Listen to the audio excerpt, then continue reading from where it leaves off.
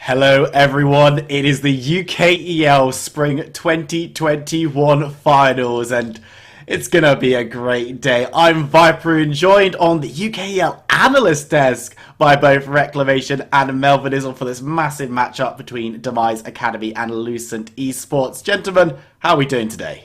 Feeling good, feeling good. Happy to be here and I'm ready for some games. I really hope we're going to get a good, decent best of 5 today.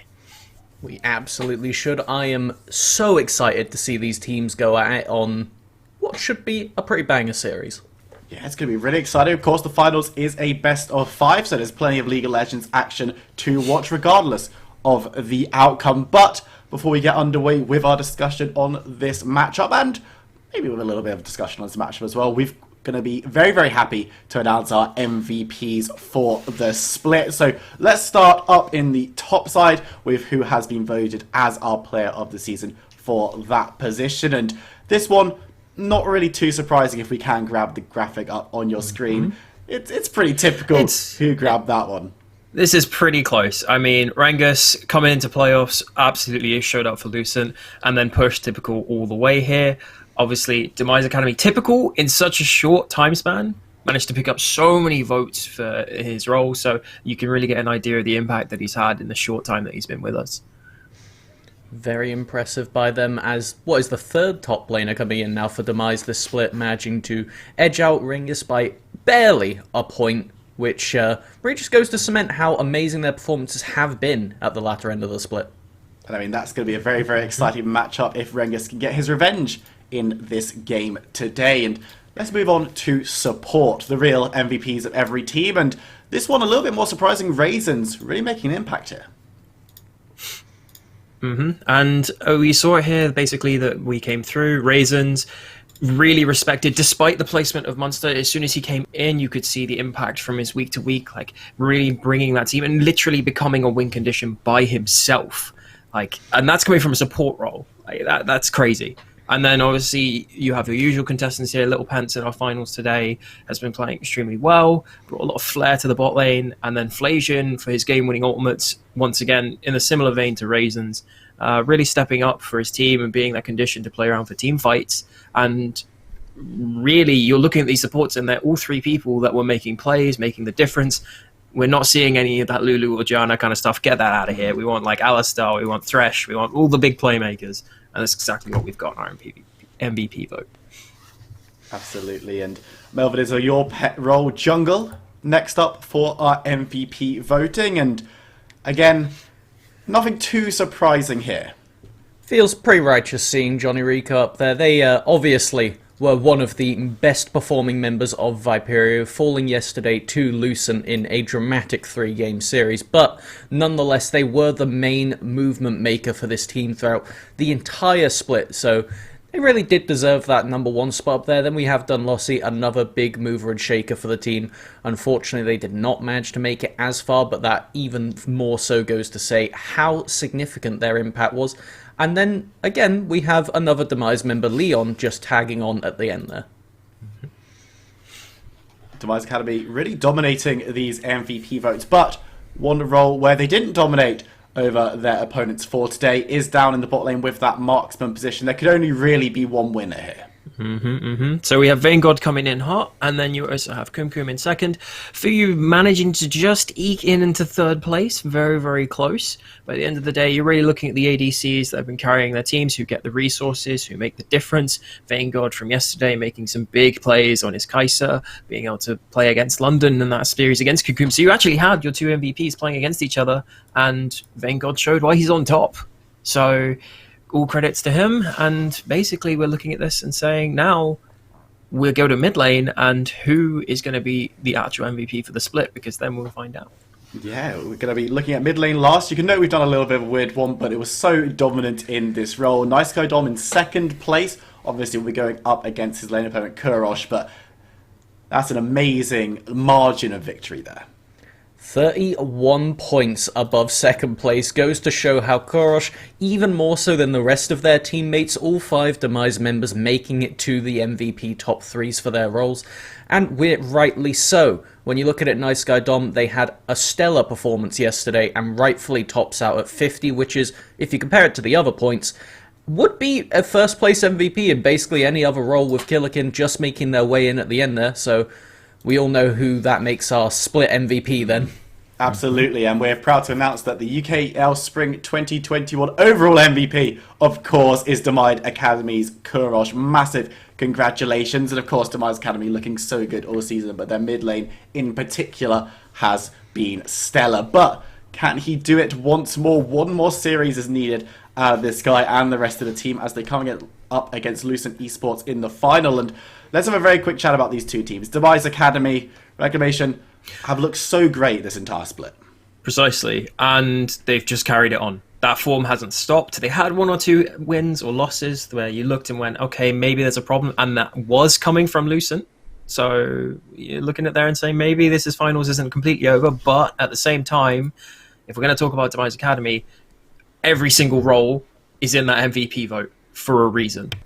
They have shown absolute domination from start to finish, and they've just carried on. I'm looking at their solo laners. Kurosh, how are you going to stop this man? It's probably the biggest question people are asking, and there doesn't seem to be an answer as of yet. He just keeps going. Not to mention, you add in the fact that the bot lane, they've managed to find their role in Demise Academy, and it's really all just slotting together. They play through their solo laners, and the bot lane accepts that, acknowledges it, but is still prepared to carry when it is required. Fair bit of flexibility coming out for Demise Academy. Across the board, they have played basically every champion under the sun this split, including Little Pants on that Garen with the Senna Garen bot lane. So if there is going to be something wacky coming out today, expect it on Demise's side. Yeah, I think if they're going to be looking to really style on Lucent, if they're feeling confident after maybe a strong first game, then they could look to pull out something a little bit from left field. And of course, a team that we know much more about on this patch specifically is the opponents, Lucent Esports, coming in after two very good wins yesterday. Well, I say good wins. Reclamation, of course, we watched the first game yesterday against London East United. Ooh, close. And we were questioning how that series went. Of course, it was a 2-0 for Lucent Esports in the end, with London putting up a very, very strong fight. But was it convincing? I mean, you could say it was convincing on one hand. On the other, I don't think they'll particularly care, because at the end of the day, a win is a win. And through the day, they did appear to get better and stronger throughout, as they just played more games. So, in reality, I'm looking at that and saying, Lucent have everything to play for. They've got the momentum now coming through that bracket run. They're coming up into the finals and saying, we've had a good run. We've maybe fixed some of those issues, looked and worked on those mistakes. They've had a good 24 hours. The only thing I'm going to be a little more worried about is the amount of strategies they may have had to give away to get to this position. I mean, if Demise Academy, which they've had good drafts throughout the split, have actually been watching that, I'm saying, okay, I've got a lot of information to work with here now. So I'm intrigued to see how the pick and bans will go for these two teams. Indeedy, and as we get to looking at these ones, something to note though is that in the regular split, when Lucent and Demise have their head-to-head, it is one apiece. Demise beat Lucent in the first game of the split, and then didn't play again until halfway through. These two teams have not been in a series against each other as of yet, meaning that Demise, after getting in through that winner's bracket heading up to the final, has only really had to show a little bit, and like you said earlier, Viperoon, it was on the last patch as well. So Lucent playing with a pretty much hand open on the table. We need to see if they can still play to those strategies, because what we had yesterday, when Lucent did manage to take down Viperio, was a pretty, let's say, greedy draft from Viperio, leaving up Nice Guy Dom Ziggs and Vayne God's Vayne multiple times for the latter, and ended up backfiring against them. And this is the thing that we could talk about with Lucent, because the games and the series yesterday, they've been for a ringer, they've given up a lot of information, but they've also had a great opportunity to acclimatise themselves to the patch, to practice playing on stream with this patch. But London United and Viperio both put up not as much difficulty as maybe we'd have hoped to have seen from those two teams. The Demise Academy, Reclamation, they have to be a completely different beast, right? I mean, you'd like to think so. I mean, I think, now correct me if I'm wrong here, I might be able to get it from the stats, but to my knowledge, with Typical being on the roster, they haven't lost yet. I think they lost one game in the first round of playoffs. First round of playoffs, but one game. Okay, if they've lost one game since then, and they've brought someone that's even stronger than that was before and during playoffs when they actually lost the last time to Lucent, you're looking at and saying, okay, really, I want to ask you guys the question and say, how did Lucent win? If every single role on Demise Academy is just going to say, yeah, I'm going to roll you in lane, and also the draft would be solid from what we've seen in history. So my question then, if I want to answer this, is I'm really looking at Lucent and saying, okay, you either need to come in here and play on your A game, or you're going to have to bring something to the table that we haven't seen before in a strategy that manages to find a way to get around the fact that you might get skill checked. Like, it's very apparent to me that Kurosh, MVP of a split, is just going to basically, from the sounds of it, roll this guy over. And Nice Guy Dom is not someone that is normally going to get rolled over, but we shall see. Well, that's the question, Melvin Izzle. How do Lucent come into this series on fire? How do they come in hot and grab themselves a win early? I think as far as we saw from Lucent just throughout all of yesterday, they aren't really the ones to start off the day super warmed up. They're going to ramp up as the series goes on, and that happens in the game itself as well. This team plays quite heavily towards the late game, so it is going to be pretty pivotal that they at least have some early game power. I'm expecting to see that in the jungle potentially, and then finding out how they can almost mitigate it, as this Volibear on the most recent patch is another big one that we know for a fact Wilhelm can play. They have pulled it out multiple times yesterday, and it is something that could potentially negate Leon and enable the key carries of the team, Nice Guy Dom on their abstract picks, and Vayne God on these Omega late game hyper carries to come online and actually combat the superpowers that this Demise roster has on them. Superpowers is one way of putting it. Mutant abilities is another one. They've been absolutely monstrous the entire split. But before we get into Champ Select really quickly, so we get no spoilers on what's being picked and banned, Melvin, I'm going to come to you first. What's your prediction for this best of 5 final? Who's going out winners? I think it's very easy to predict Demise just because of who they are, how star-studded this roster is, and that's why I'm going to say 3-1 to Lucent. Oh, okay. That's not really how you usually do analysis. You usually, say it's easy to predict one way, then you predict that way, but cool. Whatever floats your boat. Reclamation, agreement, disagreement? Slight disagreement. I go 3-2 for Demise Academy. Ooh, okay. Demise Academy will be the one that lose on the initial games, but then we'll pull it back. I am notorious for getting predictions wrong. So in that vein, 3-0 Demise Academy. I want to see 5 games, but wasn't too convinced yesterday, and then things were a little bit troublesome for them in those 2 series. And hey, Lucent have a lot of really great tools, but Demise Academy, there's a reason why all 5 members got into the MVPs. We're just waiting on everyone to be in position for our first champ select of the day, everyone, so we've got a little bit more time to discuss these 2 teams. So, Melvin Izzle, jungle matchup, talk to me. What do you want to see from these 2 players? I think the patch is very different right now, and as we take a look through some of the champions that have been quite prevalent throughout this split, Graves, Lilia, the Hecarim, these kind of champions, it's almost been a bit back and forth. These are very contested picks, but usually they go over to the end of Leon as opposed to Wilhelm, but as we saw from yesterday, Wilhelm playing Udyr and Volibear almost every game, they have managed to stay adaptable. The Udyr is another mainstay throughout the entire split, and I think if right now, because we have Demise on the blue side, we get to see where they almost put their priority. Do they stick with what they know? How much scrim practice have they actually managed to get? Because the thing is, for this kind of league, you as the upper bracket first seed coming into this week, well, you don't really want to scrim either of these teams, because you could be against Lucent, you could be against Viperio, you could have even been against London. So right now, they're almost going in blind, and we'll have to see what they found out in practice coming into this week. Pick and ban as we're starting up into it, and then I already see Zillion and Rise taken off the table, 2 mainstays of both teams. So I'd like to say people have done their homework, but at the same time they should just know at this point what needs to go. And Skarner taken off the table just as Melvin is always going across it. So Melvin is all like, maybe Skarner should be played here, and it's like, nope, not allowed. And of course, Kurosh's Rise, we were talking about this one a little bit before we came in about how strong the changes could be on this champion. And Jace was the other one that was thrown out as a champion that definitely needs to be banned away. Melvin Izzle, what do you want to see rounding out these bans here?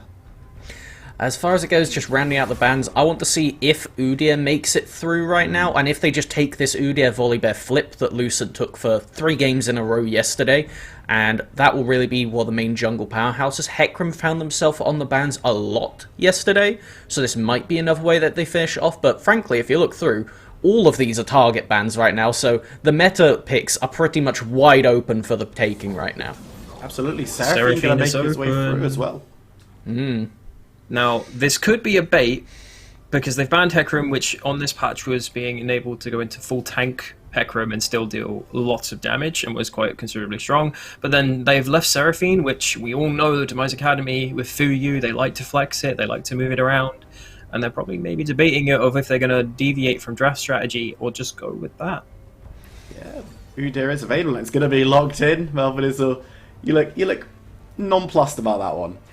Wilhelm was pretty happy with the Volibear flip in all of those games yesterday. I believe they took the Volibear into Udyr matchup twice themselves, and then was the other way around, and there it is, paired with the Thresh. A pretty good blind support to throw on out there. Leaves a lot of flexibility for Vanguard.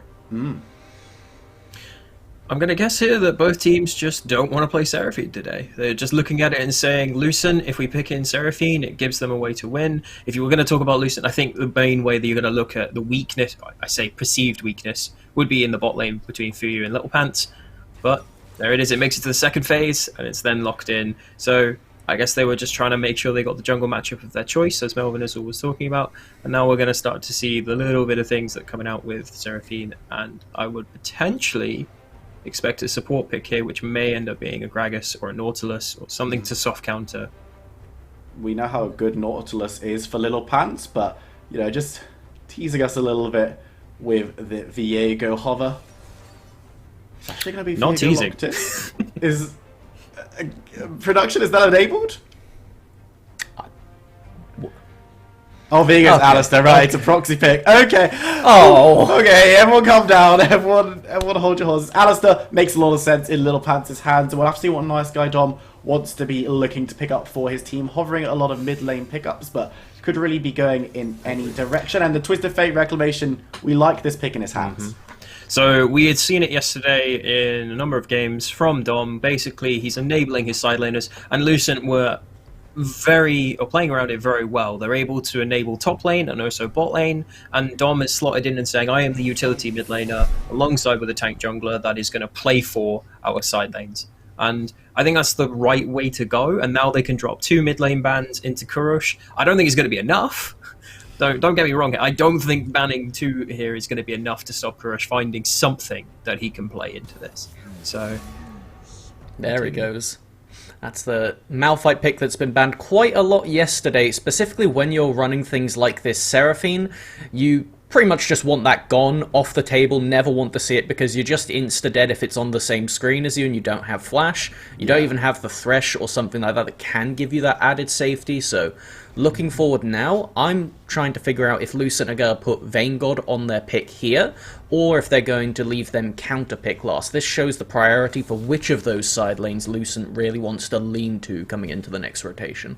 And this is the thing where they want to be putting their priority in terms of game plan as well, because Vanguard has been such a consistently strong carry for the team. Iron Won't Lose has been a very consistent player, but not necessarily in the same 1v9, let's go win myself a series kind of way that we saw Vanguard pull off throughout the split and yesterday as well. And it's going to be the Kaiser being the final battle. sorry to cut you off here, but I believe that they just missed their ban entirely, which could spell a nightmare now, considering the amount of mid lane picks. But I want to know why. Is it a ploy of like they're saying, okay, we don't want to ban anything because we want to pick it ourselves, or? Well, there goes the Tristana potential mid and AD takeaway right there. That could have gone over, but that's, going to give up all these double enchanter bots. This was the comp that they actually ran. I believe it was Sona Lux was what Demise used to beat the Lucent roster in the very first game of the split. We'll have to see if that does end up coming out, or if they pivot and take a slightly different option. Yeah, it's going to be the mid lane going next. Cassiopeia locked in Reclamation. What are we saying? Spicy. I like it. So basically, TF here is going to keep shoving into Cassio. However, Cassio will quite happily accept that, scale up. And then you're looking at the other side, you're going to have a Tristana jumping at you. Okay, meet Cassio W. Volibear, same business really. And then the alternative here, set locked in. I'll be honest here, though. I think Nah might actually be a good answer into this. Just still play around a safe laning phase, and then still play for your sides. And he can still bully set. He can still enable his laning phase. But the Casio here, really nice for the overall composition. And also, if it's a comfort for him, it's a bonus. Let's see what's going on with that one, just to make sure. So it's just Camille. So it is a second proxy as well, which, you know, a little bit less spicy, but still looks pretty nice. Camille into that top lane matchup. Shouldn't be too bad, should it, Melvin? No, it's not something that has really been coming out too often. The Camille almost fell away from the meta after that 2-second nerf off of her W beforehand.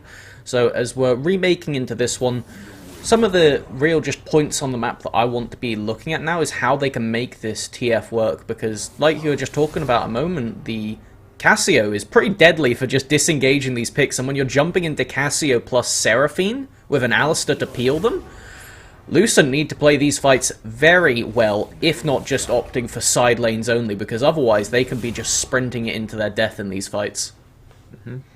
Now, the other point that we need to make here is if Camille does get ahead in their world where TF is enabling Camille to play aggressively, then you're looking at and saying, okay, Lucent need to be split pushing through the Camille, generating pressure from that side lane, and on the alternative side is you have Tristana Thresh against Seraphine Alistar, which, just to let you know, by the way, although Tristana can't really jump forwards and create the all-in, they still generate pressure from themselves being able to go for turret, play for Drakes, and you have two winning side lanes that can both be enabled past or once TF is 6. So Lucent playing straight to their strengths of what they have been showing in the past, and you also look on the other side of Demise Academy saying, okay, we've got strong solo laners, and also a team fighting comp. Like, it's basically comfort across the board on both teams, and I feel like it's just two teams that have set on their strategies that are going to come basically fighting into this series in this first game. We'll have to see which strategy works better, but as we're just seeing these prox picks being locked in finally, Reclamation, going to come to you first. Looking at the drafts, who are you favouring for this first game of this series? Ooh, so I personally think that Lucent will win this one. Okay. And I will keep my reasons, but at the same time, I'm looking at this and saying, I look at the Camille, and if Camille becomes an unstoppable monster, I don't see how Demise are going to stop it. That is the caveat that I put in there. If she doesn't get ahead, then Demise just run them over in team fights. And it's fairly straightforward to play. Interesting. Melvin, Izil, agree, disagree? I agree with the logic, but I think for relative ease of execution, I think Demise have it in this one. And when you're still, like, first game of the day, 12 o'clock, you need to warm up. I think just for this one, I'm going to lean to Demise, contrary to both our respective series predictions for this one, but that's where I'm leaning for.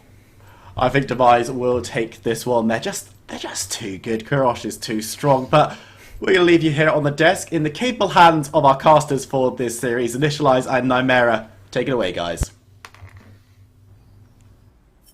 Thank you so much, Viperoon and crew. It is my pleasure to welcome you, ladies and gentlemen, one and all, to the UKEL Spring Split 2021 Finals Game 1. I am, as already stated, Initialize. I am joined by my brother, who happens to be a pretty damn fantastic colour commentator, Nymera.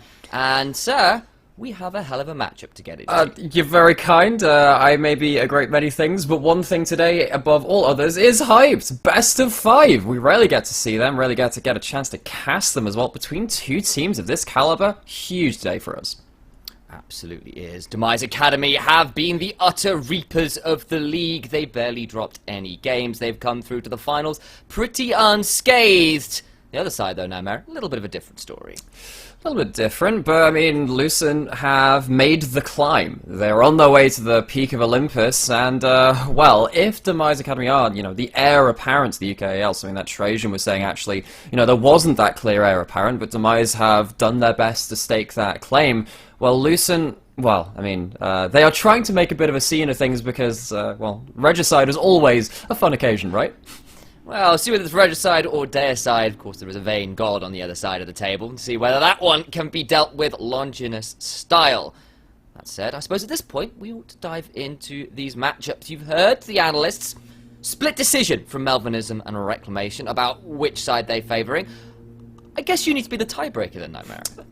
I look at this with nameplates off, and I actually really love the TF Camille. I think that's a combo which you can always play around. There is the caveat of Volibear. If you don't get enough working in the early game, you fall off a cliff compared to the Udyr. You don't get to farm as quickly, you don't get to be as tanky, you run into some issues. But giving over TF Camille, also giving Vaingog a carry potential pick, is such a dangerous prospect for Demise Academy.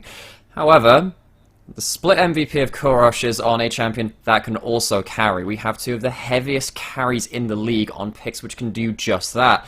Nameplates on. This game, I'm going to Lucent, actually. That global comp is something which I would normally give over to... Because Demise are the team which normally won 3-1. They're normally the team which have those sidelines winning for them. And of course, you know, with Rise and Jason Banaway, I think you just cannot give them to Demise. They've fallen back to a bit more of a front-to-back style. And I think that Lucent have an ability now to blow open the map with those picks.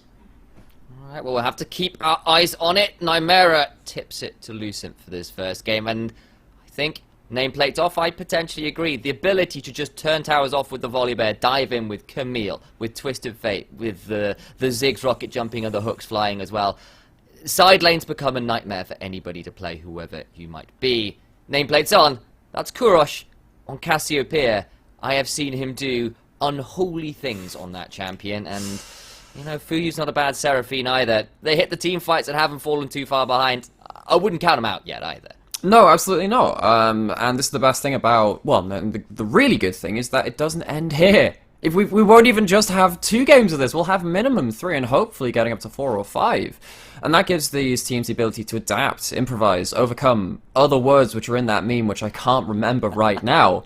But yeah, looking at the prep that's gone into these series too, you look at both these teams, and I think something which Melvin was talking about in the run-up to this, you know, I mean, Demise have seen Lucent play 2 series now on this patch. We don't necessarily know what Demise are prioritizing, how they're playing, how things have changed. We know that, I don't know, the Ravenous Hunter rune has been nerfed quite significantly on this patch. Does that change the way they play around Rise? Does that mean now that, actually, if it was open, they wouldn't pick it? I would still imagine they do, by the way, but it's just another caveat, right? But Lucent just don't have that information, whereas Demise are sat there with a lot more cards held close to their chest.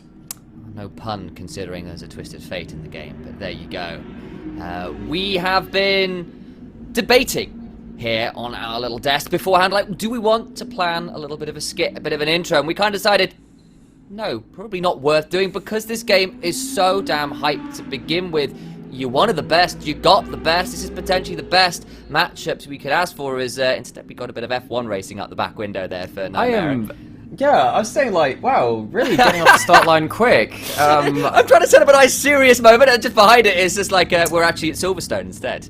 Well, maybe this is the answer that the universe has for us. Wait, the Hapgood brothers are being serious? Something must change. Can't be right. I mean, let's be honest. Viperune has already made the very salient decision to get my hands off the draft, away from the analysis, and say, you just shout at the game, okay? Right? We just give that to Melvin Islam Reclamation. They can do that for you. Keep them away from the important stuff. And they somehow still can't get you off the broadcast. That's a problem. We'll have a conversation with the bosses later. Love you, bro. All right.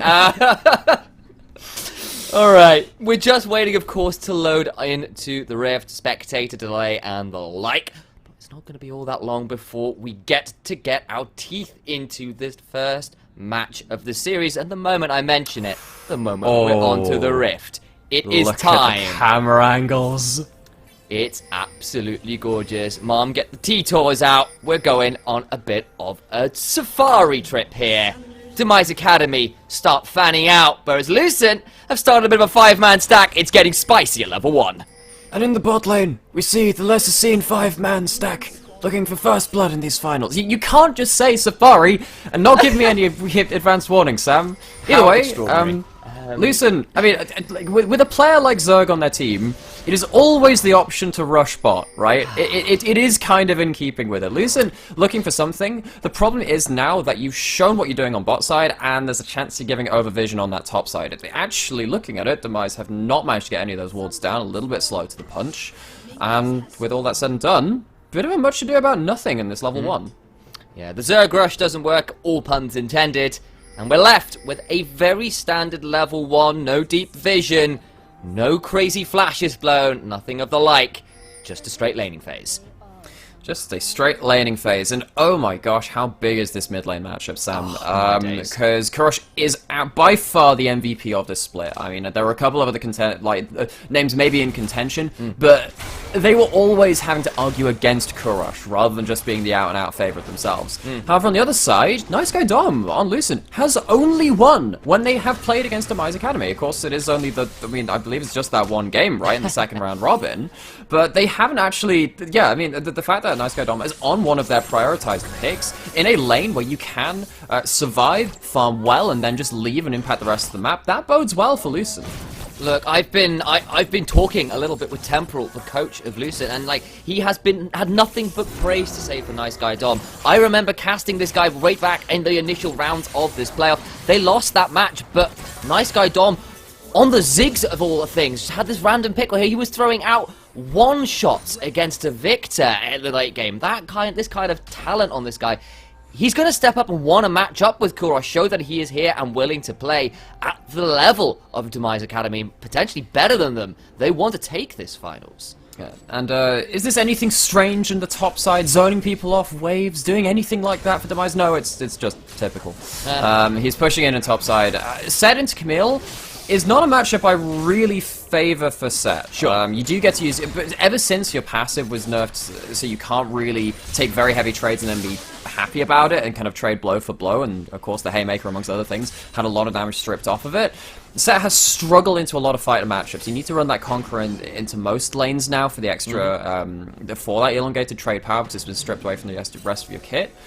But I mean, at least at this point, Typical managing to push in and give their jungler a platform to work off top lane. And this is such a Demise move. Using early prio top to roam down into mid. It's caught some very good mid laners off balance before. This time though, Nice Guy Dom, not having to blow anything, reads the lane state correctly, and gets out of lane. I'm slightly sad you made the typical pun earlier, because that is indeed typical of Demise Academy. They love to roam their solo laners around early, bring that top laner down to mid lane to look for something. Doesn't come to anything in this first attempt, but still a lot of game yet to play, and right now everything is pretty much even. Camille's kind of potentially got the wave where she wants it in the top side. That's about all she wrote right now. Potentially, yes, but both junglers already cleared through their top camps, so you're not really denying a jungle look-in. At this point, you're just making sure that you can farm it in the next couple of minutes, right? When the wave kind of starts getting more even when the junglers are back towards top side. Hopefully you still have a bit more control on that top side of the map. So really, we're just kind of waiting for, I don't know, first dragon spawn, see if Wilhelm or Leon can get down that side. Particularly because there is a lot of prio in that bot right now. Kurosh might need to be a little bit wary here, because Wilhelm's coming in behind it all. There's some ignites dropped, the cleanse, the flash, the first blood, not quite out, and Kurosh! No way! He gets it with the turnaround coming in! Oh, Demise are just not leaving anyone out to dry. There is a kill on the top side, but first blood claimed by Demise in this mid lane. The Cassiopeia gets away with absolute murder, standing on a bit of an awkward side of the map. I think they were on the lane, rather, trying to, I think, corral Nice Guy Dom into that bottom half of that lane where his teammates are coming from. But it was Wilhelm who made their first appearance, made things very, very close. But the cleanse, the flash, the moves, Kurosh, well, we're not going to quite give the adage a faker right there, but it was a clean play. Well, it's 1-1 on the kill score, but it's already stylish stuff in the mid lane. Typical falling down to Camille topside, though. Maybe could be showing a little bit of difference there as well. We have got ourselves kill a piece. Kurosh definitely showing just why he has got himself that MVP for the split. Stylish stuff, though. Credit over to Leon and Little Pants for being there where it mattered. Absolutely, you know, Little Pants, big backpack. The Alistair comes up and carries that mid lane play. Gets the combo in time. Typical. Oh, it's a bit of an awkward lane state. No flash, waving. Oh, this is looking pretty dire. I won't lose going in. The Zerg rush top is around. Wilhelm starts charging in. The Thundering Smash, the Sky Splitter, and Typical falls down for a second time. And, well, it's in his name, but maybe it's Weem won't lose today for the side of Lucent. 2 kills on the Camille when you've got a TF, when you have roaming supports in the game. That is not looking so hot for the side of Demise. Maybe they can pick something off, though, because those support roams onto Vanguard on the bot side. debating going for that tower dive, but not going to come through quite yet. Just for you and Little Pants trying to get onto this tower and get some plates best they can. Vanguard zoned away from the wave due to the support roam, but it is just a Seraphine and Alistair, not the quickest tower pushers of all time, so they will get at least a plate here, and Leon steals away that Gromp. No, you are right. Seraphine is not necessarily your Tristana on the other side. You don't have huge amounts of AD, and you have to build up to a certain amount of AP and magic pen to start being a tower killer of your own if you are a mage, right? And because Seraphine goes towards the Moonstone Rainier, you are never really that threat in the same way that an AD carry will be. Of course, with those changes, I think it was back in like season 6 or 7 when you did have that ability to... Oh, might not even be season 5. It's been a while, that's why I can't remember it, when they said, okay, you build enough AP, you get to hit towers a little harder just so AD mids don't do quite so much work in split pushing. It did mean that, you know, people like Cassiopeia or TF can do big work in side lane plays. What do you know? It's people playing around mid lane again. Little Panther roamed up, so would Zerg. Wilhelm does spot out the Alistair with a bit of a quick look into Demise Academy's jungle, but that's all she wrote right now. No one's thought to contest the early dragon yet, and right now the gold is not even 100 apart. It is dead even. Dead even, but where are those leads being put across? Part of it will be farmed from the jungle, and a lot of it will be in that mid lane compared to the top lane. Of course, we saw that I Won't Lose was only 1 point behind the first place MVP for that top lane. So this top lane matchup, absolutely huge between these two players, and getting those 2 kills onto their opposite number already, that is a statement for this side of Lucent. The question is, of course, how do you start transferring that now? Well, first off, you can start doing it by wailing in these individual one-trays. Oh, that precision protocol does a lot of work, but the turnaround might be fairly big. Wait for the haymaker, it's blocked away! I Won't Lose gonna try and dodge out of the minion aggro and does so, but they both survive on single auto worth of HP from both sides. And that was the kind of play where you're sat there and saying, you can't fire, keep your power Wilhelm, right, no! only until... Stays alive, just about the healing is enough. Just wait until you see the whites of their eyes, because what you can see there was that the Haymaker was being held onto and held even further until that shield was large enough and the kill threat was coming through from that ability. On the other side, though, Hextech Ultimatum used to dodge it out. Still ends up using that shield for the turnaround, though. Typical I Won't Lose. Rengus on the top side. This is a matchup which is all too certainly going to be going back and forth across this best of 5. Well, it started off tempestuous. It's thus far favoured to I Won't Lose. But it's not done yet, and it's not like Typical hasn't shown that he's willing to tango and try and make something of these early plays. Speaking of early plays, so we've got our first neutral objective start, and Lucent will be starting that one up, though Leon is in the area. Don't know whether they want to contest it, right? I don't really think they have the platform to, particularly with Alistair not close and Seraphine also not in that same area. With Little Pants, this is Metal Gear Demise, using Hex Flash a good 2 or 3 times just before the flash comes back up. Might now see I Won't Lose heading down towards that bot side. Of course, the Herald now being taken from Lucent gives them the ability to start hammering away at some of those plates. And one of the problems about an Alistair Seraphine lane is that you don't really get to keep the Tristana in the lane of your choosing, because they get to choose the tempo, they get to choose the run of the map. What this does mean, though, Tristan's on top side, Dragon falls to Demise. Herald for Dragon trade. Waves traded, of course, as well, because of the way that works, but nothing else too much going on. But Lucent looking for another dive onto Demise, and we'll see whether this one will save lives or not, because Vanguard is here with the crew looking to start things up. There's the Twisted Fate. Oh, it's a 4v1. Typical trying to get his way out. He's got a big face breaker. The Haymaker's even bigger, forces the flash out of Wilhelm, and he lives in a 4 versus 1.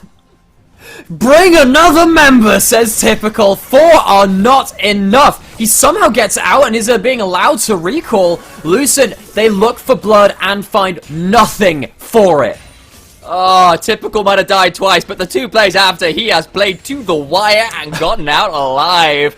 That one was a bit special. He'll get at one into the show reel, I'm sure. Gets the recall off. Yes, the Herald is summoned top, but it's not as bad as it could have been. Typical outplays a very difficult dive. So, 5 plates still going to Vanguard. That's still, you know, the Herald being used to take down that first structure of the series. But that play was so well played by Typical. I think it was something like a 3 to 4 man facebreaker into the Haymaker as well. Yeah, 4-man, right? I was ready to make puns. I was literally preparing a pun. It's like, oh, the writing's on the wall. Let's make some joke about Prodigy's Omen or something like that and how this is really, really bad. Just didn't matter. Completely takes the words away from me, shutting me up for once. Doing a good job there for everyone listening in. Typical now. Kind of holding on just about. They're still being denied quite a bit. The question is, actually, do you mind if we pan up to top lane very quickly, Observer? I want to see what's happening with the wave here. Actually, that's exactly what he's doing. He's making sure, actually, no, there's no objective on the other side of the map. There's nothing really to force for. I don't need to speed push this out, because that would just put me in danger. Just have access to the wave, and gets himself a little more to play off of in the next minute or two with a safe wave state. Bit of a slow push going on there from Typical. Knows that he's in a pretty safe spot. Has teleport if he does need to get out to somewhere. But right now, it's like, I've been attacked so many times this game. That was, 3 out of 3 attempts already. This time, I get out. I don't want to have that problem again. I think it's probably sensible game management from the likes of Typical, especially considering I won't lose. Big win condition from this squad for Lucent right now. 2-0 on the Camille. Bit of a CS advantage. Vanguard as well, also pretty strong. Don't forget that. But I think for Typical, nice planning, I guess. Good sense of where he needs to be on the map. No, and so obviously Lucent didn't have their final ban go through, and you have to think, okay, what would they have banned with that? They had already banned, they'd already picked the Twisted Fate themselves. You would have thought, hey, maybe this Cassiopeia would be a thing that they would remove because their mid lane had already been locked in. This Cassiopeia into the TF is never really denied of farm. TF doesn't have the ability to really zone away the Cassiopeia from the wave that strongly, at risk of getting a Q landed on them and heavily traded back onto.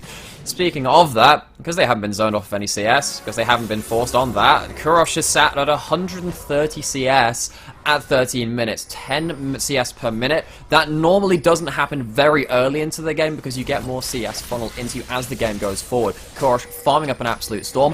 That is pretty terrifying because now when you've got, yes, a 2-kill Camille going onto them, but not the most CS in the game, not going to be completing their mythic before the Cassiopeia either because that's just come in. Suddenly the dive onto Cassiopeia, if they have themselves a Zhonya's built up by the first fight or a stopwatch, becomes very, very dangerous. I mean, that is pretty terrifying. Vanguard as well finds himself a 7th plate. He got all 5, I believe, topside and gets a couple more in this bot lane. And this Tristana is looking to be able to try and match Kurosh's gold count at least. Looking to, yes, and does mean that Tristana will be doing bits of their own in these team fights. The question is, of course, where is that team fight coming? Because Lucent should probably still be looking to split the map, but they've already taken down that top turret, and Typical is making this wave. Well, look at this, that's a hugely stacked wave. He's going to kill off the cannon, stop that from being a hyper push. I think it's something like a 4 minion advantage you need to set up a permanent freeze. And he has more than that in the top side, so I think that Lucent might have dropped the ball just a bit on denying Demise waves because of their wave state. They need to be forcing something on the other side of the map, forcing out a teleport, forcing a dive onto their Seraphine if they're not going to punish the set once more. So 30 seconds until this Ocean Drake. Typical does have, of course, the teleport to turn up if he needs to, if he wants to hold this freeze or if he is going to shove it out. Difficult to see with the icon. I believe he probably will be shoving it out. And we've got a few items complete. Leandri's Moonstaff, Chem Tank in for Demise Academy. On the other side, though, that's an Everfrost, a Kraken Slayer, and a Trinity Force in for Lucent on some very key carries. There's also, well, let's wait for the hook. They're walking into vision. Leon gets hooked. There's the Skybreaker, the Flay as well, but they won't get as much as they like. The teleport coming in behind. Now, Nice Guy Dom and Wilhelm need to think about whether they want to stand and fight this. Typical isn't going to look for too much. Dark Passage over the water, and Fuyu is dead. Everfrost now onto Nice Guy Dom, who is not so Nice Guy Dom right now, looking for a little bit more. Finds the gold card. The wild cards fall as well, and it is a 4 versus 5 around this Drake. And Demise Academy just have to walk away. In the split play, looks like Vanguard and Im won't lose. Managed to find an opening, slip through the cracks. And yes, that is a sad B. It's a sad day. Bit of a sad minute anyway for the side of Demise, who have to give up themselves that dragon. They won't get themselves those 2 early dragons stacked up. It's a Cloud Rift, which is not the most important soul, but ultimate cooldown reduction, or rather... Oh, okay, fight on the top side. Stop talking, Alex. Lose gets shut down. That's a lot of gold going on to Alistair. Unfortunately, Little Pants definitely getting his pockets a little bit deeper. Hopefully those pants are big enough to fit all that additional cash. Not necessarily who you wanted that kill to go onto, but you'll take a shutdown on the Camille either way. You will. So there's a flash and a cleanse on Kurosh. Oh, wait! Whoa, Diamond Boss side. Yet. This Stormbringer is here, trying to get out his Fuyu, but he is just dead. I don't think he wants more KDA skin or not. and Typical had done so well at playing defensive on one side of the map, but then Lucent say, hang on, there aren't actually any tools to do the same from Fuyu. Has the Moonstone Renewer, but there's no one there to protect them. That's why you have an Alistair. It's very hard to get on top of that Seraphine, when particularly as the Tristarter, when you're just pulverized out of that rocket jump. Well, Fuyu can't do that for themselves, dies 2 times in 2 minutes, and that gives a huge opening now for Lucent to start controlling the map better, because you don't have wave control in one of these lanes now on bot side. That's the inner turret going down, and you've got an inner turret down on the bot side, outer turret down on the top side. Suddenly, you've got like this mid lane outer turret stuck in the middle of no man's land, and that's going to be very hard to defend now from Demise if Lucent start looking towards it. Keep your eyes on that Stormbringer cooldown for Wilhelm, because the moment that up, the next dive starts being decided on. They've made a few work already. They've got 3 turrets to none, as you've mentioned. They are now at about a 2,500 gold lead here at the 17-minute mark as well. Looking good for Lucent in this early game. You said you favoured the draft, and it's certainly playing out that well right now. The globals, the pick, the tower dives, it's all looking pretty nice. Looking decent for them, and I was looking back to this draft and looking at when the Seraphine was locked in for the side of Demise. The thing about Demise is that you pretty much, well, you know it's going bot side. You know it's not going to go towards mid lane, because Kurosh is just such a carry player, it would be a waste to put him on something like the Seraphine more often than not. And the thing is, when you know you're playing against that Seraphine and that bot side, it makes this bot lane for Lucent understand very early on what they're going to be faced into. They don't need to worry about that flex pick, and Vanguard has been using that to great advantage, getting a lot of gold. Of course, won't be able to defend this turret though. It's the Herald of 7 from Demise. Hook goes wide, Herald charges in, and that mid lane tower is surely not long for the world. Beat drop comes through, and the mid lane tower, for now at least, stands, even with the empowered Seraphine auto coming through. Not enough music notes to bring out the encore there. Instead, just gonna stay standing, which is a real frustration for Demise Academy, though a stiff breeze I think will knock it down. That it will, but it's very dangerous to the side of Lucent to try and defend that when the Cassiopeia is not in the key position to be picked off, though. Because in a regular game, where this Cassiopeia didn't have quite as much gold as they did, when you didn't have, you know, that mid lane kind of left to be so neutral, you would be okay trying to break open that siege, trying to go in again with that Stormbringer, like you were saying on Volibear, trying to get that big engage. But because this Cassiopeia, if they survive the initial engage, is so strong, they're just going to blow open this team fight. Little Pants just headbutts Wilhelm away. Leo's going to come out behind. That's a big double pulverize into the encore as well. It's kind of buffered away from with the Stormbringer. TF is here, but he's been exhausted. Hook now onto Leon, but Kurosh stepping forwards has so much poison, and the Twin Fangs sink in, and Kurosh finds another kill. They finally get something back on the board. Demise Academy are going to start shoving down mid with the man advantage.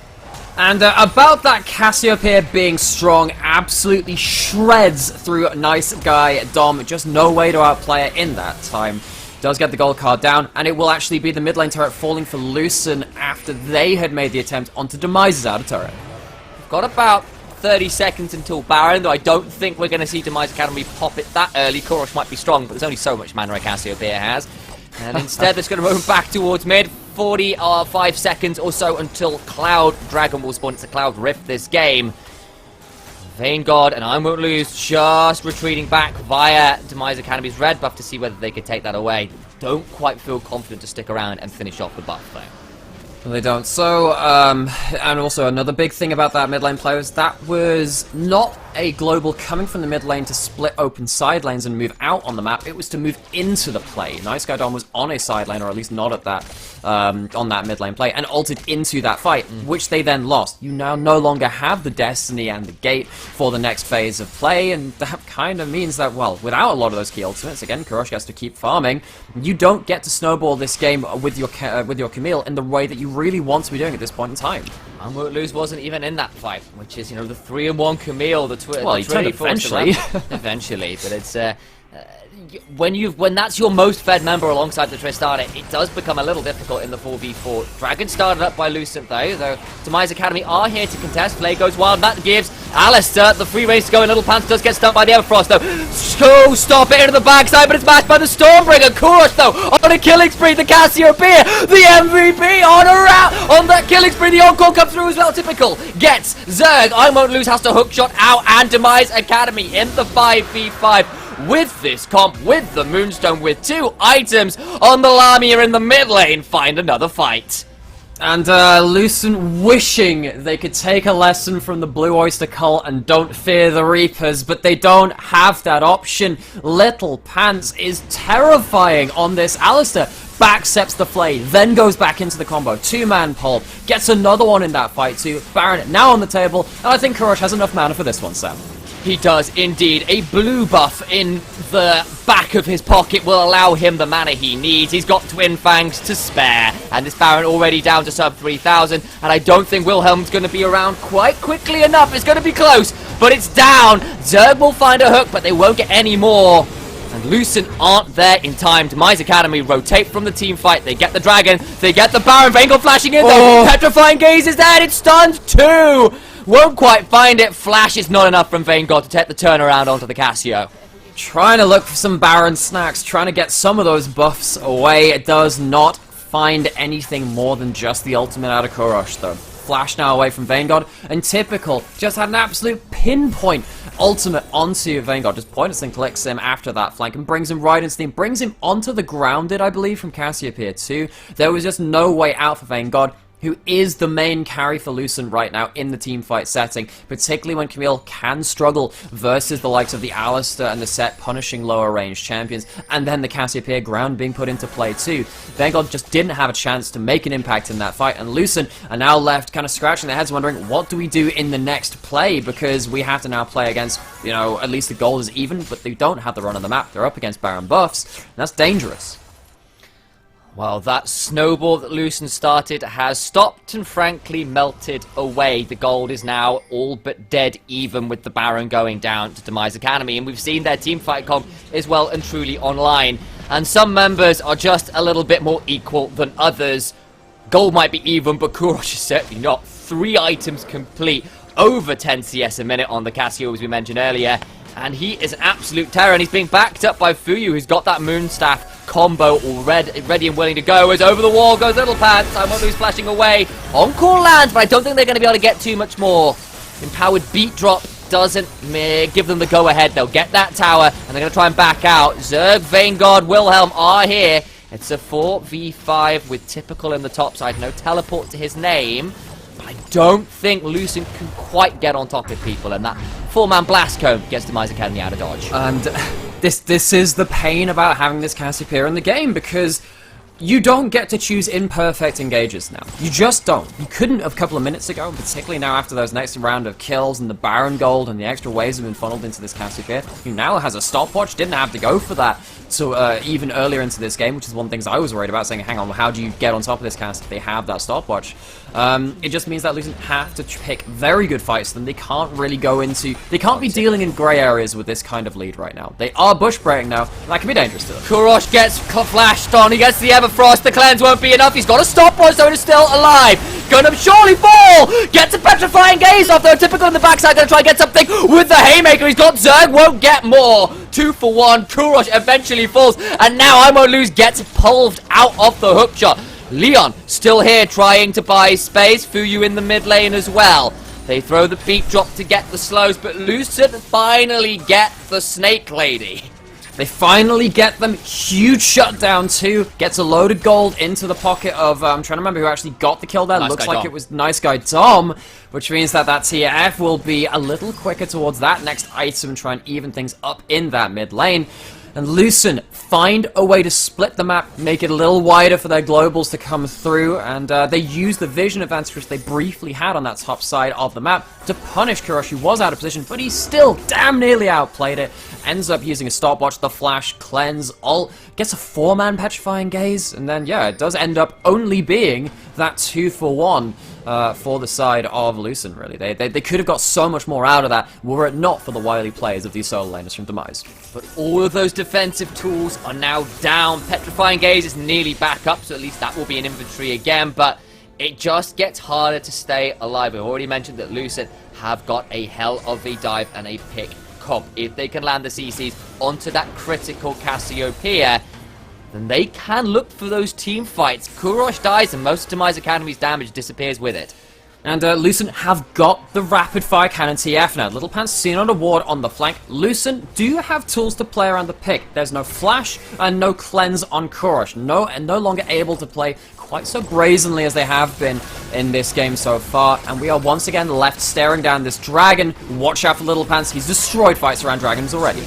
Little Pants headbutts Zerg away, but won't land too much more. I won't lose now, caught in no man's land and will fall down. That is a big encore, and I don't think they want more like Seraphine shows them. KDA is back, baby, and it's being backed up by Seraphine, and of course this Cassiopeia, who is untouched despite no flash, a triple, of course, to Kurosh. Who else would it be? Who else would it be? Demise, they don't need a Yone, they don't need a Gragas to ace around the Baron in stylish fashion. 5 for none. This is probably what seals the game for Demise. That is such a huge win for them. Get a dragon, get control of the map, get to take away 5 members from Lucent for the next minute, and now Lucent have to try and pick up the piece and say, alright, they slapped us real hard in that fight. What can we do to try and bring this back to even now? Because we are at this deficit now. They threw, I think it was something like 4 bans at Kurosh in the ban phase. And still he ends up on a Cassiopeia. They missed the ban, and even if they banned the Cassio, I still think he'd find something that would be terrifying. This man has been absolutely incredible, and he is being incredible in the finals, and Lucent are running out of options to deal with him. They've tried, they've got him once, but only once in this game. And he is 6-1-4. He's got a Zonya's completed. He'll have his cleanse up soon enough. He's got that petrifying gaze. He's got so much support from his squad. Lucent have to kill Cassiopeia or Kurosh will show exactly why he's the MVP of this split. And I do really want to again emphasize how well Demise are playing as a full unit. Every single member is just styling on these fights. Typical, finding face breakers, finding haymakers, and of course the ultimates too onto key members and putting down huge AoE damage. You know who else is putting down AoE damage? Kurosh, because every time he lands that ult, it's onto multiple people. He's also just shredding through the Baron right now, by the way. That's probably going to go down. Might see ourselves a steal. There is a flash, there is an ultimate, but it's going down very, very quickly. Flash, headbutt into the wall, pulverize the Stormbringer. Oh! That is the steal, and Lucent are back in it. The light they needed, isn't that appropriate for a team named Lucent? What a steal! The lights at the end of the tunnel is, well, okay, maybe not Thresh's Lantern, Wilhelm not on that champion, he's on a big old bear, and they managed to push down an inhibitor on the bot side while all this is happening. Game on in the UKEL finals. They might not be able to team fight, but they can sure as hell split push. Camille gets the inhibitor. They've got a Baron to their name, and Demise Academy, despite trying to keep Wilhelm out of the pit, don't manage it. He gets the steal, and Lucent have a couple minutes to try and find a win, or at least an unbreakable advantage. But because they weren't the team that were forcing the Baron, actually their reset comes a little easier. They were in a position to back off a lot sooner. No, the waves are not in the best situation for them, but Demise now just gave over a chunk of gold because of that steal coming through, and now they have to deal with the waves being pushed against them for a little while. They do, of course, have Twisted Fate, almost reaching that level 16 too, which means that ultimate very long range, local than they really like. Lucent, okay, alright, get Ace to Dragon, doesn't matter, not out of the game yet, rolling with the punches and coming through to a huge play in the mid to late game of Game 1. And it's a 2-item Camille and a 3-item Twisted Fate with Lichbane and infantry. Either of these characters are left alone with a turret and it will disappear in seconds flat. Demise Academy are near unbeatable in a 5v5, but how often is it going to be a 5v5 when you've got this incredible split push 1-3-1 options from Lucent? Well, you say that and I won't lose. Suddenly makes me eat my words. He gets charmed up. They're going to block off the Lantern as well with a couple control wards. Kurosh ain't gonna let this one go down without a fight. Should I be surprised? It's, well, it's dangerous to go alone, take this Lantern. Well, you can't, there are too many CC abilities coming in for Demise. Just lacking that tiny bit of discipline in this point of the game, where Lucent should have had the run of the map for the next couple of minutes. Now they're gonna have to be stalled out in that Baron buff push. At least they don't give that over to Demise themselves, but they're gonna be ruining that opportunity, I think. We just made a load of lovely metaphors about the light at the end of the tunnel. Yeah, well, you remember what the light at the end of the tunnel is? It's the bloody Grim Reaper, and Demise Academy just shut down the Camille in seconds flat there. This game is still Demise Academy's favoured. They're on Soul Point. They have dropped the inhibitor, and Lucent at least showing they have some potential tools to try and find ways into this game. The Destiny is popped. Just to see whether Nice Guy Dom is free to keep shoving. He's about to get kind of flanked on here a little bit, although Demise Academy just setting up around the dragon. So Nice Guy Dom not seen right now. I think he was wondering whether he could bluff, whether he could play the waves. There is an empty inhib, of course, on that bottom side. He gets to see the enemy members. He gets to see where they're moving. Notices that, actually, hang on. They should probably think I'm teleporting away right now. What if I stay in this bot side? What happens at that point? I think now what Lucent is saying is we can't fight for the soul. I actually don't think they should have played for the previous dragons either, and given how badly they went, that would probably support that claim. Well, I'm now going to get aggressed on by Leon, who really wants to take that lantern. You would love that lantern. He can't quite get it. He's getting knocked up and nearly knocked down, taking a half HP, and the ultimate will also now fall, which will be a little problematic considering there's a dragon that's alive. It would be Soul Point.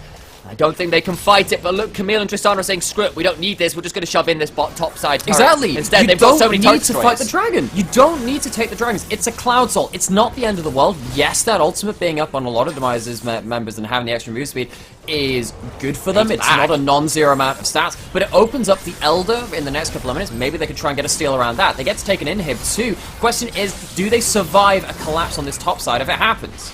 Buster shot away means they do secure another inhibitor. Nice Guy Dom in the mid lane as well. The Lichbane is on fire. No rapid fire cannon puns needed for that one. And Demise Academy might be winning the fights, but they're struggling to hold the map together. They've lost their last inhibitor turret, Nightmare. And this is exactly what you need to do with these globals. No, you're not going to win against a Seraphine Cassiopeia with an Alistair kind of being that bulwark for them. It's very hard to find those fights when they are actually even in gold. Got the gold, I mean, 8-1 and 4 with coming up to full item builds on this Casper and of course the Seraphine too. Yeah, really difficult to fight those 5v5s. Lucent just say, alright then, we've got side lane inhibs down. Next time you go for an objective, you'd best know where we are on the map and be quick on those recall buttons because we're going to be pushing towards that base. They've taken the inhib turret in the mid lane too. There's every chance that Demise, next time they go towards an objective, are going to be facing down a completely empty base. It's 9 turrets to 5. 9 turrets to 5, 4 items including Death Cap and Lichbane for Nice Guy Dom. It's nearly 3 items on Tristana. It is 3 items on Camille. These are 3 of the fastest turret takers in the game, and there's only a couple Nexus turrets standing between Lucent and the Tempt on the Nexus. If they can keep splitting the map, the I Won't Lose getting flash, headbutt, trying to get out, the pole void interrupt him. He's still going to try and find his way. There is a lantern there as well, and Zerg is there for the rescue. I Won't Lose gets out. Every time Little Pants is on the screen, and I'm just expecting something big to happen. If that had, I don't know, interrupted the hook shot, if it had gotten to the point where I'm like Lose can't get out even with that flash, suddenly then Lucent have to stare down a map which they can't control once again for the next couple of minutes. Happened with the Baron buff push, it might have happened again then. They don't have to worry about it right now though. Now with the Baron spawning next 15 seconds, Demise have the gauntlet thrown at them once again. Can they afford to leave their base when they know that Nice Guy and Dom does have those items, does have the ultimate, and can go towards the base? It was looking so good for Demise Academy. They were about to get the second Baron. The steal, though, has actually flipped this game because it is so difficult now for Demise Academy to find the fight they want to on their terms without losing their base. Baron has been started. It's down to half HPs. I Won't Lose a Nice Guy Dom taking the inhibit. It's damned if you do and damned if you don't. And now that's a big amount of stuns in the shield. The heals, the showstopper. Kurosh is here. They're going to try and keep going to shut down onto Typical, but the knockup onto the Camille keeps her down. Nice Guy Dom trying to flash out, but will not get the stun for very long. Kurosh gets in with his own flash. The Petrifying Gaze gets Kurosh to his 10th kill of the game. They do get Baron, though. So at least Lucent gets something, but they've lost both of their split pushes. They've lost the split pushes. They don't have the TF ult, although that will be up within the foreseeable future. It's not going to... Well, it's already halfway off cooldown. It is at that max rank with a bit of CDR in the build. Lucent are... Again, they can't fight the straight-up fights. They find one pick, but if they don't get things done in a timely fashion, the odds are against them. This is an absolute knife fight between these two teams. One missed blow, one sudden misstep, one opening, and suddenly you're on the floor. Well, one knife is a Camille, a Tristana, and a TF looking to absolutely eviscerate towers, and the other is a Cassiopeia at 10, 1, and 4. 5 items, an Elixir of Sorcerer in inventory, and far, far too many stacks on her passive. Yeah, not once we made into snakeskin boots, only had that one time in the top side, and that cost Lucent a kill too to try and pick off that Cassiopeia. Big fight in this game will be that Elder though. That's the point where you can't really avoid them, and you can't avoid Little Pants. The encore is there as well, though it is buffered out of with the Stormbringer. He shows something away from the lantern, but still manages to click it. They keep trying to pick this guy, but Zerg turns it around, and now you got to remember, Nice Guy Dom goes down towards that bot lane. Camille is in the top side, and the map is split one more time, and if Demise Academy can't find the decisive picks, then the map state makes it so hard for them. Well, it forces Demise to be playing heads-up style of League of Legends every damn minute. Every time they look for something, the ultimate is popped for the Nice Guy Dom, who is keeping them accountable. You don't get free picks. You don't get to be lax on your macro. Lucent are kind of throwing down this gauntlet at every given opportunity. Demise, though, are still so strong. Lucent are playing a very dangerous game. The win conditions for both of these squads could not be more different. If Demise Academy can find a fight at one of these big neutral objectives, then they can win this game. If Demise Academy do not find a fight at one of these big objectives, get to split push the map and get Tristana, Twisted Fate, Camille alone with these final two towers, then Lucent can win the game. The win conditions are just so diverse here, so disparate, rather, is the way to phrase it. And it is getting up to 37 minutes. Minions are now very fast in the late game. They get to increase in speed as the game goes on. You can see them going down that mid lane. Actually, what that means is that if you win a fight from Demise, though, it probably means the end of the game. Particularly with you've got a Cassiopeia with this much AP, you also become a tower shredder at that point. So what Lucent need to do is make sure that they don't lose a fight badly enough that they can't, again, threaten that base and hopefully take that base race themselves. Camille continuing that top side. I'm looking at this, and Demise will have to be so careful about how they commit to an Elder. In fact, they're trying to go for mid priority. I think that's the right choice right now. Shoving up mid best they can. Tristana and, of course, Zerg going to be around. That is the destiny of the fight in mid. Korosh trying to get as well in my space. It's a 3v5, but Korosh is so strong. He's stunned in place, though. He's going down to specify against the healing. It's not enough. Fiend God gets it. He'll get the regicide. He's going to try and survive. Fuya trying to get in. And that's actually, wait, Fuya with the healing. He might not be the carrier now. It's Little Pants versus Wilhelm, the teleport in from Typical. And somehow, some way, despite Korosh falling, they get the win in the fight. They get the win in the fight, and Typical takes down the Camille in the base, wins a 1v1, picks off Nice Guy Dom at the end, and Demise find their single fight. Lucent roll the punches, but get socked at the end. I genuinely thought when Korosh was dead, that was the chance, but Vain God fell, and from Regicide, it became Deicide. Demise Academy are here to make a statement. Lucent might have thrown a couple punches, but it's still Demise that come up with the win in game one.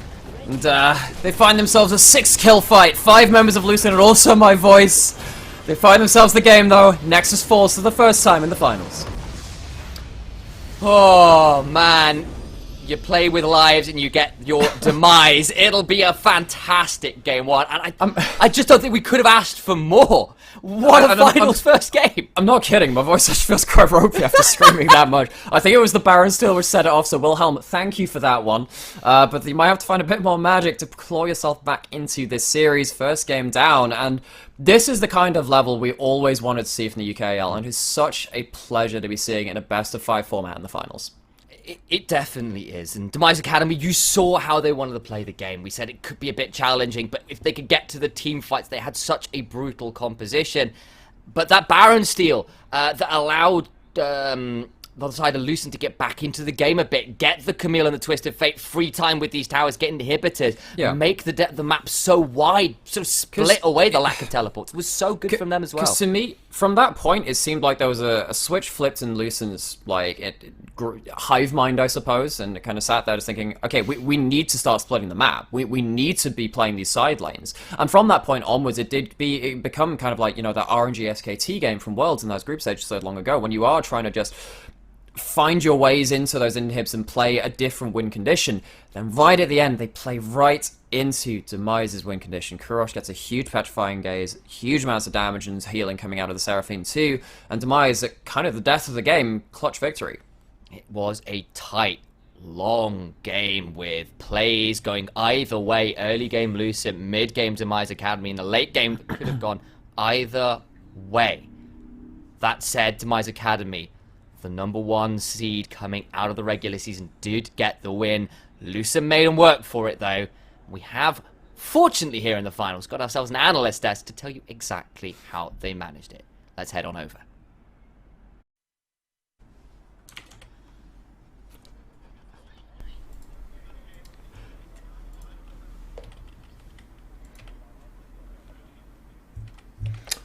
Well, that is me at the moment as we are in the post game for the first game of the finals. Wow, that was certainly what we call a game, as I think my fellow analyst desk is almost able Am I to here? talk. Did I do it? I did it! Right! Host is professional. So, League of Legends, UKEL Finals, first game. Well, okay. So, let's... I saw Initialize be like, right, the analyst desk can unpack that, and good luck, you two. So, let's talk first about the winners of that first game. Demise Academy, it wasn't cut and dried, but overall, I think they did play the better of the two teams there. They definitely played the better League of Legends, and they got away with plenty of things that they really had no right to, and was just individual outplay. We even saw typical that top lane 4-person dive onto them, where they were 2 levels down, they were level 6 to Camille's level 8, and it was 4 people, 3 ultimates committed, multiple flashes, and Set survives, escapes, and then comes out on top because the rest of his team just gets stuff done on the map. So there were many occurrences like that where Demise got away with, frankly, murder. Yeah, and I mean, speaking of murders, Reclamation, I hope you are back on the mic for this one, because if we're talking about crime scenes, don't have Reclamation in the house. Talk me through the crime scene that is Baron buff for UKEL teams. Yeah. So, if we're really going to compare this to any meme possible, I'm going to go with the Lion King one, where it's basically saying, if this is your kingdom and this is the dark area of Baron buff, and you don't go there. UKEL teams, we don't go there. Like, this game is further proof that basically I think teams need to start realizing that Baron is a trap at times. And although it is a necessary tool to try and end the game, I would definitely like to see both teams attempt to clean up a lot of their plays. Like, many times I'm seeing teams that are... There was an attempt to keep jungles away from the pit. However, these instances shouldn't even be happening. Like, I think the cleanest Baron that we saw today was actually coincidentally the one taken by Lucent when they sacrificed 2 members while 3-manning Baron. That was the cleanest Baron. But 2 people still died for it. Like, that's the real emphasis we need to hit on here. So if you really want to look at this and say we're going to coin flip games, then let's all go to Baron and have a party.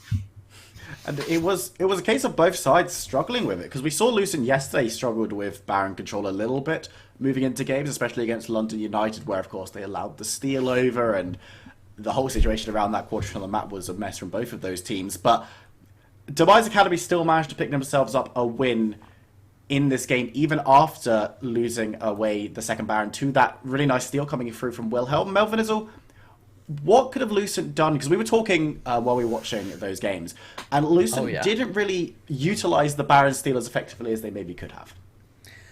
I think everything Lucent did that game was just about 5 to maybe 8 minutes too late. And ignoring like the actual mechanics of the Baron steal and the fact they got that, they just weren't playing the map properly. And we saw the team do this correctly, like Rek was alluding to at that second Baron that they managed to secure, the non-steal, which definitely could have been executed on better, but Lucent just generally, they were playing the map in a way that didn't mesh with how their comp wanted to play. They kept fighting around these Cloud Dragons into the 5-man meatball comp of Demise that wanted you to all be stacked up there, and spoiler, the only reason that you didn't get wasted the second time was from Wilhelm getting that steal. So this was the real problem for Lucent, of them not identifying what their comp wanted to do early enough. They weren't diving onto Fuyu from pretty much as soon as they physically could. It took them 15 minutes to remember they could get away with that, but once they did, they actually started rolling on top of that Seraphine and putting them behind. And I think it was just a bit of the shakes coming into the first game, really. And we spoke about this a little bit in Reclamation. You were very happy with the composition that was put together by Lucent coming into this game. Do you agree that it was a case of maybe not necessarily 100% understanding how to play this comp perfectly? I think there was room for improvement. I mean, we saw a number of times they were able to execute in top lane. I mean, the lead that they generated for themselves onto that Camille, which should have been enough to then start accelerating into the mid game, which ultimately, in the end, it didn't come out as planned. Like, the Camille amount of pressure that she was able to output, given the resources that were input, just something wasn't adding up. It's like a black box. They're just throwing things into it and nothing's coming out. And then on the other side, you also had the Tristana Thresh. Now, Seraphine Alistar in a 2v2 lane, not exactly the strongest powerhouse that you're going to get available. But for some reason, Alistar is unable to actually start roaming to mid lane, roaming to top lane, and roaming around when realistically it should be Thresh on first move. It should be Tristana and Thresh putting pressure onto the Seraphine saying, you can't move. If he goes, you die. It took them 15 minutes before they actually started playing that part of the way because they put so many resources into the Camille. So in reality, where I'm seeing the investment of or allocation of resources is something that I would, and so maybe you could tone it down on top lane a little bit more to bot side, and then maybe when we hit that mid game, you can still see TL when they hit that point, they're still going to do exactly the same job role. So close, no cigar, but it could be improved upon, and they look at that and say we could definitely execute this again for game 2. But we'll see what they think. We'll have to see if they decide to go in the same kind of direction. Of course, you touched on something amazing there, where the Alistar was so unable to roam around. The first blood was going to go over to Lucent until Alistar bundles out of a bush at like 5-6 minutes in, when, as you say, should have been huddling under tower with the Seraphine. And the fact that there was no reply from the bot side, maybe it's a case of needing to look at how they're going to play that bot lane in the future. If they go for the same kind of tactic, Melvin Izzle, of course, we can talk about the last game as much as we want, and we're going to kind of dissect it a little bit more, but let's look towards the next draft that we're going to be having in a few minutes' time between these two teams. Is there anything we'll talk about Demise Academy first, because they are 1-0 up in the series. Is there anything that you really want to see them change going into this next draft, or can it still just be business as usual, play the same thing? I think they realized a couple times throughout that game that their comp was flawed and had potential holes. For example, when the set was so far behind as the team's pretty much primary and only physical damage, there was the potential for the enemy team to almost snowball you with a lot of MR. They did have the actual tankiness of the Volibear to get away with it. So they never really got truly punished. Lucent once again now on the red side for this next game. So we're likely to see a similar draft if they're happy with it. But I think we may see some fundamental champion changes. Maybe not going to see the Udyr for Volibear flip in the jungle again. Might try and get Hecarim if they can. Put a bit more of an open ban state. And frankly, the Seraphine getting to second rotation was the biggest thing that we were just gasping at after the fact. Like, how did they get away with that murder? And why did Lucent want to take the Volibear as opposed to the Seraphine there? Yeah, go ahead, Recolation. I was just going to say that you hit the nail on the head there. Like, the Seraphine has been something that's been shown as being this powerhouse pick. Like, it's literally game-breaking if it goes into team fights. And then it gets left to then second rotation, and then effectively you're looking at it and saying, okay, we've locked in Udyr, but you could still have a jungle exchange, which it happens on pick 2 and 3, and then you're left happy and you still got Seraphine locked in. Now, you gave them an opportunity to take it away from you, which wasn't accepted. However, it might have been also that it was a gambit. You're looking at it now and you're saying, Lucent, you clearly don't play it because you didn't pick it. You didn't take it away from us. So we now have that information for pick and ban in further games. And this is the thing, because Nice Guy Dom has played Seraphine, I'm fairly certain, in the last couple of weekends, even, and definitely has in this split. So the idea of giving it away and going for stuff a little bit different is a little bit rogue, a little bit strange. We'll have to see if it gets banned away. And Reclamation will come to you for this one first. Lucent, are you happy to see them lock in the same kind of composition, seeing the way that they played this time? Do you think that they'll have learned enough lessons to make this one work at 100%, or do you think that they need to change the way that they're approaching the second game? Given that the execution, when it got to mid towards late game, of what they were trying to do with a 1-3-1 composition and still butting heads in team fights and still trying to look for it, it says to me that their natural playstyle is, why not just opt into a easier composition to play, something, maybe even just go to 4-1. Like, switch the TF to a Ziggs. I know Melvin Izzo was a big fan of this and wanting to go for it. You have Tristana Ziggs, you can fast push if you get an early lead, and like they have shown they can do, and then enable themselves, like become a Herald, accelerate the gold lead to a point where now you actually have a team fighting composition that can play the game. And I think that may be an avenue that they should explore. The 1-3-1 could work. Do I think it's going to work against Demise Academy, though? That I don't think so. I think other teams in UKEL, they get to get away with it, but not Demise. It's just, I don't think it's going to work for them.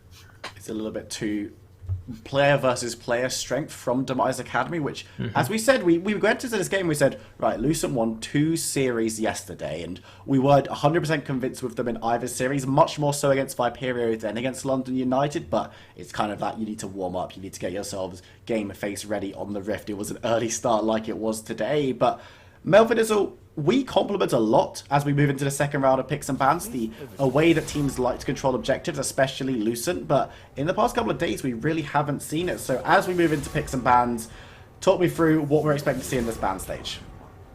I think we're getting pretty much the salty run back from both teams at this rate, and then we're only going to see in the first 2 picks from Lucent what they actually want to do with regards to the draft. As Rek alluded to there, I think the Ziggs is something that we're likely going to see instead of the Twisted Fate this time, because it gives Lucent the option to go for this almost giga-scaling and easier to execute will team fight you head-on-head comp. And while I didn't have a problem with Nice Guy Dom on the Twisted Fate initially, once we got into the game, the 1-3-1 didn't really get executed on how we wanted. The Ignite over Teleport, Electrocute over Spellbook, these kind of just things that didn't truly make sense of how the comp wanted to play, kind of showed that the team was just a bit detached from how they wanted to go about it. Precisely. I mean, the alternative here is also we're looking at, they've allowed the Seraphine to go through again, so I guess they haven't quite learned from their mistakes if they're not going to pick it, unless they choose to pick it themselves. But on the same time, Lucent here were the losing team, so they have opted into red side, and they're going to rerun this draft. So it wouldn't surprise me if we may see another Volibear pick, but hopefully this time they realise maybe it might be worth taking away that Seraphine for themselves. Yeah, it's a double. You take it away from the enemy team and you grab that strong pick for yourselves. It's the Udyr that's going to be the priority. So same as last time for Demise Academy. Melvin Izzo, were you convinced by Leon on this pick?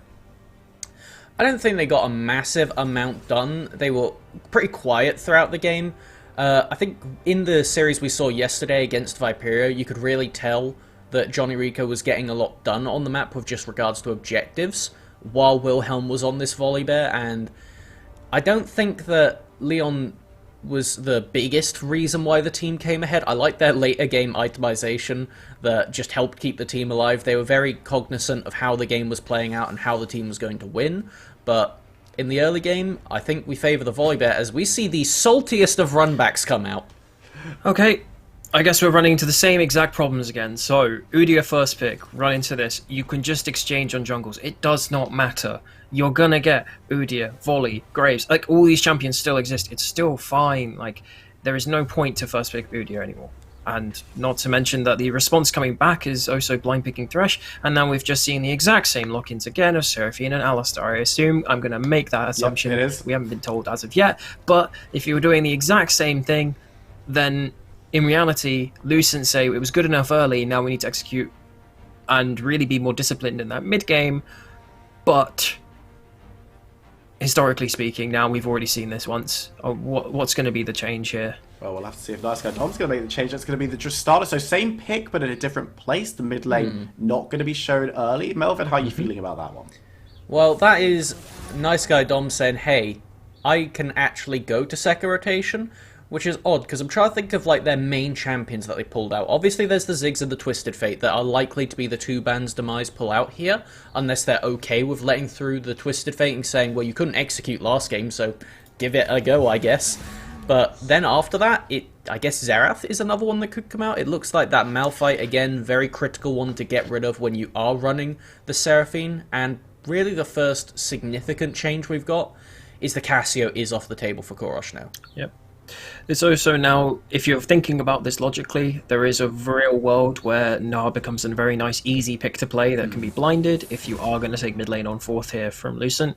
And then it opens up to Demise with as I say, this Jace being taken away, Malphite being taken away, Nara is a lot easier and a lot harder to punish than the set that we saw last game. However, it doesn't quite offer the same amount of raw damage in terms of like being able to tank and then true damage through and just the healing that would come on top of it. This time Lucent do actually manage to get their second ban in though, so there is a slight improvement already in the pick and ban phase.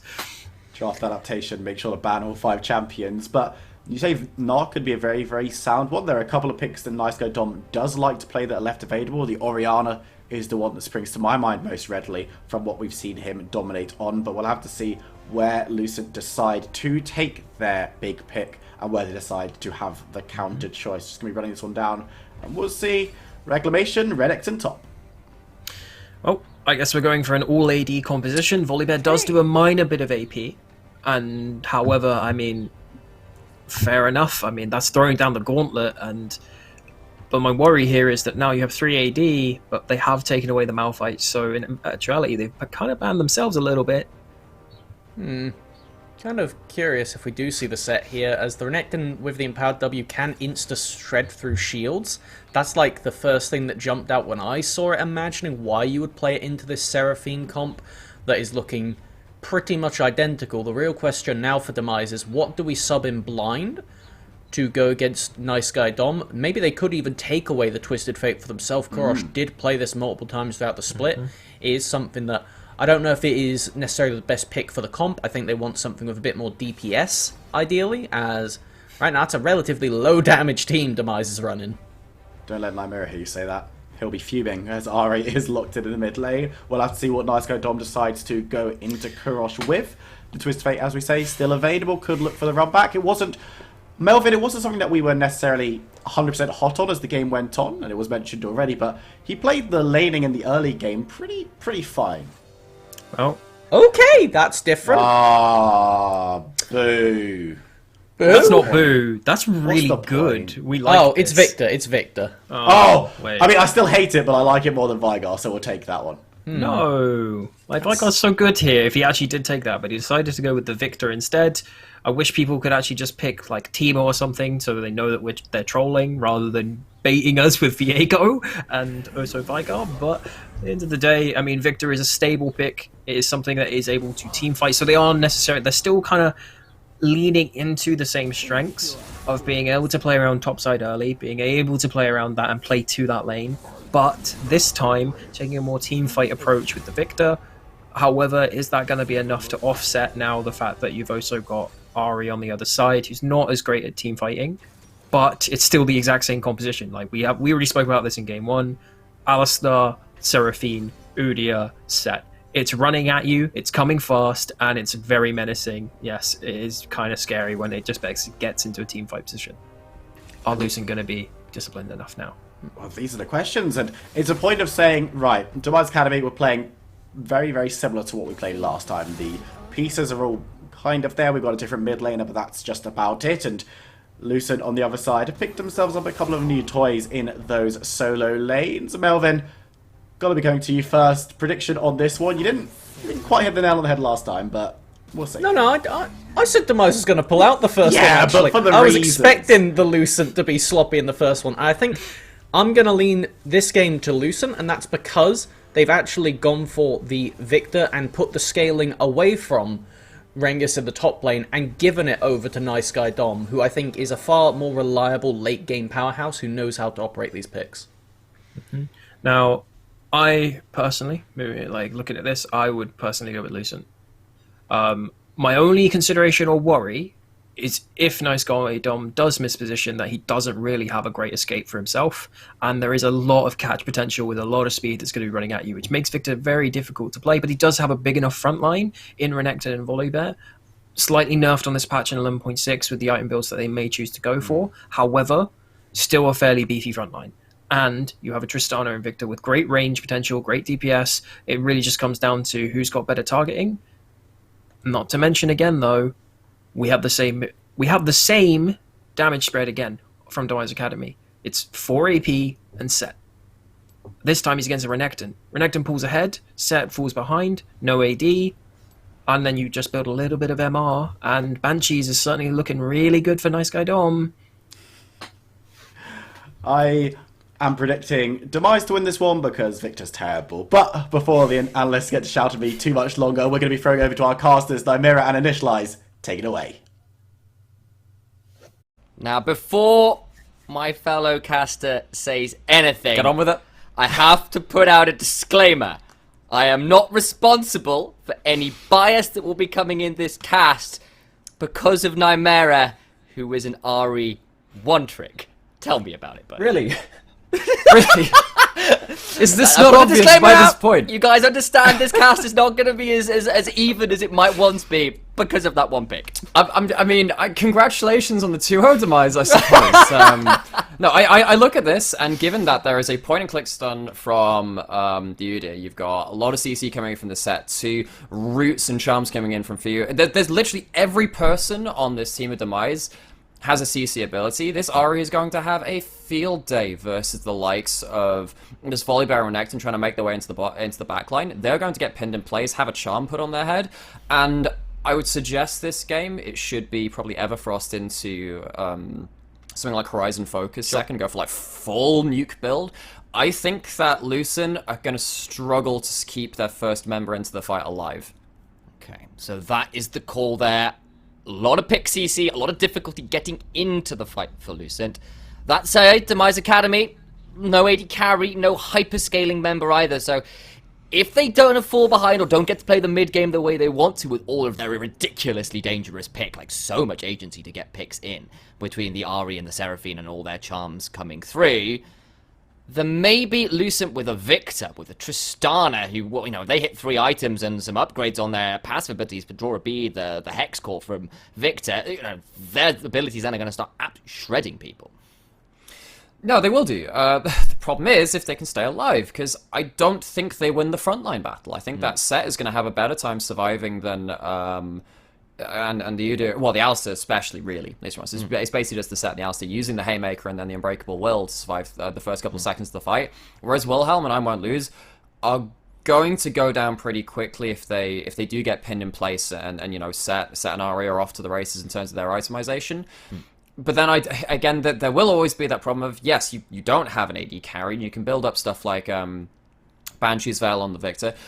Of course, Night Eye Dom hasn't gone for the cleanse. I wonder if that's maybe the play for this game. But the problem with taking cleanse versus Ahri, it always has been, is that if you get charmed, you actually don't get rid of the damage amp if you cleanse. Yes. You get rid of the CC, but you don't get rid of the extra damage. So if you still hit all your stuff, you still die in the same amount of time. What it does allow you to do is allow you to flash away, get a Q out from the Victor to get an extra shield. There are ways you can outplay that, right?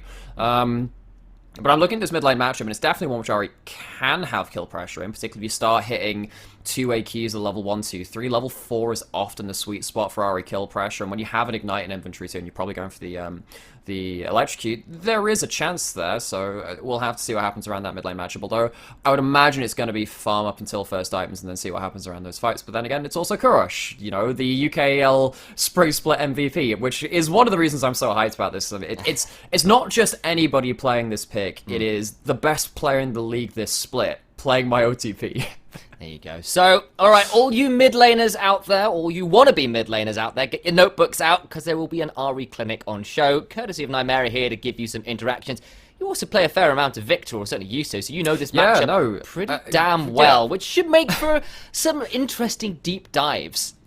Exactly, because I would actually not even dislike a Banshee's Veil first from Victor in this game. Yeah, I completely agree. The problem is this is 11.6, so Verdant Barrier is not awesome. It's not as good as it was. It has been nerfed quite a heavy amount. But if you go towards Verdant Barrier and Merc Treads, even then just sitting on something like a Leandri's, you're very safe in a lot of team fights. The problem is then, of course, you don't have a cleanse and stuff, and you can just get CC'd into Oblivion too, because you haven't run that Summoner spell or gone through QSS. It's going to be interesting to see what happens with the early advantages, because of course we saw Kurosh get early advantages last game. We saw I Won't Lose, Rengis get advantages last game. If the advantages aren't on the Ahri, and the Ahri doesn't get snowballed, and you don't pick up a Dark Seal, and I do genuinely think right now in the current meta, picking up a Magi's and Ahri is almost non-optional, because you are a low damage champion. You have target accessibility, yes, you can always reach your target. If you get there and don't have damage though, you don't really need that target accessibility in the first place, though.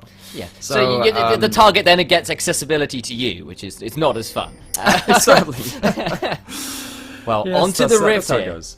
Onto the Rift here. It's Right. another one of those no AD carry, double AP carry strats from Demise Academy. It's Ari in the mid lane for Kurosh, which has my brother very excited to cast this game. Much more traditional front to back from Lucent.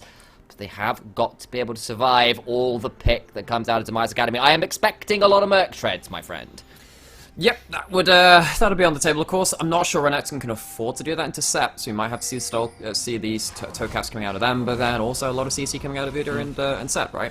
So, one of the things about running the Unite as opposed to the TP on the RE high levels of play and competitive play when it's more structured like this is that you don't get to TP into a side lane play and then play around your set. This is much more of a selfish, I'm going to be the person going for early kills and having that extra kill pressure. And it also puts the onus onto Kurosh this game to be in the right place at the right time. And speaking of the right place at the right time, the time they have chosen is right here in the top side jungle to get down some wards, which of course, remember in game 1, they didn't get that early vision down. They didn't get to see where Wilhelm was going across the map, and it will be Wilhelm starting on the blue buff this time. He's onto the blue buff, and Leon's onto his red buff, and that's about all she wrote right now. Both bot lanes going to head to lane, having leashed for their junglers, and Ari and Nice Guy Dom get a little bit of trading going on in the mid lane, and that's about it right now. So, I think that, so one of the other things is that a lot of the time, when you are going towards Corrupting Potion, you do want to go for the Inspiration. I'm actually not sure if this is going to be a Time Warp Tonic on the Ari. It is going to be the Dematerializer, though, because if you don't take Sorcery second, a lot of the time, you end up losing the AP to actually finish off waves. Although I say that actually in terms of the Sorcery build right now, you tend to go towards Transcendence. Either way, having Dematerializer allows you to have that level 9. Actually, with Dematerializer, you can get level 7 backline minion clearing as well from the Ari. But it just allows you a bit more ability to push and roam, which you kind of have to do again. You kind of have to do that versus Victor in some games, where he's just like, yeah, I'm just going to farm up and do my thing, which is exactly what Cassiopeia did last game. Right, and Death Rays clear waves, and then you kind of feel a bit sad. This is why getting out in Tara's top lane. Both of these guys desperately low again. Lose and Typical have been definitely playing to the wire in these early games. They really are trying to make up that extra 1 point in the MVP standings. Like, every time, just using the mobility, using the melee top lane matchups are just so fun to watch. Kurosh just getting the electrocute trade, tries to land the Orb Deception, won't quite get it there, although I won't lose. What is going on? There's a flash for Leon that would be all required to get the kill, as Wilhelm is here to ward off the enemy jungler. Sky Splitter comes out, and that's about it right now. Flash Bear Slap, come on. Do it. There's always a chance, but the problem is now he's got the empowered Q, although he's just... Gosh, just playing with fire every single time. Teleport's available in the top side, and yes, Wilhelm has that early burst. This might actually lead to... Oh, I don't know, he's just stopping the recalls, maybe? I don't know, he might think for the flash here. He's not actually, they've not got flash either of these top lanes. I just realised they've been used at this point. Kurosh is here looking for the charm. Just needs it. He's going to look for it now. That's going to be the Orb Deception myth, but he gets first blood by just flashing and autoing. He gets it, and he gets the double buffs too. Sadly, didn't have a chance to recall and get something like a Dark Seal. So not quite up to the stack races yet, but Kurosh, much like when he played Zed in that one last game of the regular season, gets roaming early, gets on the board. Yes, loses a wave to mid lane, but he gets the double buffs. That's really important now. Allows you again to start auto-attacking Nice Guy Dom now. It's not at the point really where Victor can start taking the very mid-range trades where you just out-DPS people. You don't have the CDR, don't have the scaling just yet. Having the red buff on Ari and the tier 2 boots, the move speed differential is real, and that means the charms, particularly the slows from those red buffs from the next minute, can be very deadly. We'll keep our eyes on that, and you mentioned the slow. She just gets to water, and suddenly you can't get out of range for the charms, which sucks. And of course, yes, there's a phase rush on Victor, will help keep him safe, but there is no cleanse. Mentioned it before, but there is an Udyr, a Set, a Seraphine, an Alistair, and of course an Ari that Nice Guy Dom needs to be stepping so carefully around, considering his summoner choices. So one of the broken things about Ari in Season 5, when it wasn't the damage amp Ari, was that you could throw out the Q, and you could use that move speed you had at that point to then kind of close the distance, start threatening the charm, and then, like, once you have that threat down there, you just try and wait for the enemy to blink first. And now you have that move speed on the W again in the last season or two from Ari. It just allows you to move up, and again, because you got boots before your enemy laner, very dangerous to this Victor now, who of course, doesn't have the Motores, doesn't have any kind of defensive stats. And now you've got level 6 coming ever closer for this Ahri. Yeah, there's kill pressure in the mid lane now. Or anyone else that roams close to the Ahri, I suppose. Now, I haven't seen what skin Seraphine is wearing, but there is no KDA skin on Ahri, and therefore the Skinergy isn't down. That's a problem, Chimera. I mean, you say that, but there is no bad Ahri skins. There is a quality in the aesthetics of this mid lane. Is that so? Go on, Oh, lovely. oh boy, I forgot you had like a personal skin power ranking for the champion. I should have known. That I do. I don't think I have time to go through it right now. It's not Foxfire, and that saddens me, but it's okay. See, sadly, at some point we're going to have to talk about something else, and we will have to talk about how I might lose on the React, and it has been... Oh, the Raptor steal. That's such a dick move, Kurosh. That's so annoying. The true damage on that Orb of Deception, definitely a little bit frustrating. Got that passive charge up as well for the additional... But it's really annoying because... It means that you don't get to that level 6 off of this full clear. I don't think that could be important because, you know, you're now heading up towards this top side. Maybe that would have allowed you to make an outplay up there. Of course, they had died before anyway. Now you're not with the level 6 for this fight. Leon just helps shove the wave out and will allow a bit of an easier back. Of course, Wilhelm is around, but doesn't have anywhere near that level 6 that Leon does, and Leon has got a bit of an early farm advantage, but hey, it's an Udyr. Sometimes you just gotta ask, what did you expect? Kurosh is caught up fairly well in the CS department, is now starting to threaten Nice Guy Dom on the wave positioning, just keep stepping forward. Might not have that red. Fernie's still pretty thin. That he is, and he also knows that the Volibear's penned into their own jungle. He doesn't have to do anything right now. What he's effectively doing is just giving his jungler a platform to do what he wants off of. That's exactly what he's doing. Got that farm advantage, partly due to steals, partly due to the fact that Udyr just farms better than someone like a Volibear as soon as you get past that first clear. Now we see typical Iron Lose really wailing on the top side. Dominus pop, but so is Showstopper. Haymaker's in, look who's back! Kurosh is hit with a Spirit Rush and gets himself kill number 2. Oh, it's just... this top lane is just absorbing so much attention from both of these teams. Both top laners on these short-range brawler fighters. And 2 kills now go up to side. And they're continuing! It's just going to be here as well. The Ignite is down. The true damage is going to allow a burn. Little Pants gets it. Full kill participation for Kurosh. Little Pants gets one in mid lane. They'll trade it for Dragon, but 2 kills for Dragon early on. It's a bit of a rough one. So, and another big thing is that, of course, Ahri runs Ultimate Hunter, not Ravenous Hunter, because most of your abilities, well, particularly your Q, the thing which you actually have your main damage out of, is AoE. It has less value from the Ravenous Hunter, and you have your own passive, the Vestayan Essence. They've changed the name so many times. It gets hard to keep track of. Is it Is it Vestayan Grace, or or is one of the and then moves you have your soul. You have your soul's essence theft as well. Essence theft, Anyway, you have your sustain within your kit, but because now you've got 3 individual kills on 3 individual members, that's a lot of ult cooldown reduction onto this Ahri, who is going to continue to roam, has a lot of CDR early. It's very dangerous now for Lucent to lose track of this Ahri at any given time, because again, that setup is so strong from Demise. We're looking towards bot lane now. Vanguard hops in, Little Pants gonna potentially get out by the headbutt pole. Taxi's in, but there's the Stormbringer. Encore buy space in time, but Zerg manages to land the death sentence. Fuyu survives, Wilhelm take him very low. Only needs a couple more autos, but there's just no way to get in. No teleport available from the likes of Typical to get down here, and Fuyu can't find the turnaround kill. 1 over to Lucent, finally. But on the other side, it's another death on the Renekton. Yes. Yes, up in CS. They don't have TP this time. It will be a wave lost to tower.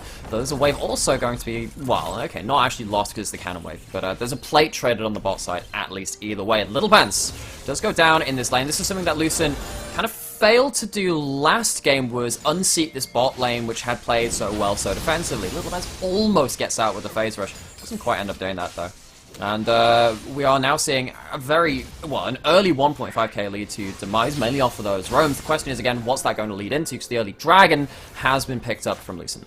I know we spent a lot of time on it, partly because obviously you know the matchup very well, partly because it was interesting to talk about, but of course, you needed this Ahri to snowball. She's done exactly that. Lost chapter, Dark Seal and Infantry. She's going to want to go stack hunting. She's already got 3 of those Ultimate Hunter stacks. She's just stepping forward. There is the point blank jump into the headbutt bomb. Nice guy, Tom! Has got a lantern though. Zerg is there on time. Gets in there, but actually with the flash ignite of Elfin Kurosh, still a chance of a kill. Definitely a kill on the top side though. Or maybe not, who knows? He's got a slice, he's got a dice, and he's got a belt volley bear here. Zerg continues to roam, Typical now in trouble himself. The Sky Splitter comes through, and I won't lose, gets that kill. Leon in the 1 versus 3 charm is there. Have to do a little bit more than that as Little Pants gonna try and keep his jungler alive, but Udyr is fast enough to escape. Just the one more that falls. We've said it before, this matchup was the one that the community has decided was the closest. 1 point between these top laners in their respective role MVP votes. And they are just continuing to fight. Yes, Typical has been down in CS in in both of the games so far. It just hasn't ended up mattering because the kills have gone the other way. Little Pants now looking to see if they can punish Dom under tower. Looking for a potential, gets the charm, gets the 2 damage, and that'll be the kill. Flay back under tower for Little Pants, who's taking a lot of damage, but he's got an unbreakable will. He's so damn tanky. Sky Splitter is there. Wilhelm going forward to try and get some more with the frenzied mauls. Little Pants, I don't think has a way out, but okay. Vanguard just pops in and Fuyu takes him down. But this is just so many kills across the board now. More, again, that'll be another unique Ultimate Hunter stack over to the side of Ari. And Nice Guy Dom fails to get this extra wave, losing a lot of pressure on this mid lane. They've got a Herald, might even be the full turret falling in this mid lane in the favor of Demise Academy. Really playing well around the early priority in their lanes. Little Pants once again finding his way to an early mid lane skirmish. That will be first turret going down. It's Fuyu and Kurosh getting off to early heavy advantages. Typical is a little way down this time, but he's already got a kill and 2 assists, and he's building pretty defensively. He's got the Bramble Vest, he's feeling pretty happy. Chaos Storm summoned in mid lane, and Nice Guy Dom might try and get a little bit more here. Charm lands though, and Kurosh gets to back out with the Foxfire move speed. So, I mean, that forces Kurosh to recall, probably. Actually, no, with Corrupting Potion still ticking. Nope, he's choosing to go for the recall. Either way, what's happening with the rest of the map? That's important. Because we have, of course, been focusing on this lane so much between the sides. Oh, Flash Charm got the true damage as well. Needs the order, but the shutdown come through. Siphon Power cuts down the Essence Theft. So it goes for the Charm Flash. Does land it, does end up dying though, and importantly that means that there is a kill now to Nice Guy Dom, which speeds him up to his Hex Core Evolution. He gets an extra 25 stacks per kill and assist. That means that his upgrades will be coming in a little faster. Dark Seal stack removed and then gained again for the Ari, only was sat on 2. Recalls does get that, well, I mean, technically recalls, he's dead, and gets the Everfrost for the next fight. The thing is though, neither of these mid laners are alive, and of course with Dom's teleport down, no teleports between the 2 of them for this dragon, which has spawned, the Ocean Dragon, which means we are left with either a Cloud Rift once again or an Infernal one. Oh, bot side, Vanguard does get the hop away, but dies in the air. Little Pants get that one, and that's 2 unneeded deaths from this Tristana. And it does, and yeah, that's kind of important now, because much like last game, the team with the first dragon probably isn't going to be succeeding in getting themselves a second. Leon starts that up, and on this Udyr, we'll be able to take that more than quickly enough. Yeah, I guess advantage from Demise from that series of plays. Little Pants was going to go do a bit of a warding duty, but with the spot on Zerg, and I believe Wilhelm says, maybe I'll come back and defend my jungler and AP carry. I was going to call it an AD carry, and of course it's Seraphine, which makes that a little bit tricky.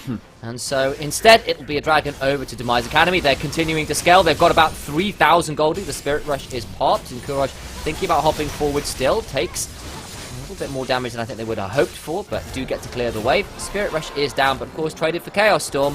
You're kind of okay with that.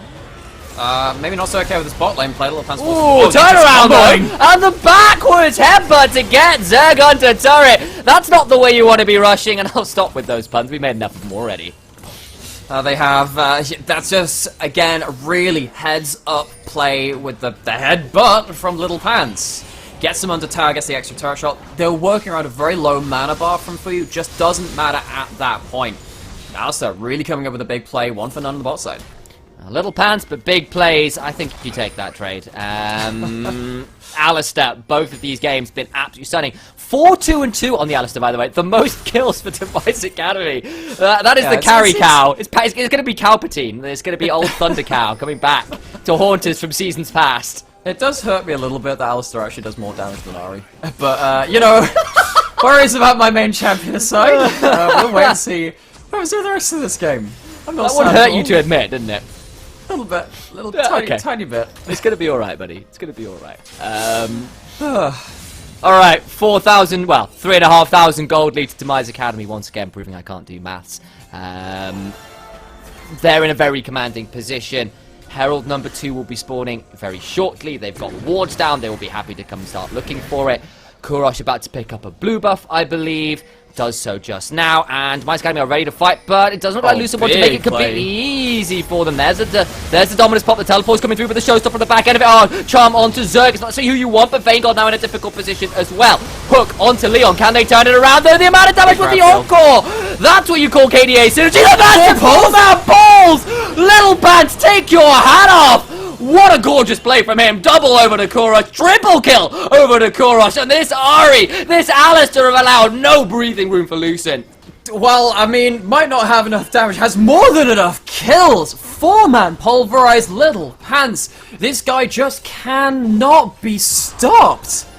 He is actually a monster this series. It has been really quite exquisite. The layering of CC, we said there would be problems about the first man in surviving. Well, if the first man in is your full team from Lucent, then nobody survives at all.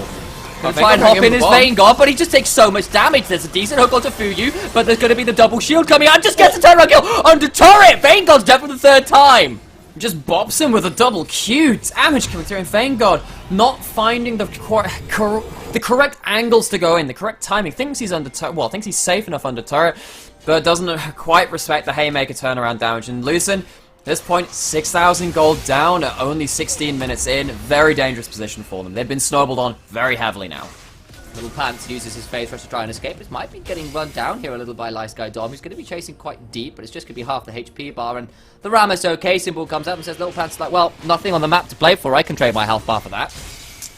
That you can, well, what are we waiting for on the map? I mean, there are outer turrets available in both side lanes, and that's actually kind of surprising given the way that both of these teams have been playing so heavily towards roaming out of the mid and then finding fights, but they've not really had the time to actually stop and hit the actual turrets. What they have been doing is hitting champions. What that has meant is that, I love to see it. It is going to be the Magi Soul Stealer onto the RE. It means that, of course, it is a complete legendary item, so immediately the extra 15 AP coming in from the Everfrost, and the ability to absolutely pop off if one fight goes your way, and given the way the fights have been going and a dragon spawning in a minute, I think this is the perfect time to get it for Kurosh.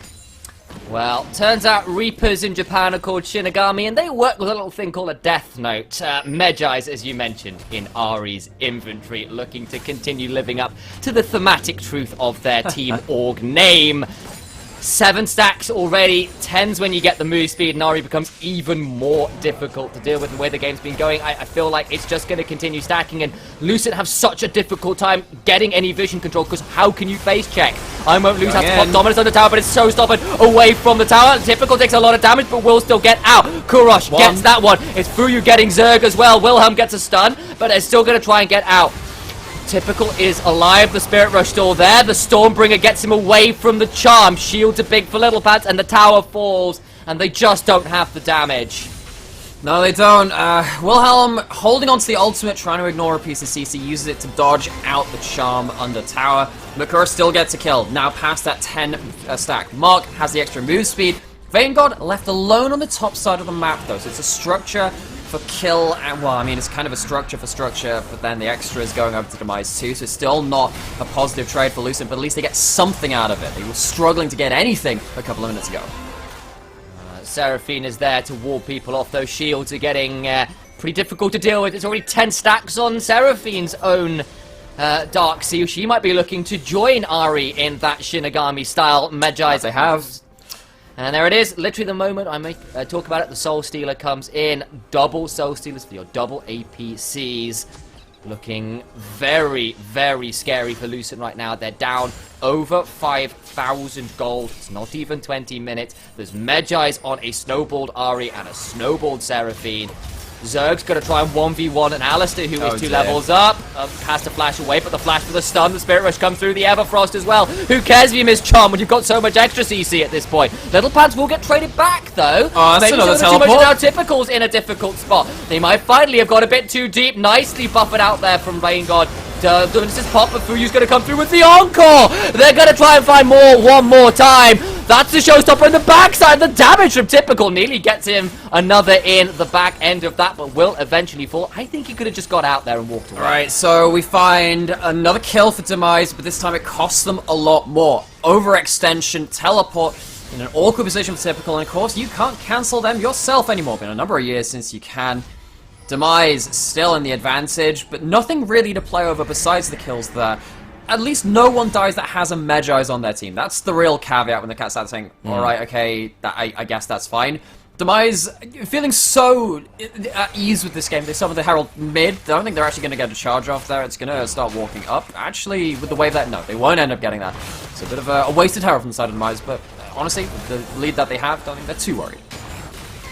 Wilhelm maybe in a spot of bother there, but no encore for Fuyu meant that no real engage options for Demise Academy. Would have been a bit bold anyway, I imagine. Third item for Ari is the Cosmic Drive, by the way. Keep an eye on that. And that means 3 items complete versus Nice Guy Dom. He's got a Leandris, but is a long way off having a second item complete. Never mind a third. Yeah, so that means you've probably got, what, about 80 ability haste because of the Cosmic Drive passive, where you do get, like, 40 ability haste when you have over 160 AP. Kurosh, though, getting poked out by the Death Lasers and, of course, the Sky's Blood, too. Still threatening, though, of course. Has a lot of AP, as we were saying. Next item, when you do get, like... Because you've kind of got your cooldown reduction core now. Question is if he's going to go towards the Zhonya's and be more of an engage bot, or go towards more assassination, having something like the Void Staff or Death Cap itself, yeah. But yet to see that. A bit of gold to go. Still has a level advantage and a slight farm lead too on Nice Guy Dom. But Nice Guy Dom still going to be an impactful champion in this game. If you get, we've seen how big those Chaos Storm and Gravity Fields have been already. Well, it's going to be as many orbs of deception as possible as I might lose nearly died to Typical, but gets it anyway! Vayngod and this is protected! Can't find Typical and Vayngod nearly died. Typical multi-man outplays all game long. And all the while, Baron's being started. They know it's now going to be a 4 versus 5, or rather, a 4 versus 3, because Typical and Vayngod aren't there. They're bot side. At least Wilhelm is around. He's got 1 steal this series. He could look for another. I think Demise Academy are instead thinking, well, maybe actually what we're just looking for is the pick. Kurosh takes a death ray and can't find the right angle for the charm. Ah yes, that is the Nymera ultimate, where you just kind of hope it hits, and yeah, doesn't quite find land the charm. Either way though, with the beauty of a build like this is that if you land that charm, it's great. You end up getting yourself a Baron, but you don't lose too much, right? Look at that ultimate cooldown reduction already. It's already about a third off cooldown. Next time they try anything, the next player of any note will still have that ultimate available. It's very short cooldown at this point in the game. So it's kind of a zero-cost play for both these teams. It's a Baron start for a Baron check, and we're kind of back at that status quo. Much more calm this game than the last one. Less frantic. Yeah, it's possibly less frantic, because I don't think Lucent have as many options to make it as much of a night fight, unfortunately. It's all on Demise Academy's terms right now, and all those terms are being dictated by the likes of Little Pants, by Kurosh, even by Typical, honestly, on this weak side, just outplaying the multi-man attempts on his life, and... It's looking pretty dire for Lucent right now. They need to hold on, they need to scale, they need another item complete on this Victor and this Tristana, and maybe then they can look to turn it around, but I don't know how likely it is that Demise Academy are to take their foot off the pedal here. Well, that's the question, right? Because when was the last time that Lucent was on the enemy side of the map? When was the last time that they managed to get past that river? They're going towards the Baron right now, maybe just saying, heck, you know, we got a Hail Mary using the Lantern, using the hook. They're off vision. They've hooked over. I think Vayngod might now just be spotted. There is going to be the ult out, and they're trying to bait it by showing Vayngod going top. I just don't think they have quite enough damage, and with Kurosh coming across to check, I think that might be all in vain. No puns intended. His charm doesn't land on Dessert because Wilhelm tanks it, but Spirit Rush was popped. Won't go any deeper. A little dangerous. On that Drake will get a third and soul point for Demise Academy. And again, it's worth doing that just to see if there's a slip-up, right? Because you know that you're getting stuff on the other side of the map. There's a chance that there's a turnaround hook into Vayngod kill you. That's the one risk, right? Of course. But, of course, Wilhelm backsteps, tanks the charm, knows that's the correct play course, is very tanky. Against Ari's damage, because Ari's not the highest damage champion in the game.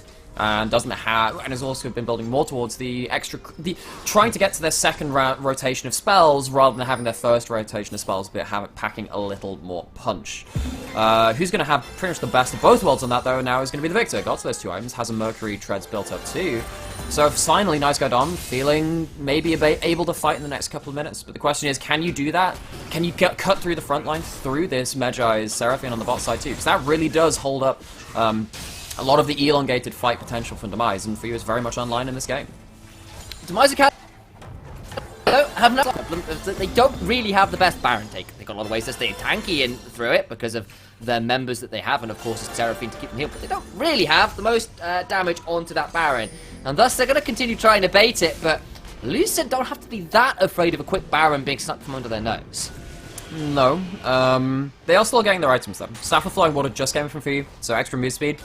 That's important again when we're talking about move speed differentials. It's one of the reasons that Uda is so threatening, because I know something that you've talked about. I know that you were talking about it with a number of other people within the scene too, in terms of if Uda starts running at you and he blows a defensive ability, Uda has done that with a, you know what, a 3-second cooldown.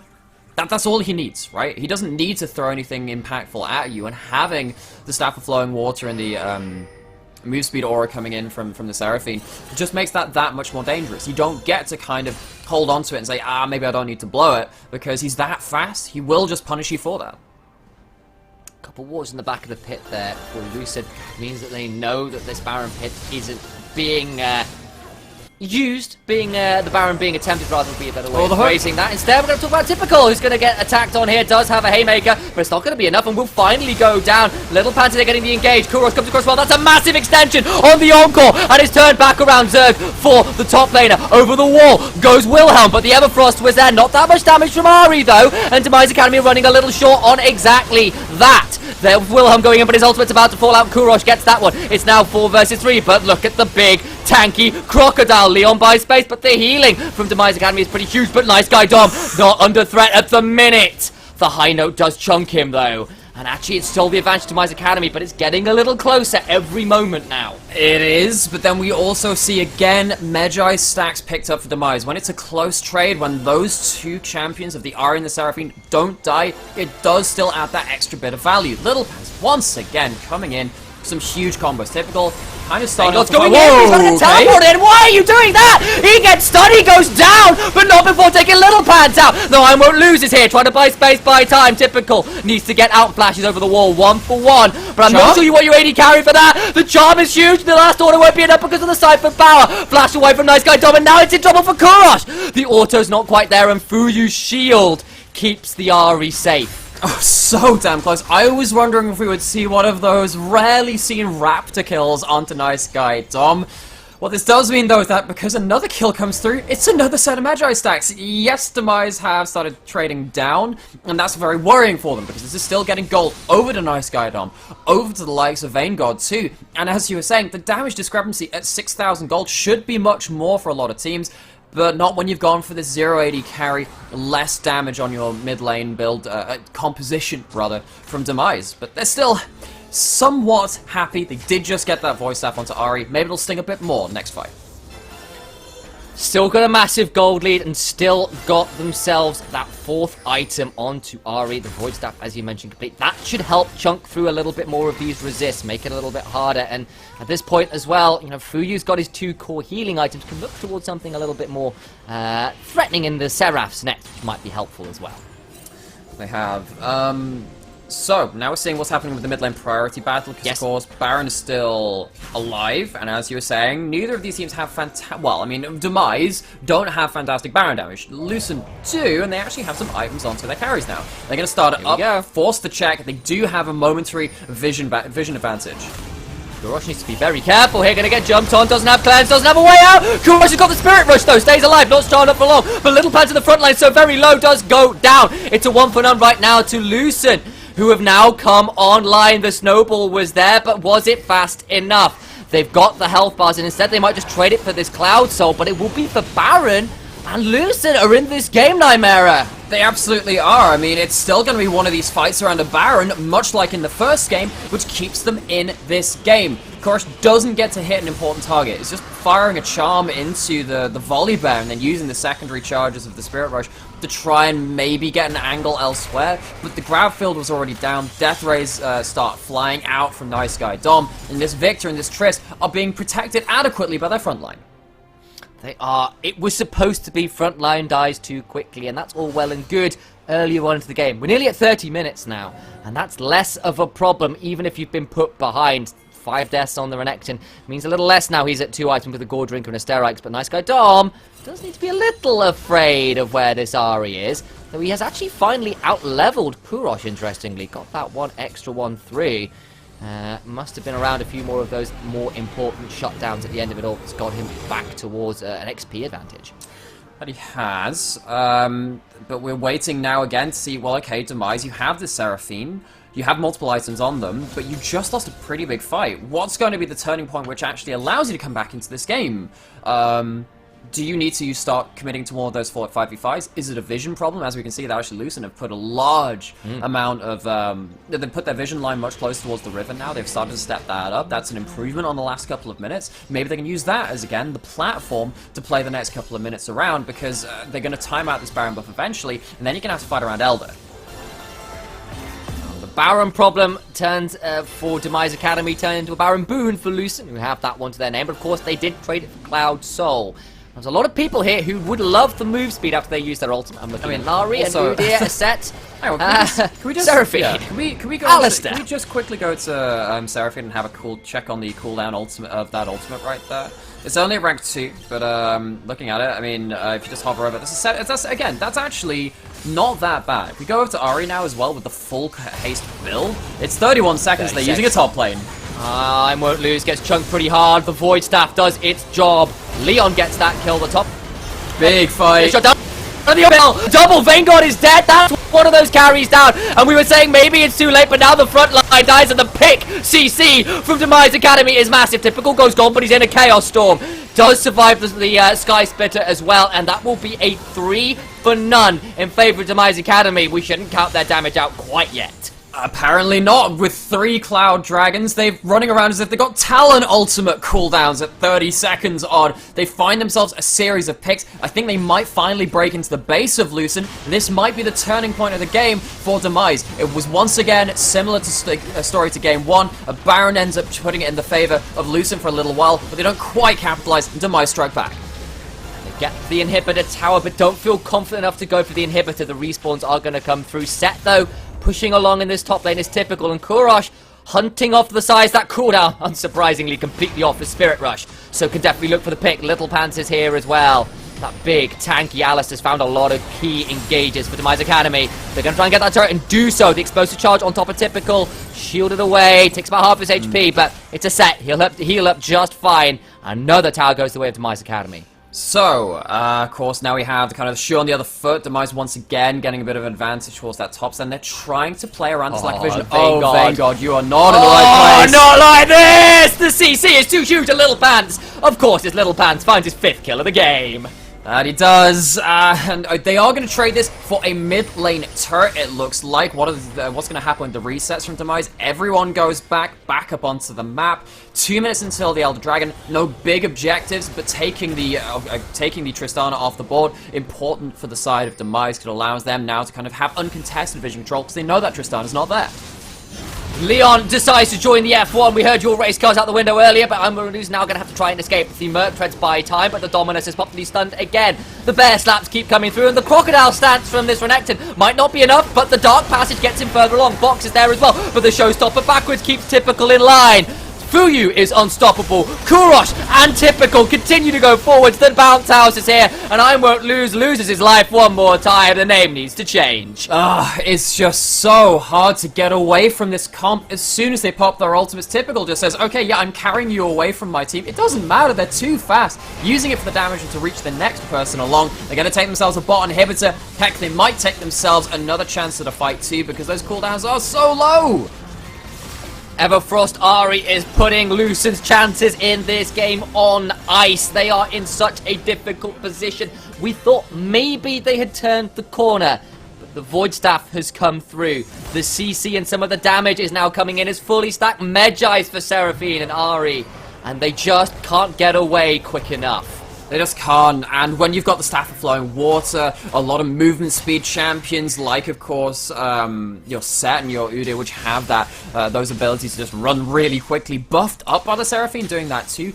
If Lucent take a losing fight and they can't stand and fight, they don't have a choice to disengage. That's exactly what's been happening over the last couple of minutes. Kurosh is going to recall just to be back in time for this Elder Dragon fight, and that probably will be the game-deciding fight. I don't think, even with a huge advantage, Demise are completely out of the woods just yet. There are still 3 items on a Tristana, and there's no other AD carry in this game right now.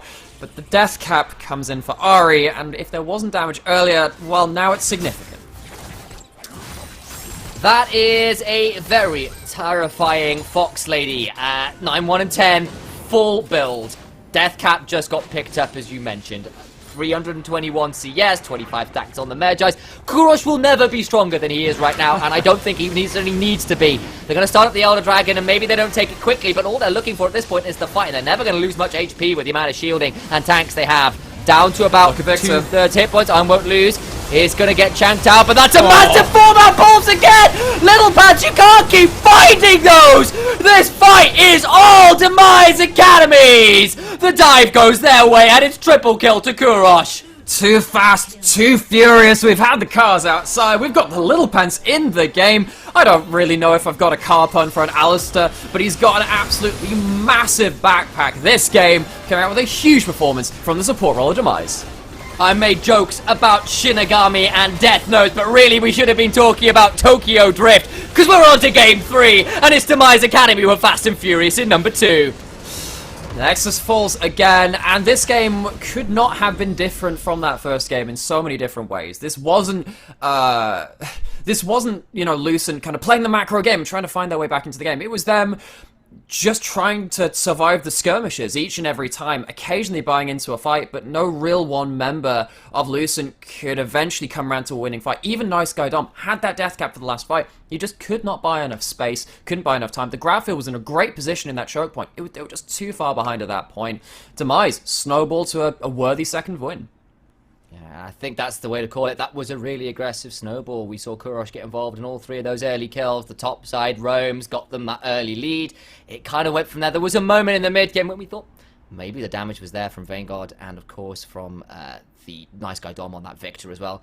Just wasn't enough, and Demise Academy now find themselves at match point here in the finals of the Spring Split in the UKEL, but enough from us for now, because the desk has definitely got their own thoughts. Stick around, and I'm sure they'll fill us with their wisdom.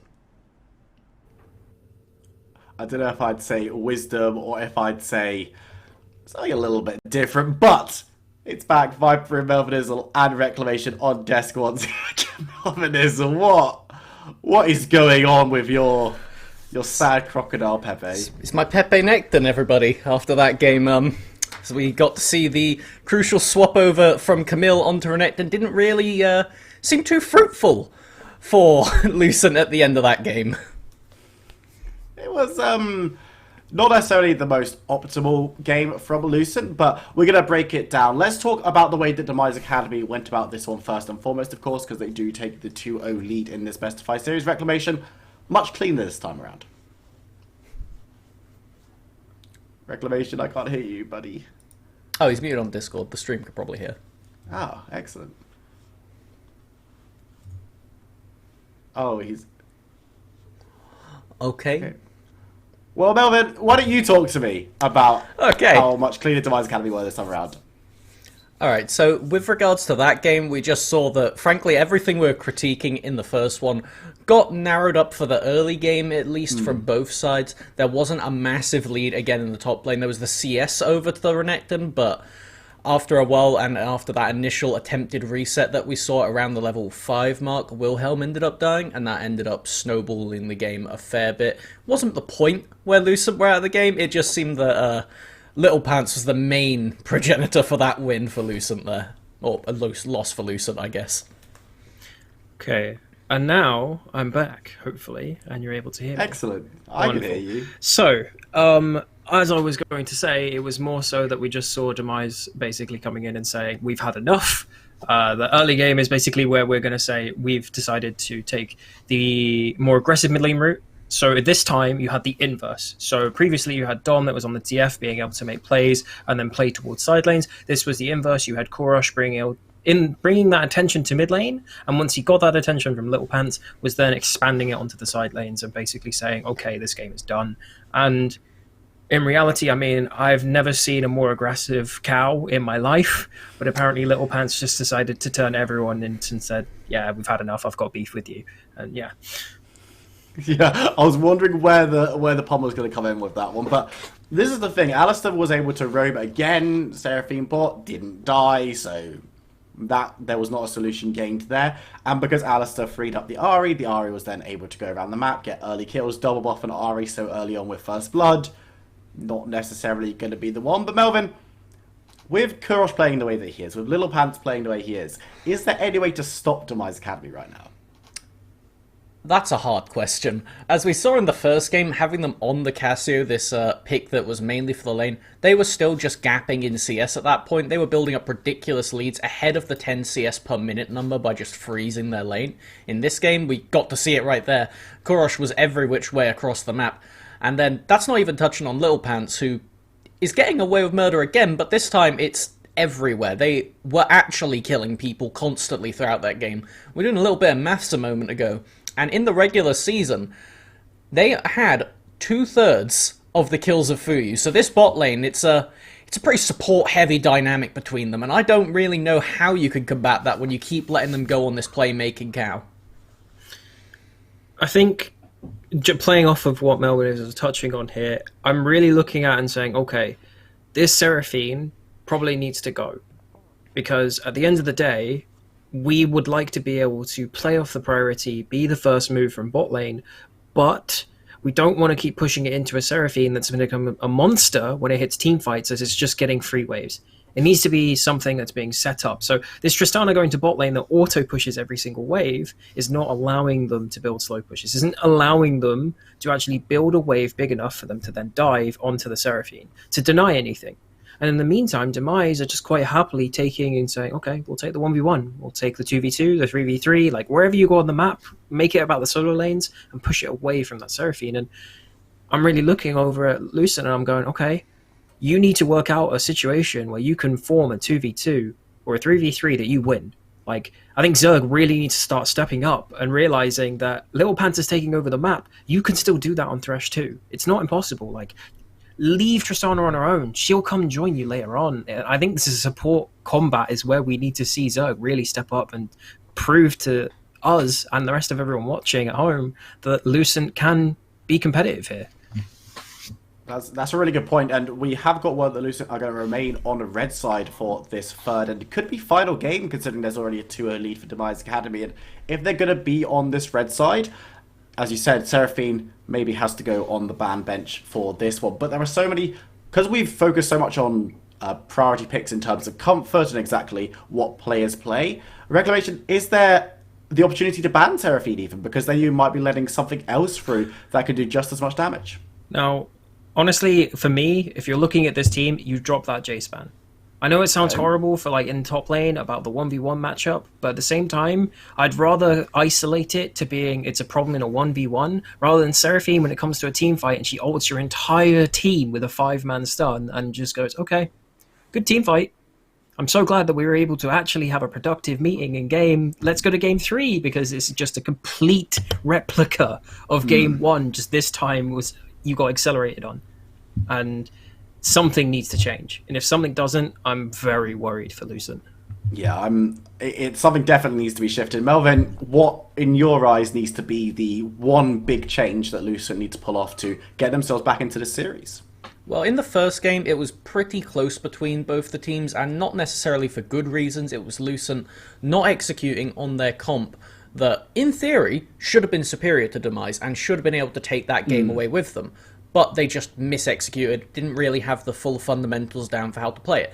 Second game, they decide, okay, we don't want to go for a 1-3-1 anymore. We're going to take the late game scaling resources out of top lane and shove them onto Nice Guy Dom. But when you're laning against Kurosh, or in this case not so much Kurosh is laning against everybody else on your map, that really proved problematic as they never got the chance to scale. So I think almost not necessarily reverting back to how they played in the first game, but I think 1-3-1 seems like a more promising way to handle Demise. It's just the question of if Lucent have these picks, especially considering now in the bans, they know that you want to go for the Twisted Fate Tristana, and they've had to pick Tristana on 3 now to keep getting it. And going red side again, they're going to need a fundamental change in how they're trying to pick the jungle or the other roles to actually secure something they'll be happy with here.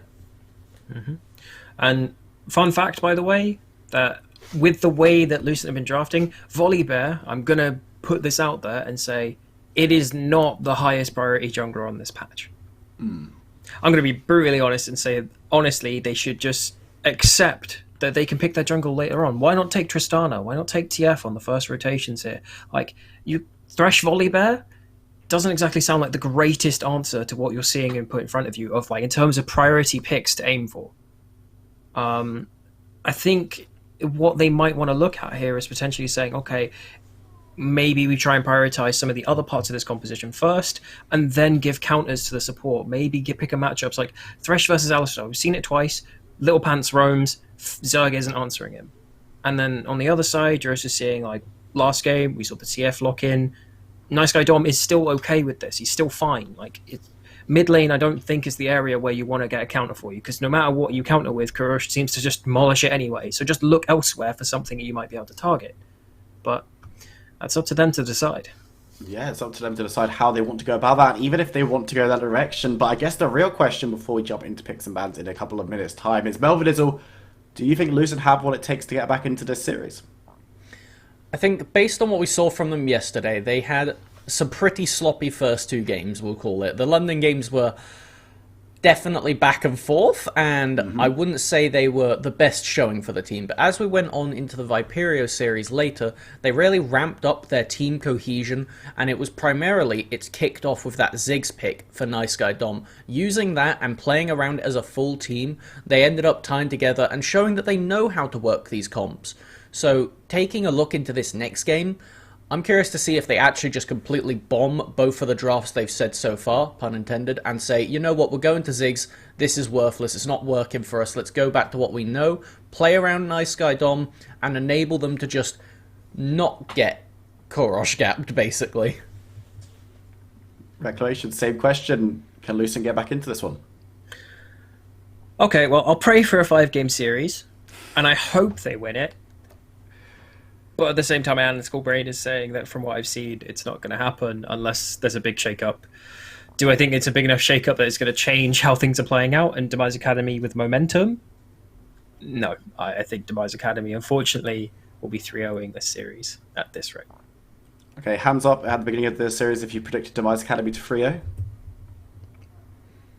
Oh, just be cool, sick. Wow, Rub it in. Yeah, what can I say? I'm an oracle. I know what's going on, but Demise Academy have looked really, really good, and it's really nice to see a team coming through and so consistently throughout the season looking really great. Even with a couple of roster changes that we saw them go through with their top lane, especially trying out new things, and we saw a couple of games with a different bot laner as well, which still looked very, very good. So it's really, really promising to see the first UKEL Academy roster come in and have so much success. And Reclamation, just as a general UK fan, a fan of the UK League of Legends ecosystem, it has to be a really good sign to see organisations putting together such strong second teams. Absolutely. And I really hope that they start looking at these second teams and saying, okay, we can have a path or a ladder that moves up into the next division. Like, the whole point of having UKEL here is not to win or lose, it's more to develop the people in the league, and so far the level of play is growing, it's getting better, and I want it to see and continue doing this. And I think Demise Academy right now, in terms of just players, are doing the right thing. Now I really hope that they look at that and say, we had success here, how do we continue it? Like, the continuation is the really thing to hit home on that. And I mean, this Demise Academy roster obviously can't be promoted themselves into the UKLC directly because there's already a Demise roster in that relegation series coming the other direction if they're not careful. But if Demise survive in the UKLC, then of course we'll still have the Academy roster down here next split. And Melvinizzle, some of these players on this Demise Academy roster, do you think there's an opportunity for them to go and prove themselves at that next level up next split? I absolutely could see most of these players going up at any given point, and that's just because of the strength they've shown individually. And one of the not necessarily talked about benefits of having a academy or a second team is that you can work together to improve both at the same time, and just the ability to discuss different team-based tactics, rotations, closing out in mid-game, which has been one of the weaknesses we've seen from Demise, specifically in this series, but also just overarching through teams throughout the UKEL, is when it comes to the Baron, when it comes to ending without the Baron, or specifically knocking down those tier 2 towers, This is something that when you can actually go in, designate scrims, actually organize it in such a way to go, okay, we're going to practice specifically this game state. We want to know how we can best end it. And these are one of the things that can potentially happen when you have these second teams, which is probably one of the reasons that Demise has been ever so dominant, along with their individual player strength. Absolutely, and of course we've seen a couple of other teams kind of teasing that they're going to be looking to try and do the same thing next split. Of course, London Esports put on their proving grounds very recently, trying to get themselves a team together for the UKEL qualifiers. Resolve have also been talking about it after their domination of the UKLC, so it is very, very promising times here for UK League of Legends, and of course, we've already got XL and Fnatic Rising representing at the European Masters for the NLC, just showing that UK is better than the other countries in the NLC. Just factually, Telemasters doesn't matter, don't worry about it, it's fine. While we're on this topic, I've just realised and thought of something quite funny, that Lucent and now going into the promotion relegation series, it might not actually be the last time they see Demise Academy after this series. Because there is a very real world, we might actually see some changes, provided that the rules allow it, and that's everything that is permitted and goes in for the correct side of things.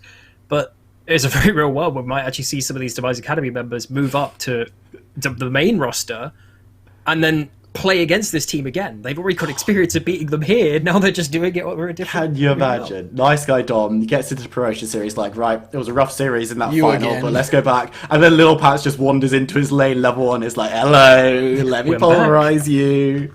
It will be... Yeah, that's really interesting as well, because some of the players from the Demise main roster have looked pretty decent throughout this UKLC split. It was very, very rough for them to begin with, but came back and looked pretty okay. But with Demise Academy being so dominant in a league that we've already talked about kind of at length, and Reclamation, I mentioned this to you yesterday as well, the idea that the UKEL in general level of play is not that much lower than UKLC, so there's definitely an opportunity for some of these players to try and keep Demise in that league, because then they still get their spot in UKLC, there's still the Academy roster where they've proven that they can develop talent, they can go and try so again. But we're going to be jumping into Champ Select for the third time in this Best of 5 series. Of course, Demise Academy stay on the blue side. And let's see, Melvin Izzle, if the adaptation comes through.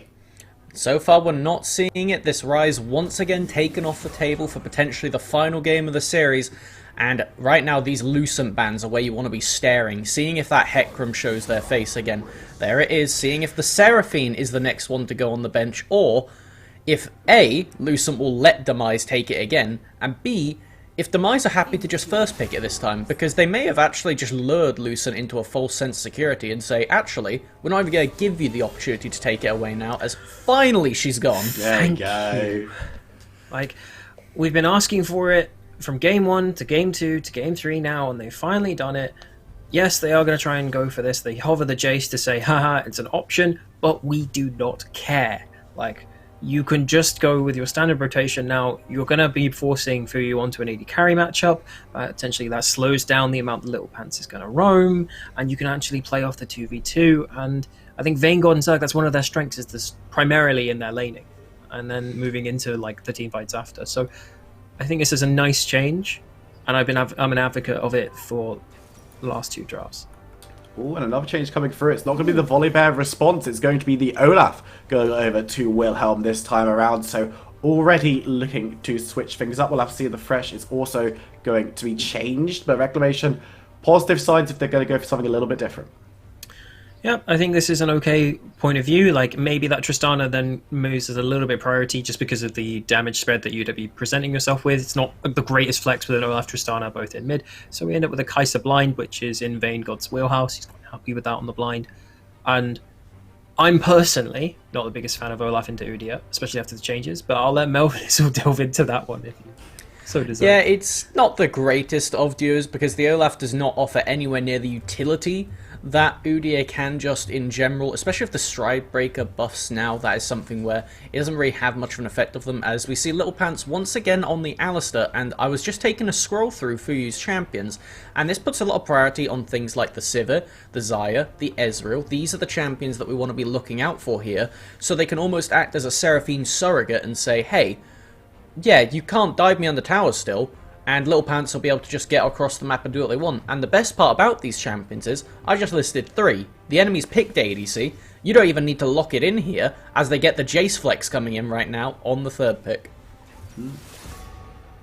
Ooh, there it is. Exactly what I wanted. So, Jace is something that really loves to try and push and be able to like zone people off and play the laning phase. Malphite with basically Comet is able to just neutralize the lane and be a useful tank later on. The question now is if they put Jace into the mid lane, are we going to start seeing mid lane bans that would make his life difficult? So with that being said, they've taken out Silas, which is often seen into Malphite. It's just a standard, easy thing to play. There are a few other things left available, but at the end of the day, I think that Jace will end up likely being sent to the mid lane to take away from this poor matchup. And it will be a good one. It's something that we talked about a little bit before every game of this series, and now we're finally getting to see it in action. Not going to be able to see the Twister Fade again, as it has been taken off the table, as Silas, as you said, and Mordekaiser also going to be removed. And with Orianna, the final champion, to be banned away, we'll have to see where Lucent want to put their counter matchup. Reclamation, where would you like to see it? I think in this instance that Karma becomes a very nice pick here. Honestly, you have 3 champions that want to run at you, plus a poke in Jace. You're able to use the shield and run away. Bard is also a valid option into Alistar specifically. Bard is very good at being able to roam away. He's still a range matchup, so he gets prior over the wave at level 1. And he basically isn't able to try and take it with this. So Zerg and Lucent saying we need more roams from basically bot lane. Little Pants, we need to slow him down and stop him accelerating games. Fuyu giving us the spread of the champions that he's got available. And there they are. That is the Xayah. Another defensive pick for Fuyu. Should enable them to be able to hug this turret and avoid the excessive dive that Lucent has put together for themselves so far. Yesterday, we saw the series really start to ramp up when it was Zerg pulling out their Blitzcrank. Right now, they're throwing down the gauntlet with Bard, saying, okay, you've got relatively squishy champions for the sake of your carries at least, so every little bit of damage counts, and I'll be curious to see if they opt for the Moonstone or the Mandate or something other than that, as we do see the Ahri run back from Kurosh again. What will Dom answer with? The Ziggs is on the table still. How will they answer the roams though? We know that this was the best part about them on this pick last time, and they've got great places to go to in the side lane. if they decide to take an Orianna here, I know it's not the greatest in the world for when it gets to side lane, but Orianna has been banned away, which would have been really nice. There's a few others, but Vladimir... We're going to wait. Shown... It's Ziggs. 6.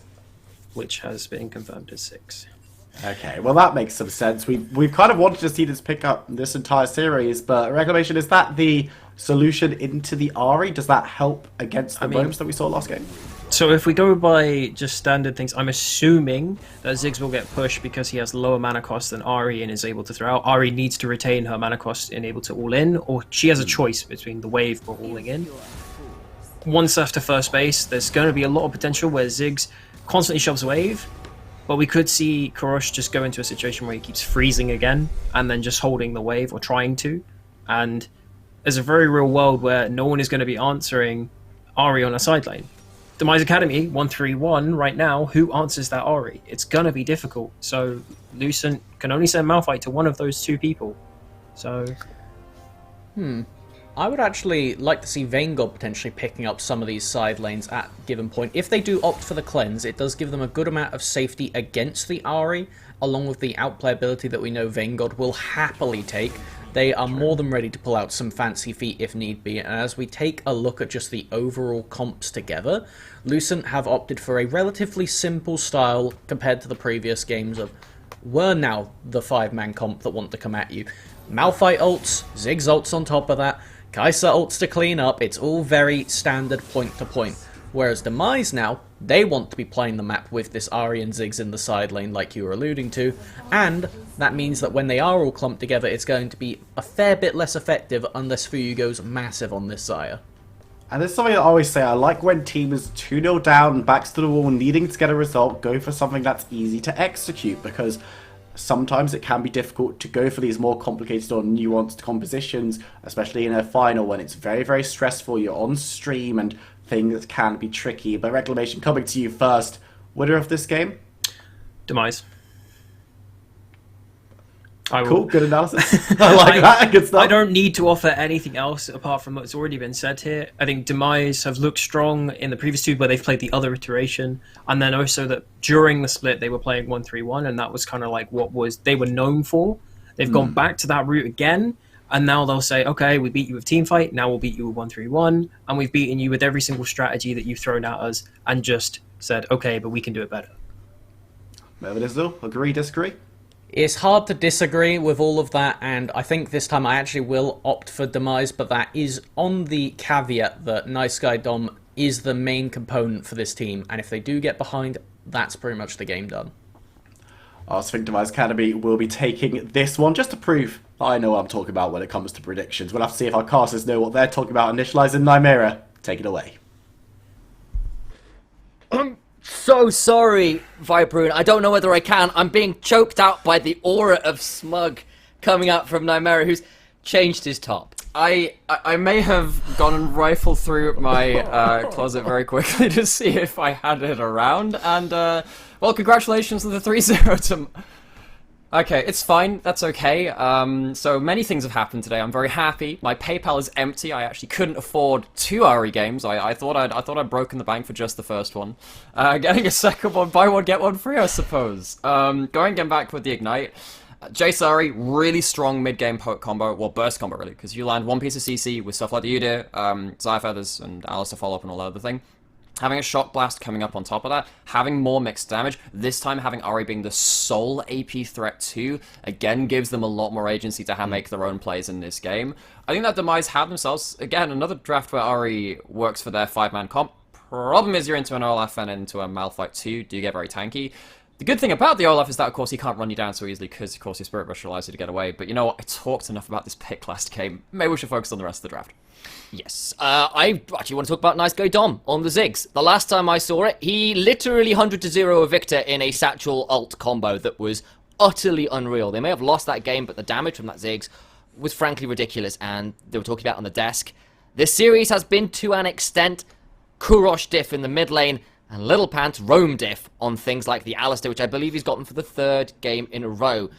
Zerg on this Bard, if he can't roam on Bard with a ranged matchup to get the lane push in, I don't think they're going to be able to roam a Little Pants ever. But it's about the 2v2, right? Because I actually think that this draft is one where they can punish for you if they're stuck alone in the lane a bit more. We saw that again in Game 1 under turret from the solo laners of Lucent. Yes. Didn't really see that from the 2v2, because when you're trying to play into a Seraphine, they're pretty happy to be left alone. I think Kai'Sa versus Alistair, if you try and roam first, is difficult because you are short range. You have to be farming with, just at the end of your Q range sometimes. That can be very difficult. Alistair can just kind of go up and bop you with a combo.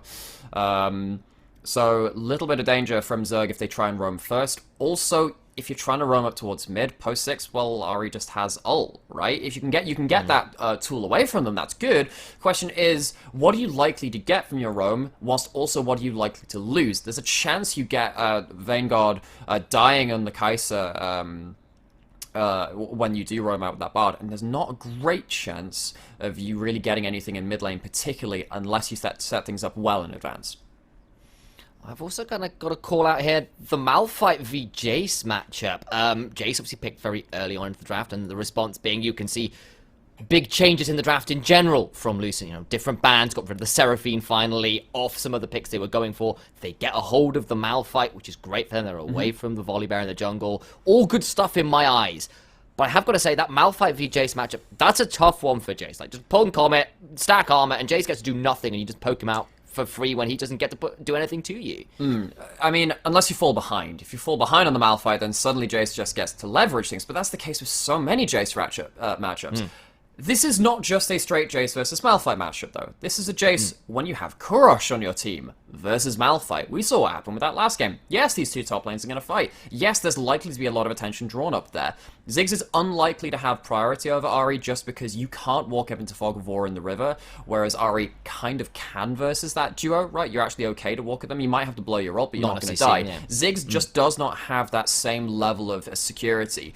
Ari doesn't mind face-checking as Ziggs. That leads to a chunk. It doesn't lead to death. Ziggs does not just... Well, it has the other end of that, right? You just die if you don't set up things correctly. Sure. So I look at this, and I still think priority on the top side of the map is going to be going heavily towards Demise, and I think that this Malphite might end up getting picked off, as we've seen in multiple games already. So in the isolated 1v1, a lot of armor for Malphite makes Chase's life a bit difficult, considering he's a bit of a lethality builder, but is it going to be the 1v1? Likely not, is what we're saying here. The one thing I will add, though, is even if Ziggs can't leave the lane, of course, Kurosh on that last game barely spent any time in lane, it felt early on, was just all over the map, particularly towards that top side of the RE. At least with the Ziggs, you got the semi-global with your ultimate to throw a Mega Inferno Bomb and try and at least impact the fight, even if you can't roam as easily. I don't know whether that's the deliberate answer. Obviously, Nice Guy Dom is a very practiced Ziggs player. But we'll have to see whether it actually works out on the Rift. We had another beautiful little bit of observer skills going on there as Demise Academy and Lucent might be on the Rift for the final time in this series. A match point at Demise Academy and Lucent, they need this win. So, early ward coming in from Leon, actually. He's put a defensive ward in Raptors. And has now switched over to the sweeper very early on. This will just check if there are any incursions to the bot side jungle, knowing that there's nothing going to go on there. And, of course, one of the big differences is actually Demise have themselves an AD carry now. And for you on the Xayah, this is one of their favorite picks when they actually do go towards them.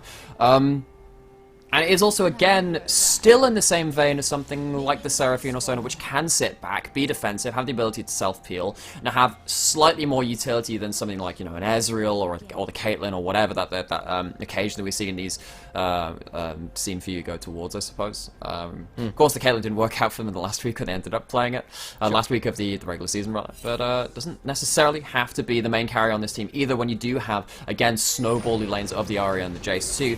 Having the ability to have any one of these lanes carry your comp later in, or at least in the mid game, is very important for Demise, though. I mean, any pressure that Leon puts on the map is worth its weight. As for Lucent, they have at least gone a bit more simple, and their way of carrying is press R all at the same time, though possibly not Zerg. Don't do that. Bard ult that turns the team over might not be the best one. Maybe if the time it right, get rid of a tower or something, that's all well and good. But if I Won't Lose goes in, Wilhelm Ragnaroks, Nice Guy Don, Mega Inferno Bombs, and Vanguard flies in to clean up with the killer instant, then you see how it all works out as that level 1 headbutt. Just rude from Little Pants, who has honestly been pretty exceptional on this Alistair as well. Might be the fly and the ointment of the Lucent team fight comp.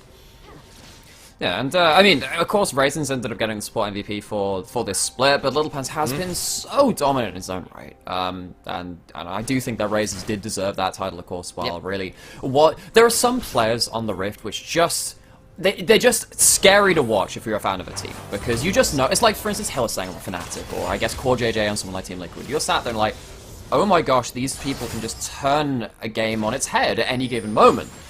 And I think that Little Pants, and of course Raisins in that same note too, are just those kind of players.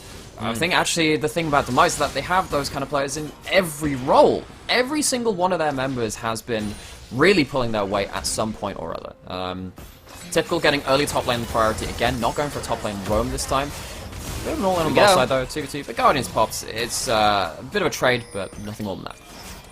Of course, versus the Bard, there are those healing shrines that top up the HP totals of Vanguard and Zerg. They have got that range matchup, even if Little Pants can get on top of people relatively easily with his engage combo. Typical, perhaps not unsurprisingly, has a shove early on here on the Jason. Has got a bit of an early CS advantage, and guess who's roaming up top side? It's Leon and Kurosh.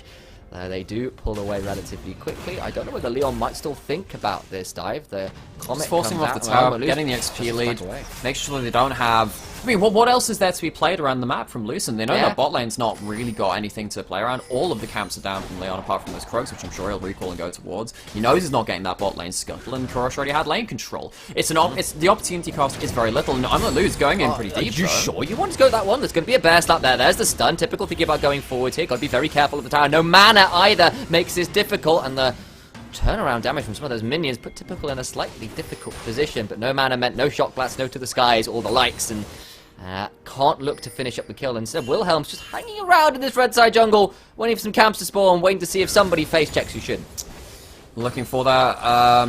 So lane control going back and forth in both bot and mid. In top and mid, I suppose. But what that does leave is bot lane a little pushed up, a little far, and a tunnel into nowhere.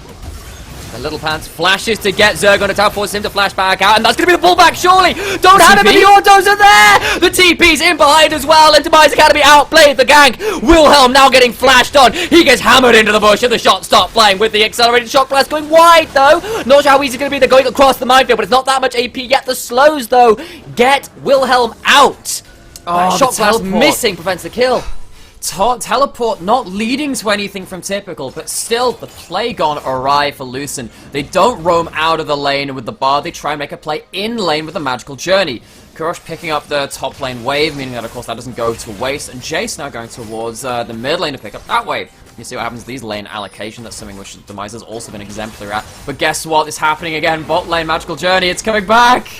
It ain't done yet. No flash on Fuyu anymore. There goes the headbutt ball, but Fuyu just doesn't have enough speed to run away. A Void Seeker will make the return gank at least a trade back. Kill onto Vanguard. Not enough mana, not only the few feathers put down by Fuyu available, means that the kill does go over to Kai'Sa.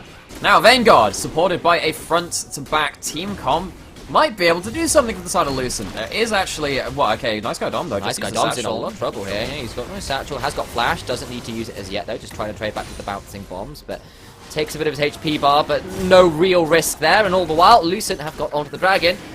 We've got ourselves a tight early game. We do. So no... Well, I mean, game one was somewhat even. We saw traded advantages. This time his advantages is kind of in the same lane, so they nullify each other. Both AD carries getting themselves a kill, and the CS being even enough to not really write home about. I won't lose. Rengus has himself the Bramble Vest, which is then, when this matchup starts, getting a little hard for Jace to stop taking those hard trades, I suppose. And Jace has gone for the Conqueror, of course, trying to go towards that tank-punishing matchup. But it means that you don't have something like the Phase Rush to try and disengage from something like an Olaf. But Typical, continually, he's just kind of, oh, level 6 hit, this is now dangerous.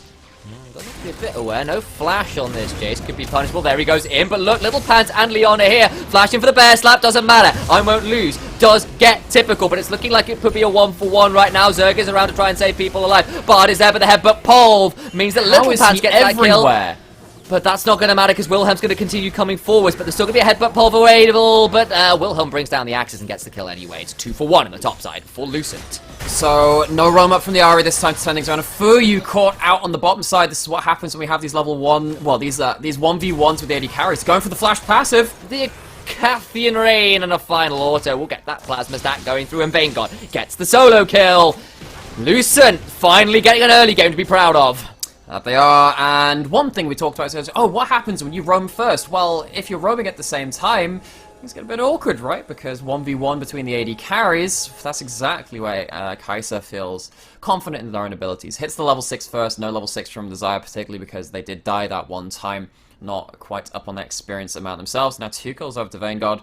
Summoners were not available from Desire, and yeah, as you're saying, Lucent actually getting themselves an advantage for the first time. Well, I mean, they got it in game 1, didn't end up sticking it out because Demise got back well and truly into that game. Now the question is, what's the next punch? Where is that hammer blow going to land? Of course, with a Jace in the game, always worth thinking about that. We are in a pause here, ladies and gents. Don't necessarily know why. Of course, we did just see Fuyu drop in the bot lane, so wondering whether there are some issues there. We're going to wait on word from production to see exactly what the issue is. And once we know more, we'll let you guys know. But right now, it's Lucent with an early lead, I think. They've managed to get advantages now in the bot lane and in the top lane. And the moment we speak about the pause, it's straight off again. And thus, we probably don't need to talk too much about it. Back into game as it stands, and it's about not even 1,000 gold lead for Lucent right now. It's, yeah, still in this game at Demise Academy, but they're not snowballing the early game perhaps as they would like. Typical already dying on the Jace, not necessarily what you want to see if you're a fan of Jace picks either. No, or a fan of Demise, because, I mean, you look at those shock blasts, it's just not really doing much, having to stop off the tier, not really able to punish the Malphite that early, force them off of one wave on the tower, yes. There's Jace. You often want to see 1 or 2 turret plays go down. Of course, Jace will always be strong at that 2-item mark when you have the Eclipse and you have yourself the Manamune coming through too. Well, that is such a long way off at this point. Kurosh has lane advantage, maybe trying to look for something with the charm as Nice Guy Dom comes into lane, but with the bouncing bombs, has enough range to wave clear. Typical, just having to play on the tag because he knows he's got no jungler, no support, no mid lane, and likely has Lucent all over by that Herald. So has to play under his tower, can't shove out aggressively right now, but it is giving Fuyu a chance to get some tower plates, which is the trade for the Herald. 2 plates in lane and some waves lost. Maybe not necessarily what you want to see. That's potentially net negative if you don't use the Herald incredibly well. Yes, but Jace with the members on the top side of the map from Lucent also gets shoved off a wave in top side, afraid of the dive, and when you do have, of course, the Bard coming to dive, it's really not that unforeseen that would happen. Vanguard actually goes under turret now, does have the ult, doesn't have the flash. Needs to see what happens Got to a this heal, guy, see whether he can outplay it. Does get headbutt. Oh, they spend a lot of time doing that. That's a big heal coming out. Vanguard trying to stay alive. But Fuyu is now the one tanking the tower. He'll get the shutdown, but go down in trade. It's a 1-for-1. No Alistair ult, misses the feather call as well, so the E doesn't lock up Vayne, uses the heal, 1-for-1 between the AD carries. Yes, a wave has lost the turret for Vanguard, but still, not as clean as Demise would want. It does even up the gold lead, though, with those plates, with those kills. Bit unfortunate there that Leon wasn't the second person to tank aggro after Alistair led, and it went on to the Xayah instead. No way to get out of that one at the end there, but at least they get Vanguard, and that's shut down gold. So gold-wise, it's positive for Demise Academy, and obviously there's minions lost a tower as a result as well. So it's not that clean, but at least it's probably net positive for Demise Academy. Probably is. So, blue buff's given over to the mid laners, well, actually stolen by Kurosh because that mid lane bot side incursion rather than the jungle. And, I mean, there isn't a great deal to talk about now. Jungler's resetting, Little Pants on the roam, both these. And this is the thing, when you've got these teams playing bot lane like this, you just have very unlocked supports, and both these supports have actually been doing something with it. I know that the desk are talking about, hey, Zerg, you need to really start matching with Little Pants, because, I mean, I've been memeing about it on Twitter as well in the break, which I love to do, by the way. I finally have time to do that between the series. It's like, every time Little Pants is on screen, you're just like, so death has come for me too. Sather at 102, perfect KDA, led that dive, even without the ultimate. Little Pants is just doing so much work on his Alistair. And that's a real threat towards Lucent, because even though there isn't really the strongest front line, of course, you got that fight to top lane in the Jace, this Alistair will be making up that difference. And I Won't Lose just winning these trades right now. Typical just doesn't have the HP bar to trade with this tanky Malphite. The Comet Poke is pretty absurd, and got to be very careful with that unstoppable force, because Malphite probably not far off a kill threat range there. No, absolutely not. Particularly with the extra armor to tank the turret, you don't mind taking tower shot or two on the Malphite. Is saving their teleport maybe for an eventual fight towards this bot side, but no, it will not be the case. You might say, alright, we don't have control over the bot side, we just got pushed in the bot.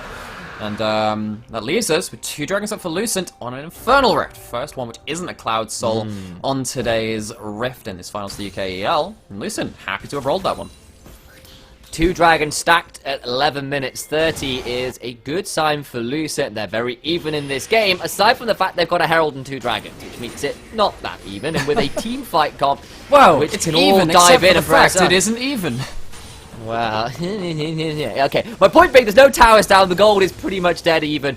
The difference is in the neutral objectives. It's the slightly more intangible stuff is what I was trying to get towards. Absolutely. I'll take that without the sass from my fellow commentator. I think you'll find that will always be the case when I'm casting with you, oh big brother. And Wilhelm looking to bully out Leon, level up, and Leon really too far up here now.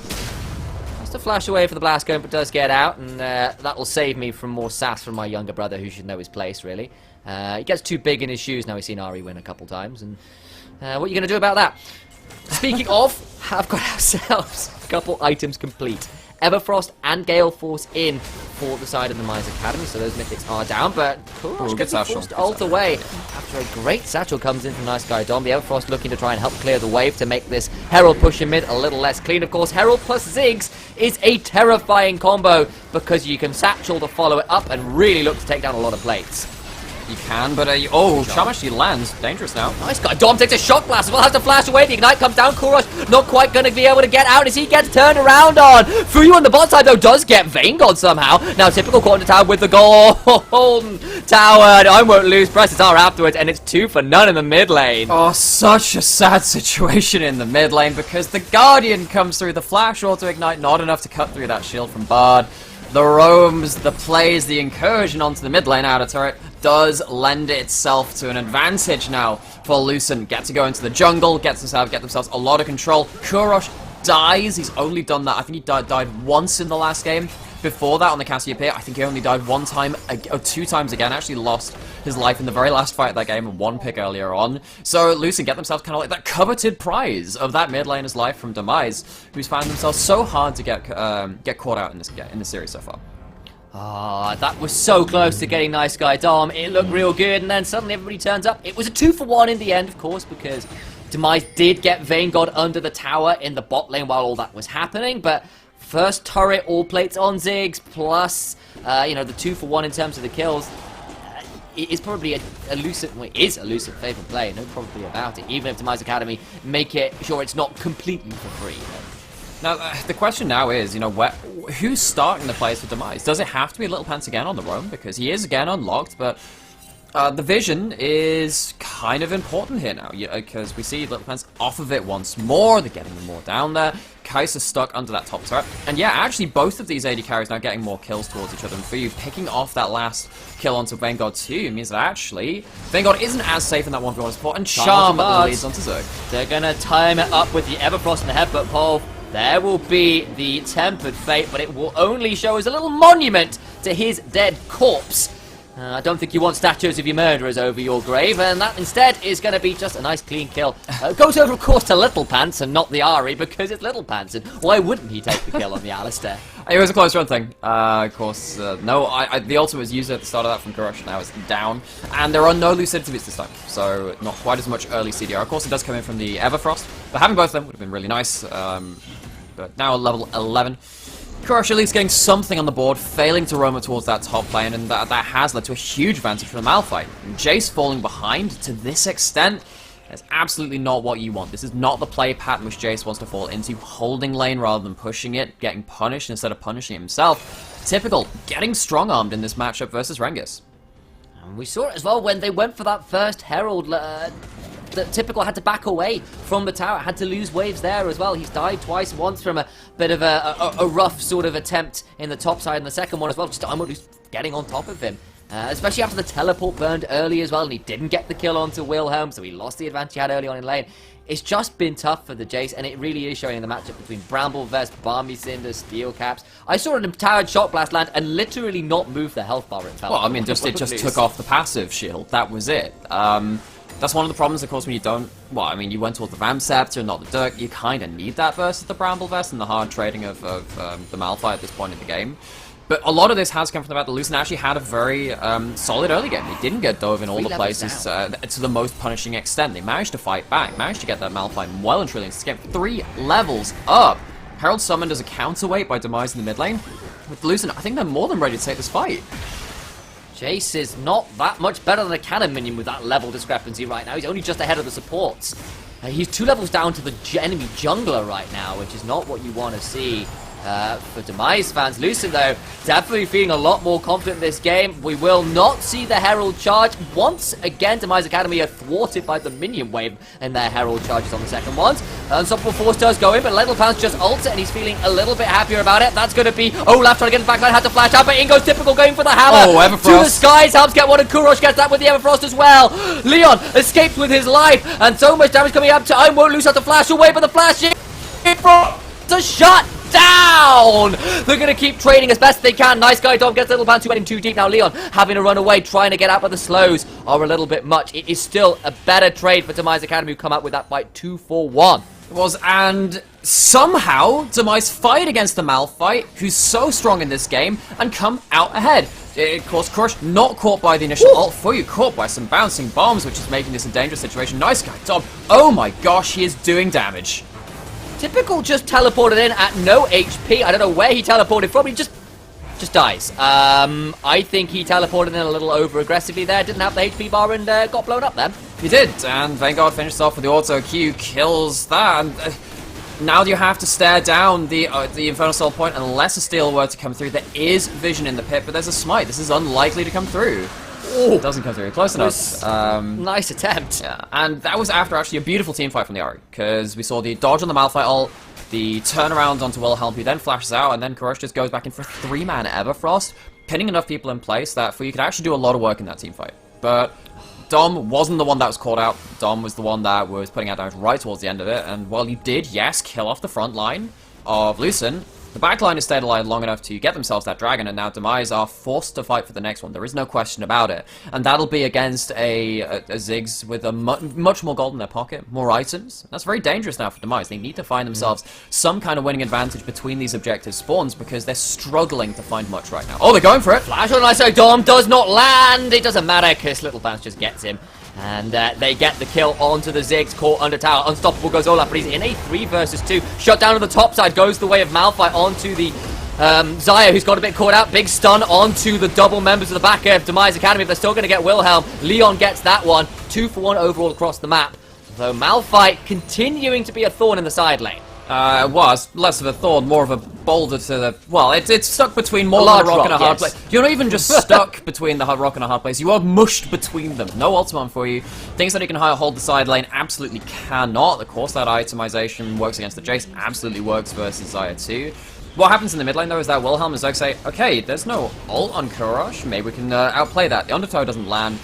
Demise managed to rally their members around the fleeing Ahri, and they get that turned around. Now there are 6 stacks on that Dark Seal. Of course, this could be another Medros game. Again, I think because you are the only AP on your team, it's a good game to do that. Particularly because Olaf won't be building up any of that MR, and if you pop that ultimate, there's a good chance to get blown up.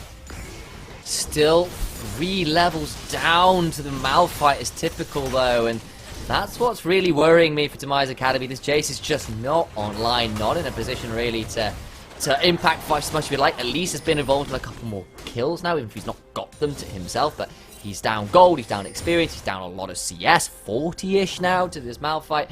Vanguard is still pretty strong. We've talked about Nice Guy Dom, but might now be in difficult. Little Pants and Kurosh are pretty damn strong. The Everfrost is there as well, looking for that last Spirit Rush, and Kurosh gets the kill.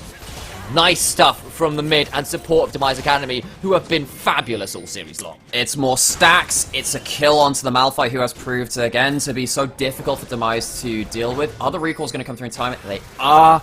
No W landing from Vanguard to follow up with that Killer Instinct. And it's going to be the Zhonya's actually built up by Ahri. The reason for this is because you're going to go...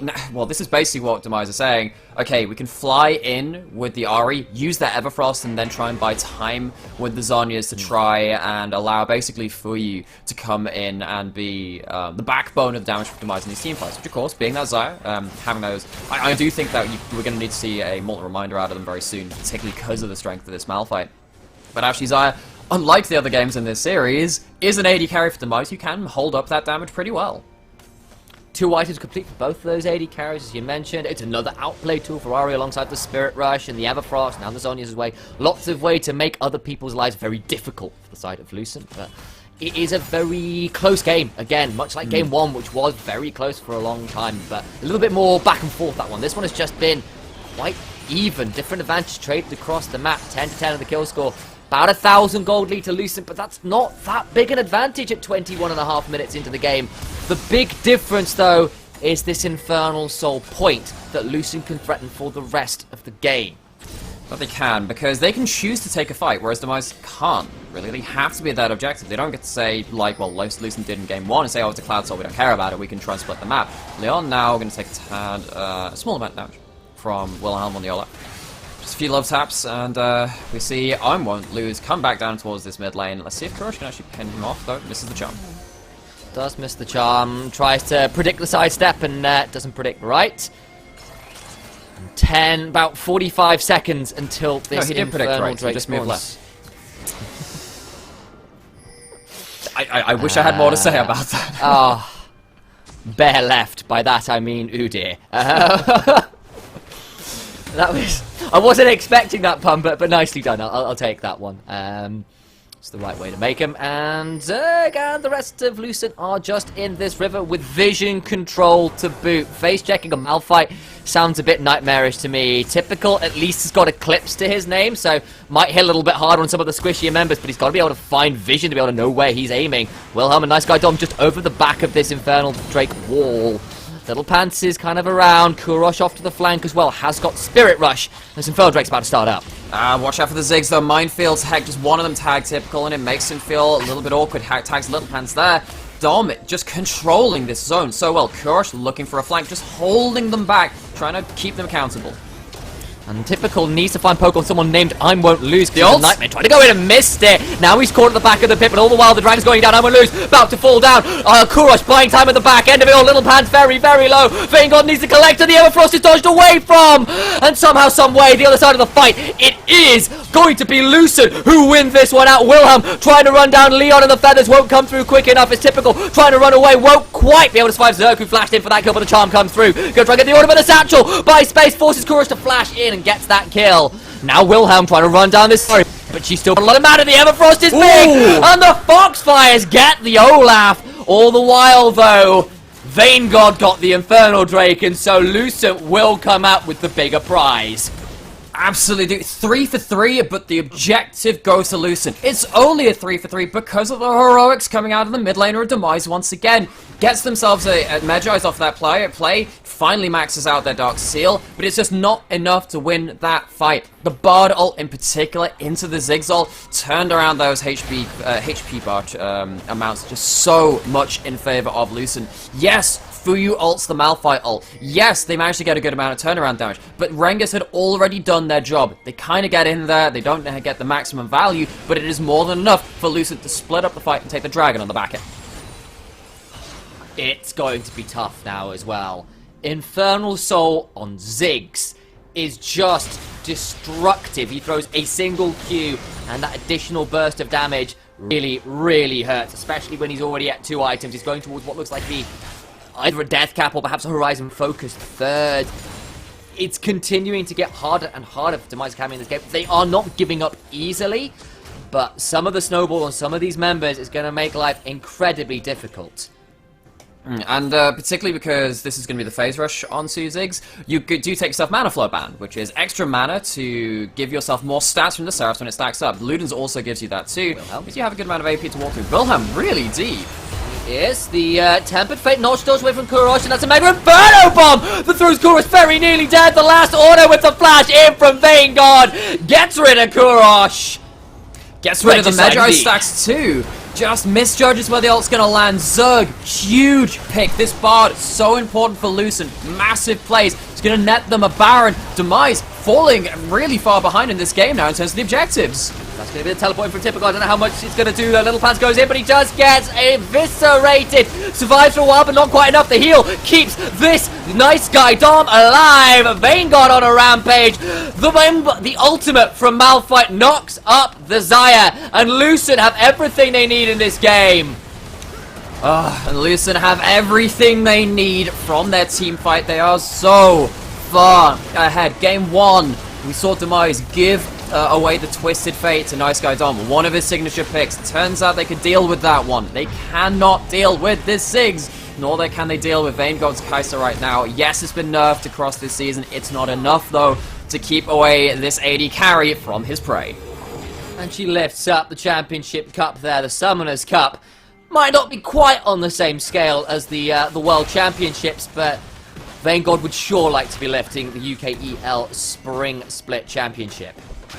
And of course, remember, on this roster there are former UKEL winners again. They are used to this kind of format, used to that pressure in the stage.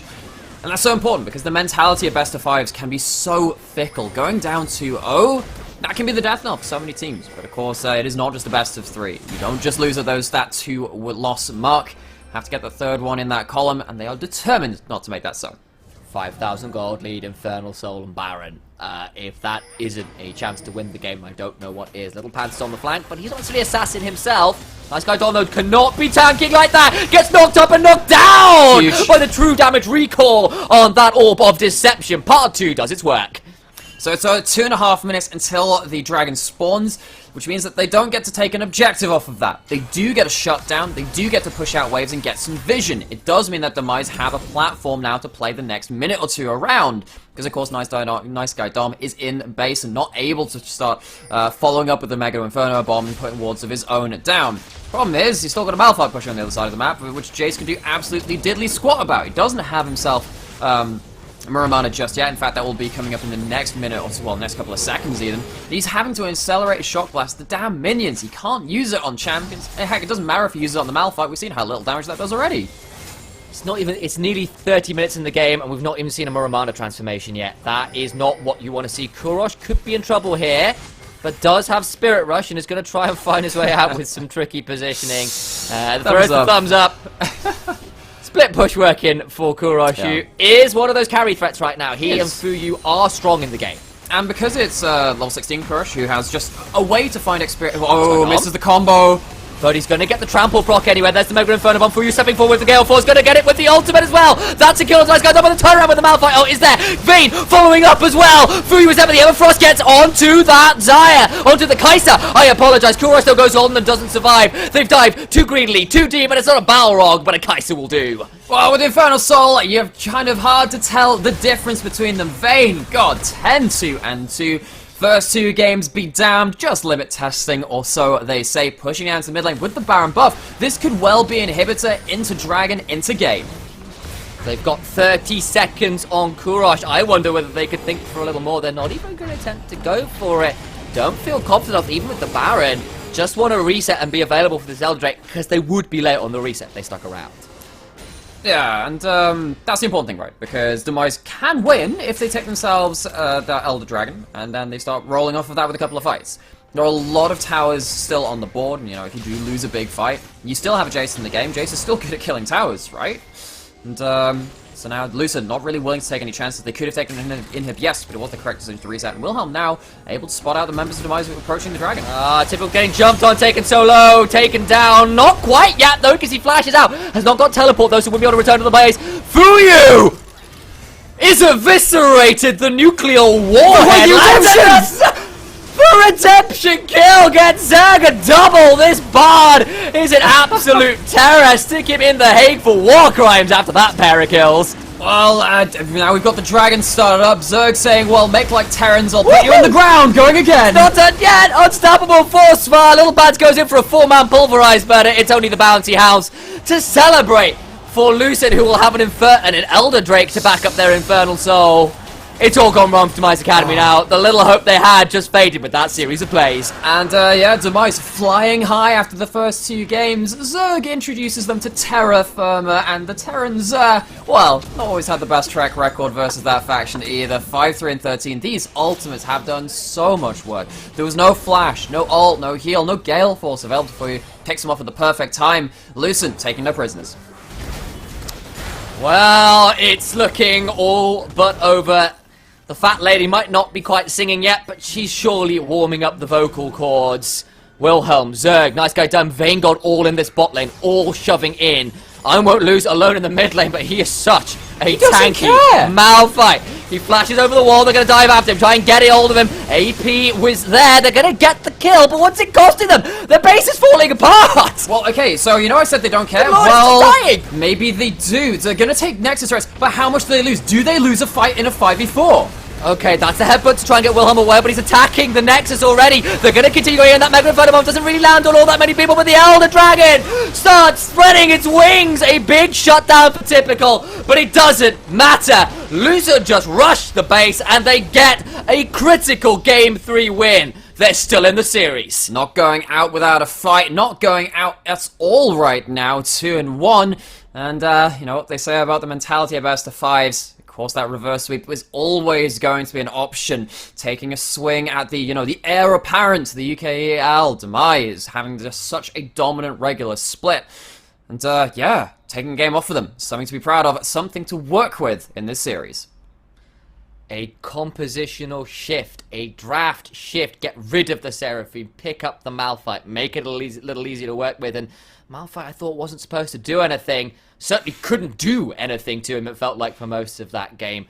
Just made the Jace completely invalidated. The rest of the map looked great. Talk about nice guy Dom. Vayne gets to pop off once. Pressed R and wasn't dying doing so. So much fun for this game, and I'm glad Lucent haven't given up quite yet. No, they haven't. So now you have to go back to the drawing board. Maybe you have to think about what you're picking in that top lane again. Jace is such a powerful pick for this team. But now, the fact that Lucent have shown, yeah, we have something to deal with that. We have a nullifying pick, one which just makes you just invalidated for most of that game, as you were saying. It changes the nature of this draft, because if that ban is now opened, well, we saw what happened in this game, it stands to reason it can happen again. Absolutely. And now I've got one final question which the analyst desk can answer for us. Is this the beginning of the reverse sweep? Take it away, Viper and boys. No. But welcome back to the analyst desk. I'm Viper, enjoy my reclamation, and Melvin is all. They're the real analysts, so I'm just hosting this one. But hey, reclamation, talk to me about trades, because I'm not an expert, but Mount Fight for Nexus doesn't seem worth. I know that your base level in League of Legends is kind of low, but you are absolutely correct. Surprisingly, the only thing that's actually matters in a League of Legends game is killing the Nexus. And funnily enough, Lucent were able to do that. But I think that it was a case of desperation. Demise Academy realized they could not team fight straight up 5v5 head-to-head, so they had to find other ways of being able to create something. So they began looking for picks. I mean, you saw it earlier on the Ziggs. They looked for the Malphite there, and then it was ultimately just panic. What could you realistically do against the Ziggs and the Kai'Sa? If you sit and stand somewhere, you'll take the poke.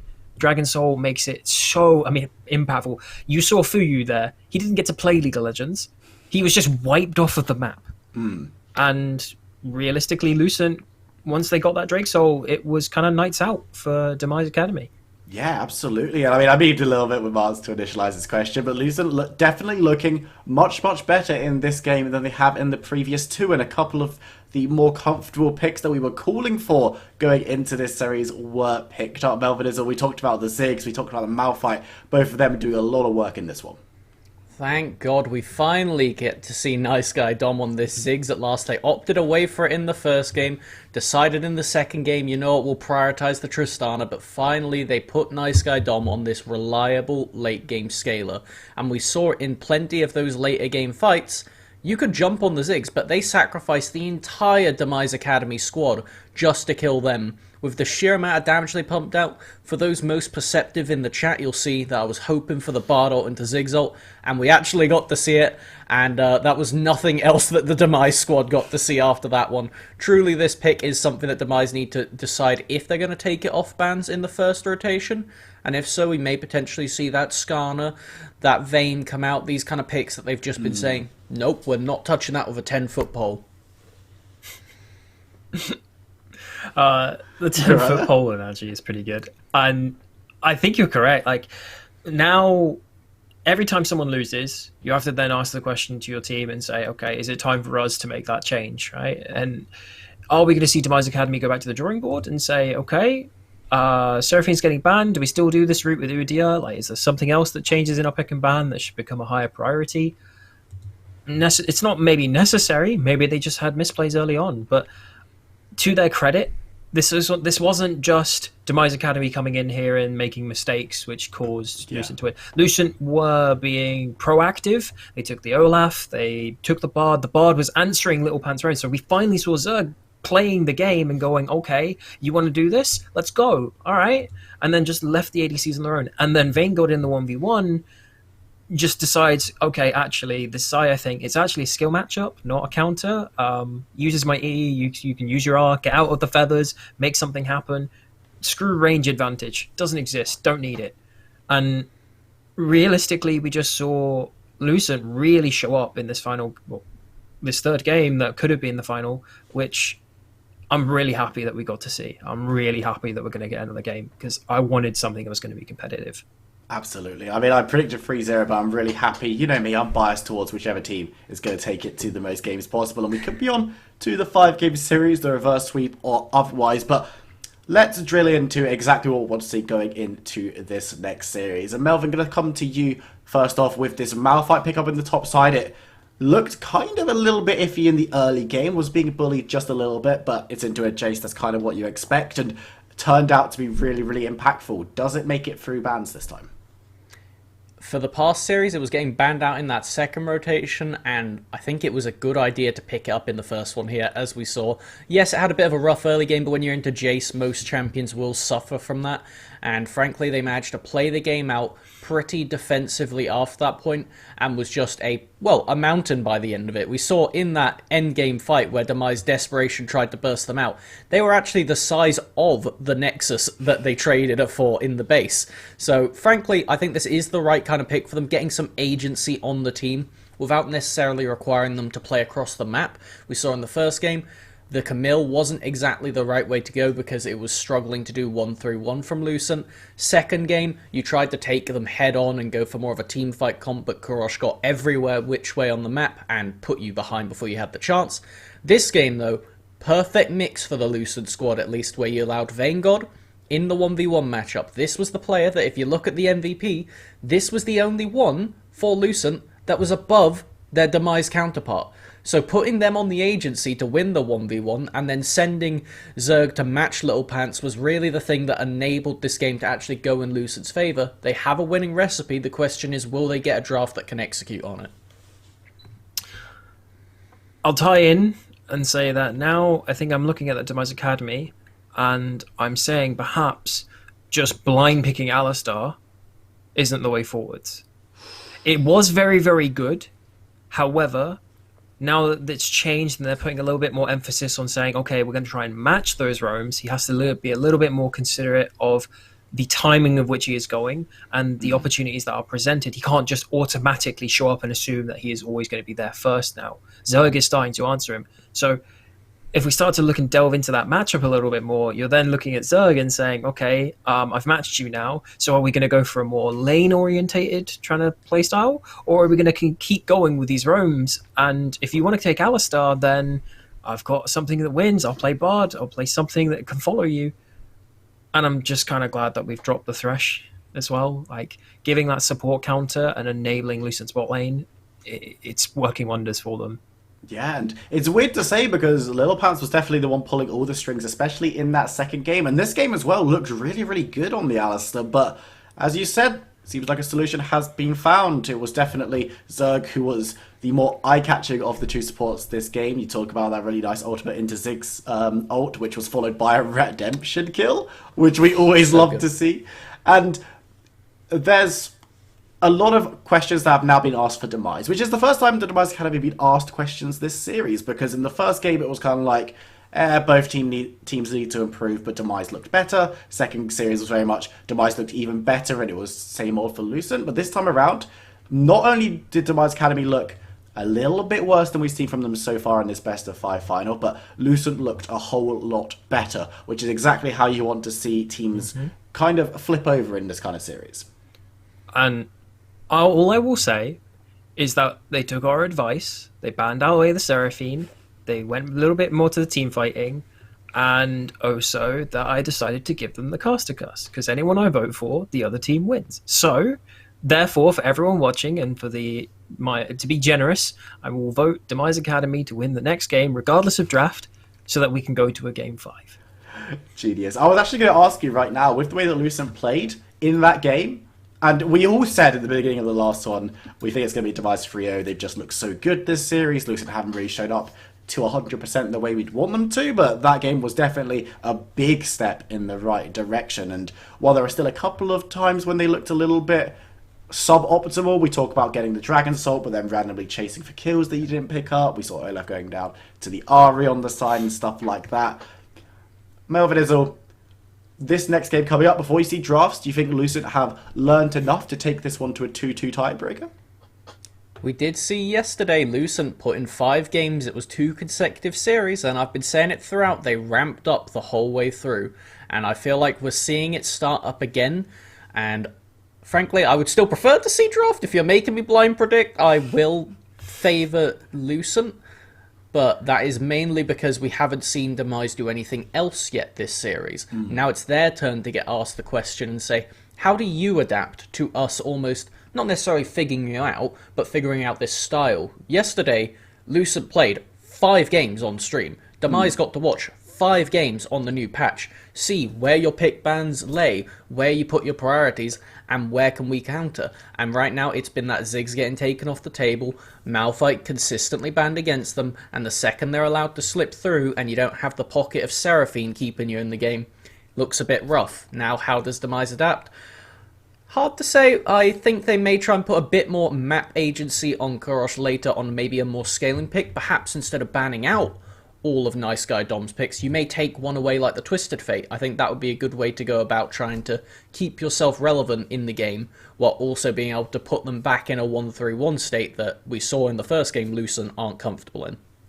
Absolutely. And I think this is the question where, now that we've seen that Lucent can play this slightly different style, Reclamation, is there a world where you want to see them divert back to the way they were playing before with those different kinds of compositions? Because we were really, really complimentary of them in draft when they went for these kind of games. Now that we've seen that they can go toe-to-toe with Demise Academy, are they allowed to go back to some of these slightly less easy to execute compositions? So previously, we were saying, okay, we like the Lucent drafts. However, in terms of execution, the discipline to make it happen, and the players that they have available to execute that strategy, it wasn't quite coming off. Now we are seeing that the answer was coming, and maybe they could go back to a similar strategy, but this time they decide to alternate on the priority on some of the picks they are going for, and they realize, actually, we could do the same composition, we just need to shift on who is getting the priority in the draft, to say maybe that the support and the bot lane gets it instead, and we play off of that through into the 1-3-1. It would be a much easier way to play for them, maybe. Alternatively, though, if you have just one, why change the winning formula? Why not just stick to what you had? Like, this is working. If Demise Academy want to opt into it again, best of fives are considerably about momentum. If you manage to win a game and then win the second game, when they go into that final one, that's where it really starts to hit. Like, momentum, as people get tired, people start to realize actually it's a best of five. Like, I don't know how much experience are on both sides of dealing with this many games this quickly, this over a series like this. So we'll see. Yeah, it's that thing where you talk about Lucent knows how to play games in quick succession. They did it yesterday. They got the 2-0 and then they were forced into a 2-1 like 30, 45 minutes afterwards. So they know how to play for longevity. Demise Academy have not been forced to do that this season just because they've been so good at dispatching opponents pretty quickly. So maybe some experience in that losers bracket will show for Lucent, and we're going to be getting into Champ Select in a couple of minutes' time for this fourth game of this final. But I'm glad to see that Lucent have picked up the pace a little bit, have picked themselves up a win, because 3-0 finals, while decisive, are not necessarily the most entertaining that we could ever see. And Melvin, it's all I know that we all want to see another really strong performance from Lucent, because even if they lose off the back of a strong performance, there's a lot more promise going into these promotion matches against UKLC teams. Absolutely. This is the point where you're basically just getting to practice as Lucent against pretty much equatable teams. This is the point where you're getting to prove yourself in a long series. This is a defining factor, like you were alluding to a moment ago, Reclamation, that most teams don't necessarily get. It's one thing to get scrim practice, it's one thing to have good macro, another thing for comms, but the sheer experience of playing on stream, on stage, over a long period of time, and experiencing what it's like to just almost fatigue yourself, trying to keep yourself engaged and work for that marathon as opposed to the sprint. This is the point where Lucent can prove themselves. They have had that race yesterday. Now it's just the question of if they've done their stretches. I mean, we're going back into pick and ban now, and Lucent and Demise have the same size as we have seen for all three games. So clearly, both teams are happy with the way this is working. Just now we have Lucent with a winning formula that could go and answer. Rise taken away, as well as Zillion, so it's hard. Well, we could expect to see another Skarner ban come out, and a Vayne ban as well. But if they were going to drop something, I think the Skarner to go makes the most sense if they were going to take away the Malphite or take away something of that winning formula. Well, I'll see if they decide that they've got the solutions to the winning formula, because they might have just said, well, Demise Academy, we played a little bit worse than we have in the first two games. We've got a solution. Let's allow it. We saw Lucent doing the same kind of thing after the first game, but then didn't have the solution and had to change things up. And there's the Malphite ban. They don't want to be seeing that one again. Okay. So, adaptation from game to game. Seraphine is still taken away, but now the answer that they had originally for the Jace pick is now removed. So we need to see if he's got anything else in his wheelhouse to be able to answer out onto this Jace pick. There are still other powerful engagers in meta. There's Ornn that is playable. It's a bit different. We see them just alluding to again on Demise saying, well, we're probably going to pick its second rotation, but they continue to put a massive focus on this Udyr. This is a pick that allows Leon to actually clear through the map and be there to be proactive as opposed to reactive. And when you look at Wilhelm, they have been defaulting to this Volibear, and last game they opted for the Olaf instead. Question is, here is that Skarner that has been kept away from them all series. Now I want to see, are they going to pair it with a Thresh again for Zerg? Because this has been something they haven't been performing the best on, as frankly, Lucent with support counterpick has been looking pretty decent. I hope they can keep that going, so that leaves the question, what are we blind? Are we just going to put Nice Guy Dom on a blind Ziggs, a blind Twisted Fate, or is it top lane? And you can see here the thinking is coming through of it's going to be Kai'Sa. I think that's a good answer. I was running through options in my head that Tristana, Twisted Fate might also be two other that were viable, but once again, Kai'Sa here taken. So they're opting once again to aim for support counter, given over to Zerg in answer to that matchup. So we see the hover of Shaco here, which I think is going to be something else entirely as they're thinking about what to pick. But once again, choosing to go for the Alistar. So we may potentially see the Bard return in for our fourth game. Yeah, they decide to go in that direction. It does leave them open to be banned out in other areas. We'll have to see where the priorities lie. But excited to see this Kai'Sa again. It was a good performance from Vanguard on it last time around. Definitely the most Vanguard-esque 1v1 performance that we've seen so far this, I was going to say split, but just this finals. He's had a lot of Vanguard performances this split, hence the ADC MVP. But the Orianna is going to make the debut in this final, and Reclamation, a very, very dependable champion. I mean, dependable, but also at the same time abusable with the fact that TF is still available here. If they lock in now, then it takes away a lot of the roaming potential of being able to answer, and then you're going into a 1-3-1 situation. But Ziggs, as Melvin seems to really enjoy, going for that extra range, saying, Udyr, Orianna, Alistar, you've got to try and come and reach out and expend a lot of resources to get to the Ziggs first before they're even damaging him, and really playing that range game effectively. Considering the picks that have already come through for Demise, their draft is right now, to me at least, screaming that they want to be coming forward and using those engage tools with the Orianna.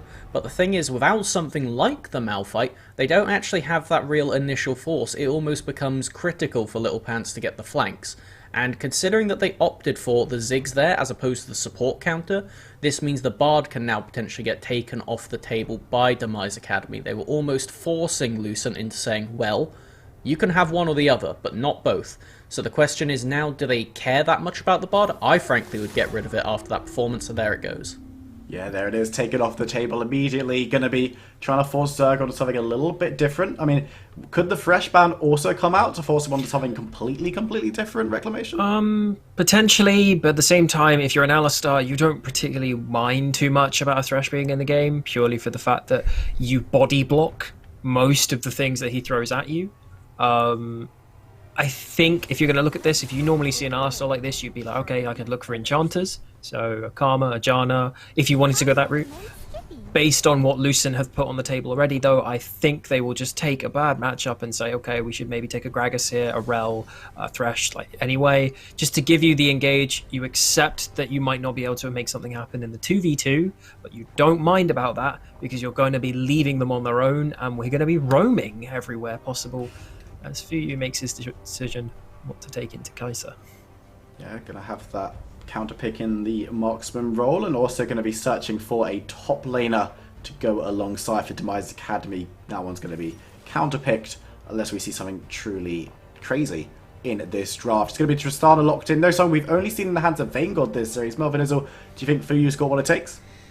They certainly can perform on it. We did see some questionable Tristana play yesterday from a whole lot of different games through, and the question is, for me looking at this, is how quickly can you react? Because you can almost throw yourself into the enemy team if you do not press R quickly enough when Skarner ults you, because you can still get your Buster shot off, but you will get pulled fully into the enemy team. So this is just going to be a reaction test for Fuyu right now. And based on the 1v1s we saw in the bot lane last game, they don't seem to be fully on it. I don't dislike the Ornn. It has a lot of options, lets you come into them, and also almost has a way to survive against Set in the side lane. But the question for me looking at right now is this enough early power for Lucent? Because they do not have Diddley to keep them going if Wilhelm is not on top of this. And there's a chance that we might see game 2 and just a blitzing from Demise. So I'm going to echo on that and say, okay, so Set versus Ornn. Ornn can get early prio in this matchup. Funnily enough, it's really weird, but Set can actually get pushed in if the Ornn plays it correctly and acknowledges that they have that strength. However, I think both teams are fairly allergic to playing Gnar. I think people have really looked at this and said those nerfs have kind of been a little bit too hot on the items and also just Gnar himself. I still think he would be playable here, just to enable you to have another lane of prio that is consistent, but also team fighting. And then alternatively, Ziggs versus Orianna, it's just going to come down to push. I think maybe Orianna wins out on that one. I'm a little bit iffy on the mana that would come in to be able to keep control of the wave. Yeah. And Kai'Sa versus Tristana Alistar. Unfortunately, nothing is going to happen there because Tristana, to give you an idea here, Tristana's going to jump onto a Kai'Sa if they're alone, exhaust comes out, and then Tristana exhaust. So it's mostly going to come from Zerg versus Little Pants in this game. And that's kind of been the story for the past couple of games. I'm not going to give my analyst desk a chance to jinx Demise Academy. Want to give them a fair shot at taking home the trophy. So we're going to throw right on over to initialize the Nymera. Thank you very much, guys on the desk. We're into a game for Nymera, somewhat against the run of expectation. Lucent got a Game 3 victory. They've got themselves some interesting picks again. Nice guy Don back on the Ziggs, but that's the first rel we see in this game. Skarner, Ornn as well on that. And I am pretty convinced, this is just an entire ploy just to get another Ari game on the board at some point in game. I think game 5. You've got enough money in your PayPal account for that? Well, that's what I'm worried. I'm wondering if I'm being racketed here a bit. I want to delve into a little bit of a tangent for a bit, because obviously, Sam, you and I, sometime around November, December 2019, we decided that we wanted to pick up casting. Yes. And we decided that we were going to do a fan broadcast of some of the LGL, right? And that led us to be introduced to a team called Dead Nation Focus Me, and a mid laner called Seros. And this is a guy that plays an awful lot of Heimerdinger Akama and Ziggs. And what this team has done, they've perfected their combos to make Ziggs ult just so hard to remove. Playing stuff like Jarvan and making the shot glass combo, where you kind of put down the cup of the Cataclysm and then you put the bomb inside and you get yourself a all the Jaeger bomb, but Ziggs makes it more aggressive. Yes, it's slightly more fiery. Well, I don't know if this is going to be like if Rel could be a teacup of some kind. This could be very much a storm in a teacup, as that magnet storm is going to be really, really putting down the hurt and locking people in place for long enough that Mega Inferno bomb will land.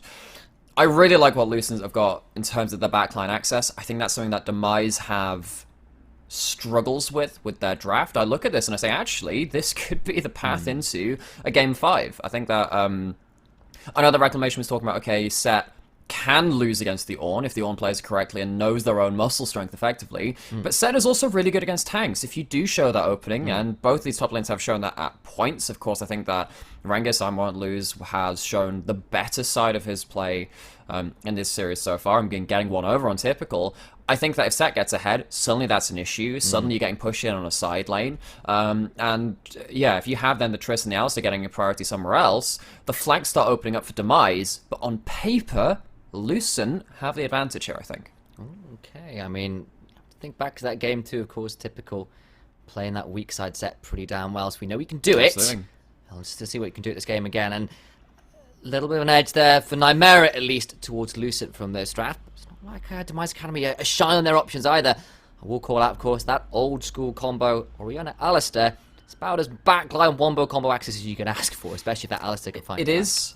But it's kind of what the desk was saying too, and it's something which I've hit on a lot throughout this split, and last split too, players understand what's in the game. They know the combos that are coming, right? And if there's only one thing you have to watch out for, you just zero in on that. All of your attention goes to watching what Little Pants does. And yes, Little Pants is a fantastic, superb Alistar player, superb player in general. But if he's the only person with that engage option and Set doesn't find flanks, they don't have angles into team fights, then suddenly that impact is diminished. And when you've got the Ornn also punishing punishing engages too, it's difficult for the side of Demise to make these team fights really stick. However, they are very good at team fighting. They're very good as individual players. That's what evens up this game for me. It's not a straight-up draft win for Lucent, but there is something there that they can play around very strongly.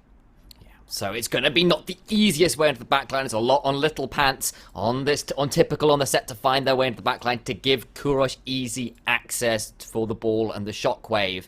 Of course, you've got an Udyr as well, so that's the usual speed people up and try to run at people because Chemtank Udyr is stupid. I'll leave that one be. There are things I could say if I was not on air, but I am, and therefore we'll leave it there and let everyone else fill in the blanks. Obnoxious is a good one. I like that word. We'll stick with that. And got to keep an eye out as well on that towards that bot side again. Tristana for Fuyu. It's another one of the AD carries. A bit more playmaking. Yeah. But again, it's Vanguard on the Kai'Sa had a great game 3 on that. So you're right with that, but the thing about the Trist that we saw from Vanguard and why it had less impact in the first 2 games is it was into an Alistar. You can't jump into an Alistar. You can in select scenarios into a Rel because it's not as quick to stop the jump, right? Because if you land a jump on someone, then you get the increased damage, and there's a chance that Rel doesn't disengage that. Particularly in a 1v1, I think Trist and Kai'Sa is a very interesting one. You can outplay that in a number of different ways. You know, Killer Instincting out of the rocket jump. Once you have your E upgrade too, you can start going invisible, and that's always a very important tool to play around AD carries. So I'm looking again at these AD carries and saying, actually, Fuyu was given the chance to carry in some ways in that last composition. It was difficult. I think Zerg's Bard made it very difficult to use your ult correctly. Particularly you have to dodge Malphite ult, Bard ult, a number of other things too, and obviously Ziggs throwing bombs over that too. It was a very hectic team fighting situation for that Xayah. Having the Trist and the ability to go forward with your Alistar in this 2v2, I think that Demise in the laning phase have a lot of options towards that bot side.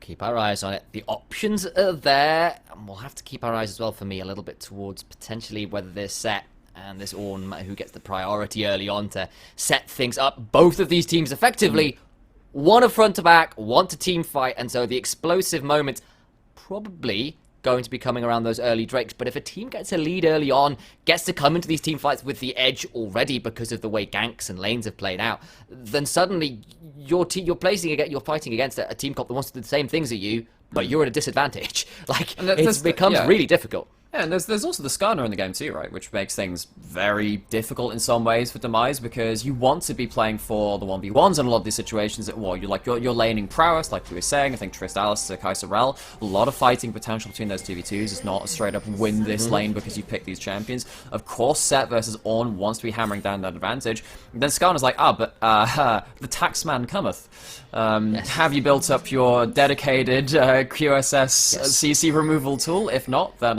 your warranty is void, and your life is forfeit. Good job with that. Yeah. Wilhelm's decided to join the IRS today. Basically here to do audits on the inventories of Demise Academy. What have you been spending your money on? Have you paid it to the right people? Because if you don't have that QSS... Oh no, I've just, had some outgoing payments to the PayPal of Kurosh. Absolutely nothing. Yeah, completely fine. Got shell accounts in Infinity Edge. Right. Well, there's like a whole side universe you could make about Taxman Skarner trying to shut down well, isn't that just the tax avoiding AD carry players? Isn't that just like the auto counter to businessman Mundo, to corporate Mundo? Like what? Suddenly his briefcases just do 1 damage. They're full of nothing. They're fake bills. It's fake bills. Oh, that's it. He's been racketeering all this time. I knew he wasn't a real doctor. Doing? Pike prints free money. He's come on. It's been very Bill Jordan. He's been stealing money. That's what it is. He's poached. Right. X marks the spot. He's just digging for buried treasure. He just happened to be in the way. Any of Pike's skins and Corporate Mundo are actually an extension of the Crime City skin line. This is same with Skarner.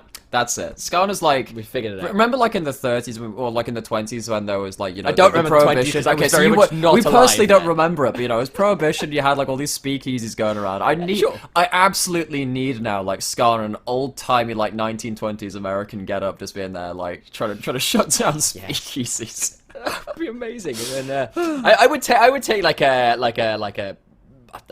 runner pike. I was going to think of a word that's probably appropriate, like a smuggler pike. There we go. Yeah. I mean, you could add it into the other build order skins. Like the build order Swain, Cut Purse TF, and stuff like that. By the way, that's the reason we're talking about this and podcasting in general is because we've been given the God-given right by the pause screen.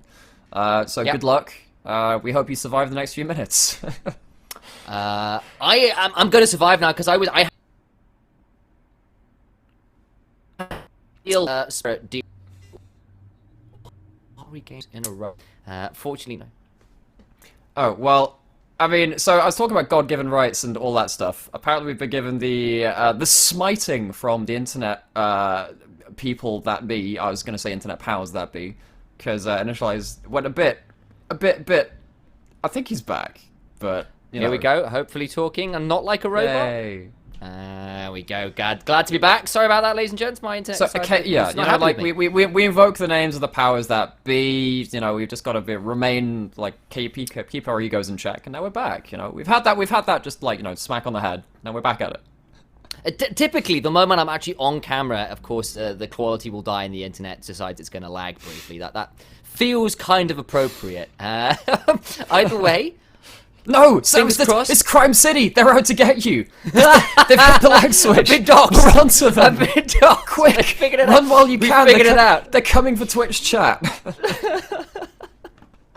Corporate Mundo sent me a notice, cease and desist. I can't cast Mundo will anymore. not stand for this bad language. It's not Mundo even the will go where game. he pleases. How did we get to Mundo? Mundo suing for libel? Yeah, like he's not even a real doctor, man. What are we gonna do? All right, well, I'm gonna attempt delicately and smoothly to bring us back, perhaps, to what we have in the game. I was which just is about, not a I was about Monday. to say, like, I started off this split in the first week of UKEL casting, talking about Batman and pulling out various impressions of that, and I don't know. I feel like I need myself forgotten a you've done Batman that. now. There's some dark and shady characters in Crime City apparently, which are out for me. So Batman, if you're out there, Bruce Wayne God, Bruce Wayne, please yes, Bruce Wayne save me. So does that make for you like Joker? Well, I've seen his Twitter account. That would make sense. Seen his gameplay too. I see it. Why so serious, we ask the Twitch chat, because we're certainly not here on the desk at the moment. The moment we have the podcast, that veneer of seriousness and officiousness just disappears, and this is what you're left with. Us. That's it. No, we are the casters that you deserve, but not the ones that you need right now. Someone, quick, get us out of this pause. I'm worried, buddy, brother of mine, that our whole humour might entirely be based on puns and nothing else. That Sam, we might be just well, that so shallow. I don't know. If I'm dressed in my dark colours and stuff. If you have any you've like you've red switched out if your Ari so, t-shirt. but What's going on? it was for a bit, Sam. But like I don't know, like because you could dress up as Superman. You know the whole thing in terms of, like the Martha, the same name thing. We literally yeah, share sure. the same mother because we're brothers. Brothers. So that too. Yeah, no, we could have a whole great. bit going on here. I feel like we could. should have prepared much more for Paul's content. I mean, Where is normally she? we just wing it. That's not bad, actually. Because that's like, I'll take that. That's pretty good going. I'll refrain, if only because I may have to cast some team fights, and shredding it by doing Batman impressions is probably not. You mean you're not wise. going to tear off that shirt and you're not going to have like a full spandex suit underneath? I mean, I might for do, one- but that would give away my secret identity. Why would I do that? Well, you've got glasses, right? You just take off your glasses. Yeah, and that's so exactly suddenly it. no one I'm- knows who you are. That's it. That's it. mean, I don't take know. them off and Wait, I one sweep second. the hair Let the me other see if you way. can tell who I am after this. Right. Okay, so I don't know what he's going to do. I'm a little bit nervous, so hold on. Look! back. Poor old man cometh. I have a Poro. I've got a Tibbers. That's what I have. Lovely. So You can't tell who I am. I'm speaking in a different voice. I'm wearing a strange hat. Yeah. I'm no longer Nymera. I'm poor old man. Batvane and the Nim Knight. I don't know That's the one. There we go. Alex, I know we're related, but I'm gonna distance myself from you now. That's it. Socially Don't know who you distancing, are. as Socially is permitted right now. At some point, we are actually gonna have to get talking about this game because, of course, it is still match point for It is. Demise. And I'm completely out of comedy content. Congratulations, chat. And yes, That's perfectly timed! We're back onto the rift and we can finally be away with Poro Man. Greatest and most dangerous of the League of Legends Avengers. He's going to be a champion of the game soon, I tell you guys. This was a spoiler. We've revealed it. It's not being done in the World Championships, not being done on MSI. No, it is here on the UKEL Finals. Game 4, Poro Man. To be voiced by Nymera. That's what's going to happen. who is? Well, I don't know, Sam. I've never seen me and Poor Man in the same room before. Who knows who the true identity Have you of looked in such the mirror character out of is. interest? Have you ever done that? Oh, I'm God. aware they probably crack quite a lot around you, but hey, what are you going to do? Right, okay, level 1 between these two bot lanes. Actually, Demise getting the bomb down and getting early priority. If you get level 2 on either of these lanes first, things get really awkward for the other one, right? Because Yes. Rel, particularly at level 1, has a really, a really awkward time versus the Alistar. Wow, all these wind-up passive auto-trace and Courage doing so much work. Gets traded back very evenly. Flash! Gets the first blood! A little bit too aggressive from Korosh and he falls down. MVP, eat your heart out. Because that one had the clockwork stop. Oh, no more Mr. Nice Guy Dom. First blood at level 2? Courage eats way too much damage from the minions. At level 1, having 3 caster minions well on you is about the same as an enemy champion as well. Does all the work that this Ziggs needs. And that's a laning advantage from the lane I would not have expected it from Lucent. He had Corrupting Potion. He could absolutely have backed away and looked to punish a little later with the HP Well, bar that's higher. exactly why it was such a good punish. I mean, Nice Guy Dom says, alright, one more auto, we've got it. Gets it in there and does a really good trade on that mid side. On the other side, though, in this top lane, looks like typical. Really getting the better of this Ornn at the early levels. Of course, I don't think I'm going to lose. Was looking for that lane priority. But after that, they've... Oh, wow, this is a really early run. But what a great ward from Nice Guy Dom, seeing that coming. That was a little bit of good wisdom there. Kurosh, a little surprised, I think, to die in that fashion. Not going to get too much from it. A Nice Guy Dom just gets away with the kill, doesn't get punished. And Lucent, I asked Viper and he shut me down. Maybe I should be asking again. Is this the beginning of the reverse sweep? This is the way. It's a good way to start if you're fancying that for Lucent. And, well, the problem is, bot lane's not going great for the side of Lucent right now, but typical, getting closed down by Wilhelm. He's out of sorts here. This is not a great position for him. Has to flash over the wall, and that's a couple solo lane overextensions, I think it's fair to say, from Demise Academy early on. Typical is here, though, just takes the ward out, hasn't backed quite yet, had the wave shoved in, so, like, you understand why he's shoving up there, but I think Wilhelm gets a nice punish. Anyway. That he does. Ziggs managed to get the recall, teleports back to lane, has the tier stacking, and will be well on their way towards their first item now, right? You know, to get themselves that extra mana crystal. Ziggs is now very hard to displace from this lane. He has enough mana to keep lasting through the laning phase. So, being out of sorts He's in here trouble as well. here. Jumps on. He's going to crash down. Gets the shield, but the explosive charge doing a lot of work. The heal has to come out. There's not that much damage back yet. Hop in again is cooled down because of the auto. That gets it. The reset was there, and Fuyu gets the kill in the 2v2. The solo lane struggle while the bot lane pops off. Bit of a change of a bit of a mirrored format for Demise, but they are happy with it nonetheless. And the top lane, well, maybe I was talking a little too soon. Typical had to blow the flash earlier. Still wailing on the Ornn. Absolutely is. Kurosh gets a back off and is gonna. Oh, Kurosh, what are you doing here? Roaming onto Vanguard. I say he's gone for the recall. Actually, we're going around to bot line because Vanguard looking to try and get something back. Gets the final order with the clockwork wind up. There will be no minion turnaround now, and Zer gets rushed down in the bot lane. StarCraft Rembrandts number 2. Oh, what a bot lane set of plays for Demise. Kura says, alright, okay, lose it in the mid lane, but who cares? Goes down and finds a kill elsewhere, seeing that Nice Guy Dom was made of some stern stuff. Not on the Ahri, not necessarily on a roaming pick early into the game on this Ariana. Does it with a Corrupting Potion and nothing else. Goes back, gets those Sword Boots, and is now happy, I suppose. Although I almost gave up a plate to Nice Guy Dom. Giving away lane pressure to his Ziggs, always very scary because of course, that satchel charge. So powerful against structures. Doesn't necessarily get that much in the way of plates yet. This Nice Guy Dom. Kurosh is back to claim the second wave, so he'll be down in CS, don't get me wrong. Nice Guy Dom's still very happy, but Kurosh at least having an impact around the map right now and has put the bot lane of Lucent very far behind. Minefield definitely stinging. Is it Snow Day? Ziggs? I'm not quite sure what the skin is called. This is called Snow Day, cool. I thought we remember. My skin knowledge, a little bit lacking these days. I'm not quite as on as I used to be. Wait, Sam. If Vanguard Never is... mind. Oh, okay, well, this top lane... Talk afterwards. I'm gonna lose. He gets Flashes out. away. Well, Probably gonna be right. Alright, tell me about Vanguard. What so do you have to maybe tell he's me? not Bruce Wayne today. Maybe he's the choker. As he goes down for that death in the boss. That's so rude. The pun was worthwhile. Alright, well, Bruce Wayne and the Joker fighting out for possession of Vanguard's keyboard, clearly. The early dragon, though, going the way of Lucent. 3 kills over to Demise Academy early on, though. means that they are kind of back in this early game. Oh, it's a lot of Wilhelm damage. has to flash away, and it doesn't matter. The explosive charge does its work. A second hop, a third hop, and Fuyu is playing rabbit here, and there ain't no way out for Zerg until he uses the crash down and manages to make his way out of danger, even if it was looking a little dicey. Oh gosh, Lucent. Wow, and there's a No! kill on the top side to Demise too. I think at this point, Lucent are really hoping for the Snyder cut of this series. Yeah, they are, and they might be hoping for 40 minutes or at least 4 hours, because this early game, the early snowball is going absolutely against them, despite the early heroics from Nice Guy Dom. It's now 2 kills on Kurosh, 3 kills on Fuyu, and the bot lane of Lucent, of all people, has kind of collapsed. 0 kills, 4 deaths.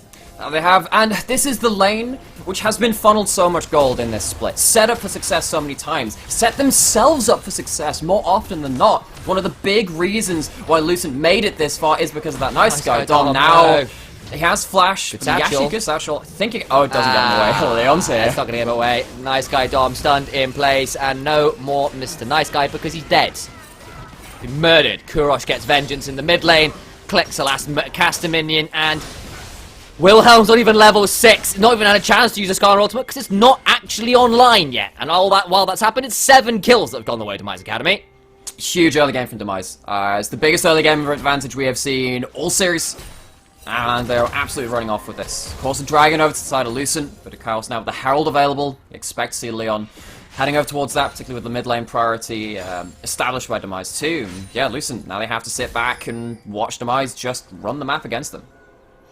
Little Pants now roaming. Oof, when has he ever done anything else in this series? And I won't lose. Face checks, gets Hex Flash. There is the headbutt. There is the Pulverize as well. And I won't lose, gets stunned in place by the Trample. Wilhelm is around, but still no level 6. But that's a tanky Ornn, and they don't really have the damage to match right now. Typical, still a bit slow. They're going to be the Fracture into the stun. And now the turnaround might come around. Wait for the Haymaker. Does land onto a couple, but no true damage because the way it goes, Showstopper to try and get out through. Typical gets a left hook to bring down 1. It's now in the 2v2. Little Pants is low. Typical waiting for more. Gets a full face breaker. Zeg has no damage. It's a Rel, and she is dead. Leon walks up, bear slaps it. It's going to be trying to tank it out with the Bellows Breath. But it will be one last gasp. And he falls as well. 3 for none in the top side. Oh, and Little Pants finds their way into the fight again. He is really the bane of Lucent's existence. 104 makes his way up to the fight. Even gets the flash out of Zerg, but just doesn't die. Demise Academy now at over a kill a minute. It's not even 10 on the clock, and we've got 10 kills in the game. It is about 5,000 gold lead at sub 10 minutes. That would be massive at 20. It's absurd. This is not a lead you expect to have at this point in the game. Even if you had a Pike getting various ult shutdowns, and now Vanguard getting jumped on, that's a lot of damage. Has to throw the exhaust out, and the Void Seeker goes the wrong way. That's a bit unfortunate. Got a little bit caught out, trying to orb walk, and good shockwave to disengage in mid lane as Kurosh uses that one to prevent the easy Rel engage, and survive around. Although the poke is starting to land a little onto Kurosh. Nice Guy Dom does have to be a bit wary because Typical is around the corner. There's trade of ultimates in that mid lane. Fuyu pushing up far now, but this is a 4 Rel, 2 levels down on Little Pants, who's also managed to find themselves some very timely roams, get themselves involved across the board. The only kill Lucent has is that solo kill for First Blood onto Kurosh. That is it. That's all they have working for them right now. Everything else falling apart at the seams. Zerg is level 4, Little Pants level 6, and now you have to deal with a hilariously over-leveled Alistair in top lane. Whiffs the ult. Things are going bad to worse for Lucent. Typical starting to turn around, looking to try and heal up best he can. Got a stride breaker, looking for the face breaker. Look for that haymaker as well. The showstopper comes out. Look for that true damage. Gets his way through, and look who's roamed. The teleport from Nice Guy Dom gets the shutdown in topside. So teleport from Kurosh to pick up the wave means that nothing else can be gained from the side of Lucent. And because this early game has gone so horribly out of sorts for Lucent, you're not going to get the Herald. That's already been picked up by Leon. You're not going to get yourself pushing into towers. That means that the satchel charge, the way to snowball this game, is very far away from Lucent right now. You're not going to get that same injection of a gold that you can do in certain cases. Now there's a Hex Flash being channeled. Some members coming, but he's kind of on the Looking tower. like we've got pest control on the way. Little Pants trying to eradicate this scorpion infestation. doesn't work out quite as to plan, and at least now Wilhelm has got the ultimate online. Impale is available. There are no QSSs as yet. And the second dragon has now spawned in Demise Academy. Look to want to start it up. Question, of course, is whether Lucent want to contest. It's looking like Wilhelm on his Gromp probably isn't going to want to do that. Not at this point. Of course, has himself the flash, has himself the ult. It's not like you've got a Thresh on your team, though. You're not going to be able to drag people back into your team quite as effectively, and you have to do that through the front line when there's a chance you get Shockwave. Buster shot away. Of course, you can use that Buster shot to some kind of awkward advantages with some outplays, right, where you end up proccing the ult and then get ulted away and dragging them back with you. But nice guy Dom doesn't need any Buster shot to shove him away from his tower. He is going towards those Raptors and abandoning his structure for now. Bot side though, Fuyu's nearly got that full turret. That explosive charge doesn't quite do the job, and he's got to be a little bit wary because Wilhelm over the wall could definitely look to try and get on top of that Tristana. Herald summoned mid. They're going to try and get some more here.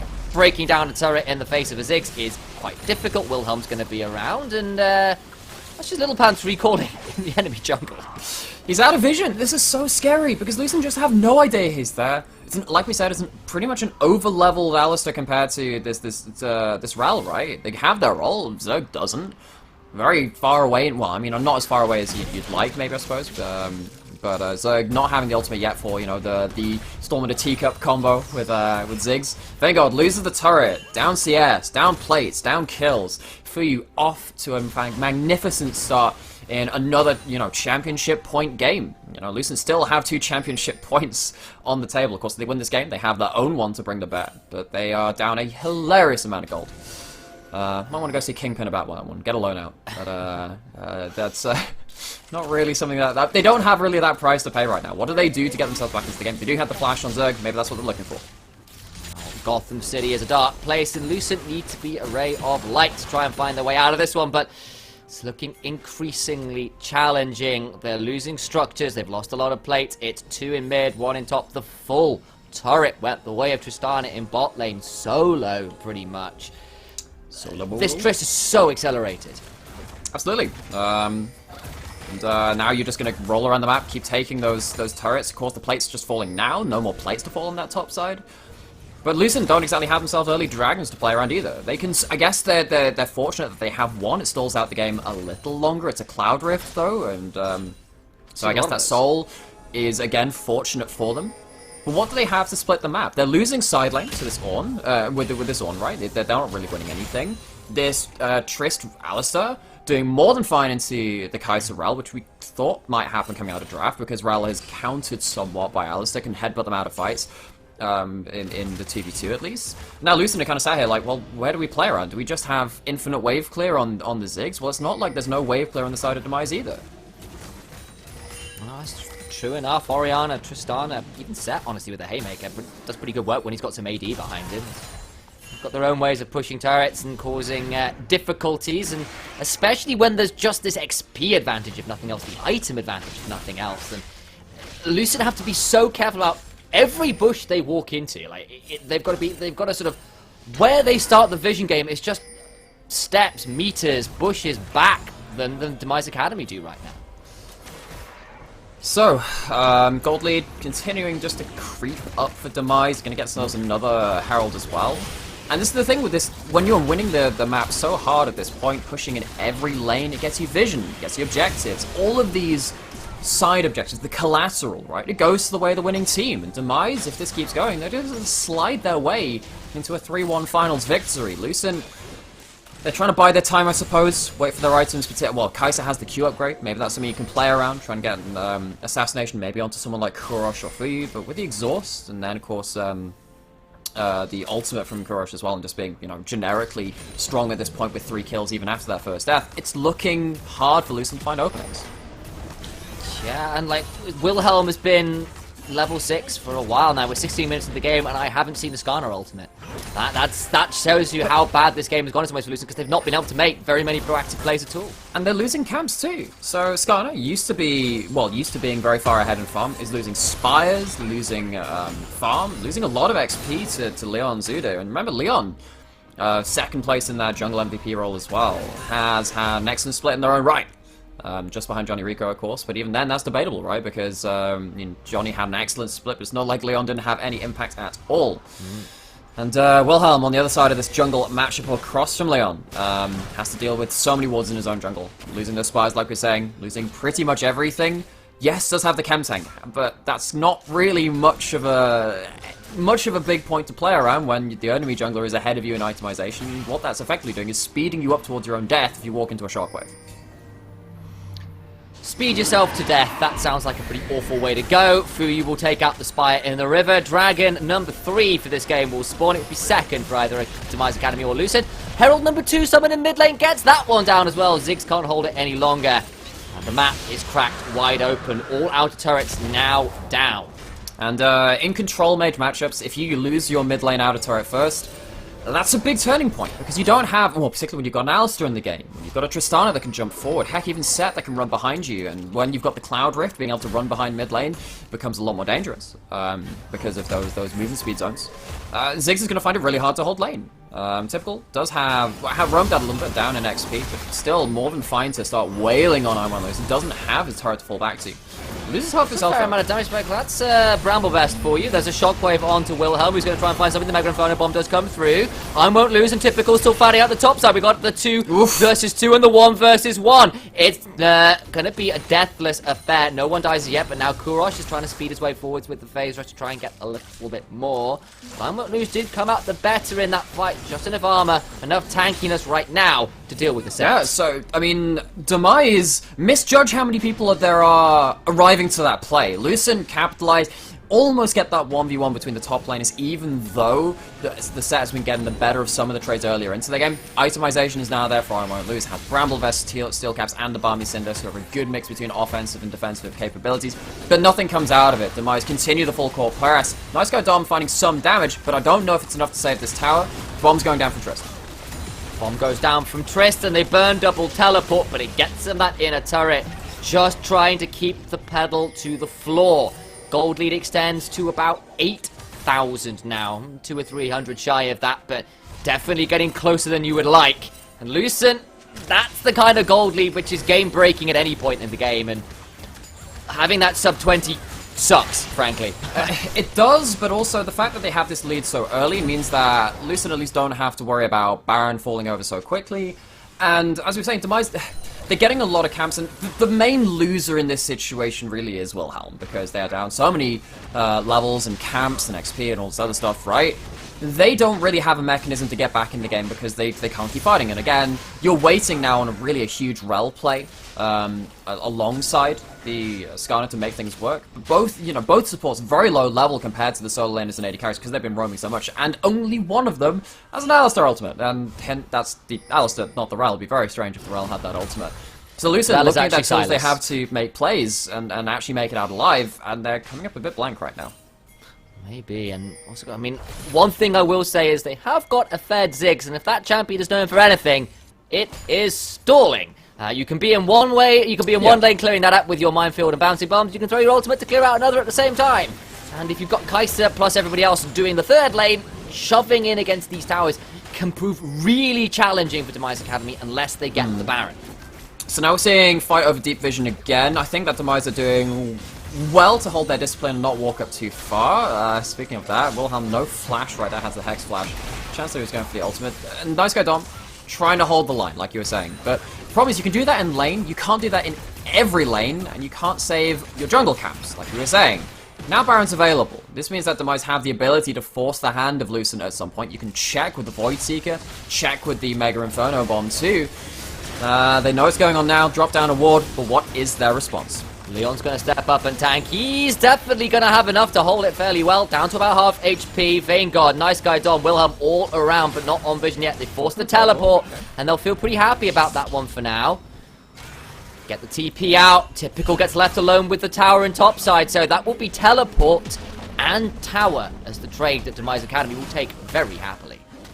They will do. So, of course, no teleport on Typical at that point, so Demise knew they would be at a teleport disadvantage, but they force it. They know that they can survive, they weren't going to get engaged onto. I might lose now, walking down towards Typical, trying to find something, but their Stride Breaker away from the knockup. Typical gets out. And Demise find themselves a a micro advantage, I suppose, from that, getting themselves an inner turret on the bot side. Bot lane inner turret, it's a bit of a luxury turret, right? Because it's golden pocket, but does it change the way the map state is played? No, not really, because it's already a long lane. It's already something that you have to overextend to get towards a lot of the time. But am I still happy to do that? And they just take the Baron anyway. They start it up again. We were too busy looking back at that bot lane and seeing where the tip would get out, because all the while, Demise Academy, with vision control to spare, just walk straight back to Baron and go, fine, we can 3-man it. Baron goes down, and Demise Academy are snuffing the light, or at least the Lucent, out of this game. Ooh, Little Pants, a lot of damage off the Aegis. Does have to try and find his way out. The killer is to come through, but he's got an unbreakable will. But the command protect won't quite be enough. Now Typical's in trouble as well. The shockwave to turn it around. It's still a double load of the Vein God. And the moment I speak about the dying of the light, Lucent find a spark. Well, it looks like you, Sam, only just use them. Use the darkness. Use the night. Vein God was molded in it, born with it, and didn't see the double kill until he was already a level 12 AD carry. Gets the Dragon, evens up things between the two teams. Of course, the Baron's still on the side of Demise, but losing 2 people with it means that this push is stalled. They're not going to be able to really tear through the base, and that's really important because, you know, we're talking about that whole stalling factor. When this Baron buff falls off, and it'll fall off without too much being gained, I would imagine, because that Vein, Vein God as well, I suppose, but then also Nice Guy Dom can just keep wave clearing, keep stalling, keep getting gold, maybe fight away into this game, but it is a huge uphill battle for them. Well, Vein God now renamed to Bane God, courtesy of Nightmare's punning. And we're left with a moment of brightness for Lucent. And, you know, light puns abound when it comes to a team named the way they are, but it does ring true here. The game was looking pretty much done in a lot of ways. It really still is, but getting 2 kills onto AD carry, getting to that second item, finding a dragon to prevent the soul point coming out so you can stall a little bit longer. You have a Ziggs, you've got this Kai'Sa who continues goes. If you can get late enough, all items will come through. It's hope, and they really needed that. Yes, and, well, and they all hope against all hopes that, well, you know, we're making all this darkness puns, that the worst possible thing couldn't happen, which is, you know, in the darkest day and the brightest night and all that stuff, they don't turn into the Green Lantern experience and have things go even worse than it currently is. Somewhere, somehow, Ryan Reynolds turns over in his sleep, horrified that someone mentions a movie that shall not be named. Demise Academy do still have Baron, but they lost 2 of the Baron buffs, of course, after those couple picks, which makes things a little difficult. They've got all the outer towers aside from the one in mid, and even with all their members around, it's still quite difficult to clear through a Ziggs and a Kai'Sa and everybody else standing in front of them. That is, and particularly the satchel charges, doing a lot of work. Because if they manage to tag someone, often it means that another skill shot lands. Is also a plasma stack for Kai'Sa. Throw that in. I'm one loose. Big fight on the bot side. Who are you going to try and get engaged on? That big combo! Storm! Tristana is down! And it's happening again when they needed it most. The tax wasn't paid, and 3 kills go the way of Vein God, Bane God, Bruce Fane, whatever the hell you want to name him, because the Dark Knight finds what he needed to. Finds absolutely everything. They get the combo. Demise weren't in position to disengage. The shockwave comes out after they're already dead. And Fuyu gets caught up in that Storm in a Teacup, the Rel Ziggs combo. This is what they've been waiting for. They have the backline access, gold stripped away from Demise, and that Baron buff push being stalled out is now so important. They didn't break the game open. Lucent have a chance to keep themselves in this game. There's no soul beckoning, there's no elder beckoning. They have a chance to actually have a very long run at this game and stall out until they have better items.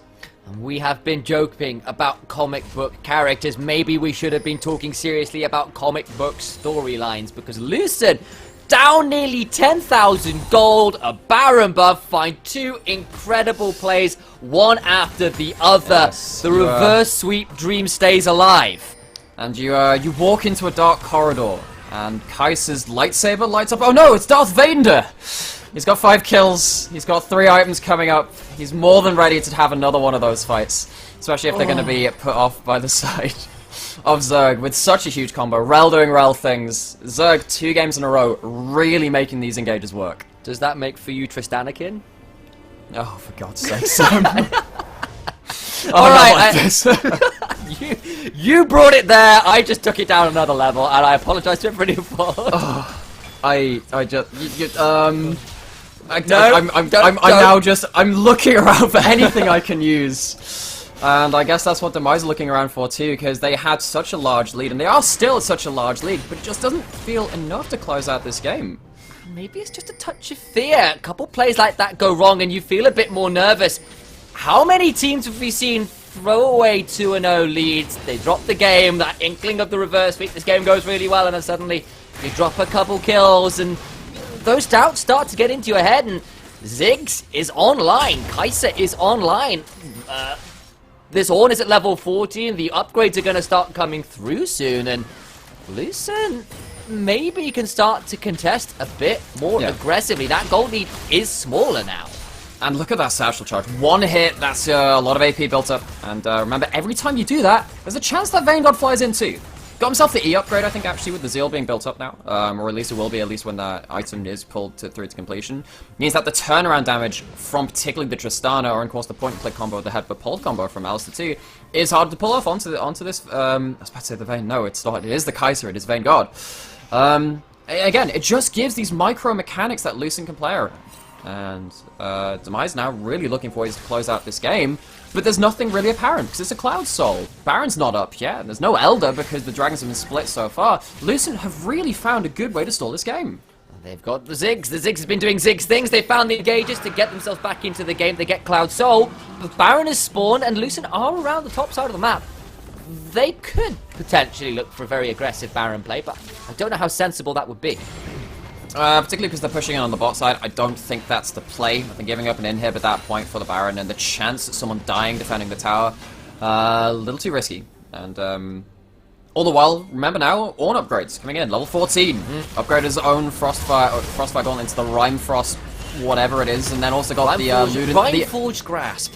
Rime-Forged Grasp, and then also the Eye of Luden onto the Ziggs. Ziggs, who just keeps wave clearing, has access again to that bomb, which is so useful in these teamfights because there's so many ways to lock multiple key carries in place at one time. So important, because now this Ziggs goes from poke into full one-shot mode, almost built up to a death cap third item. Lucent, I think that if they're keeping this style of play going through, I think that, again, actually quite happy with the phase of play right now. Wormfallen Sacrifice is the Kraken Slayer upgrade as well that comes through for Vanguard right now as well.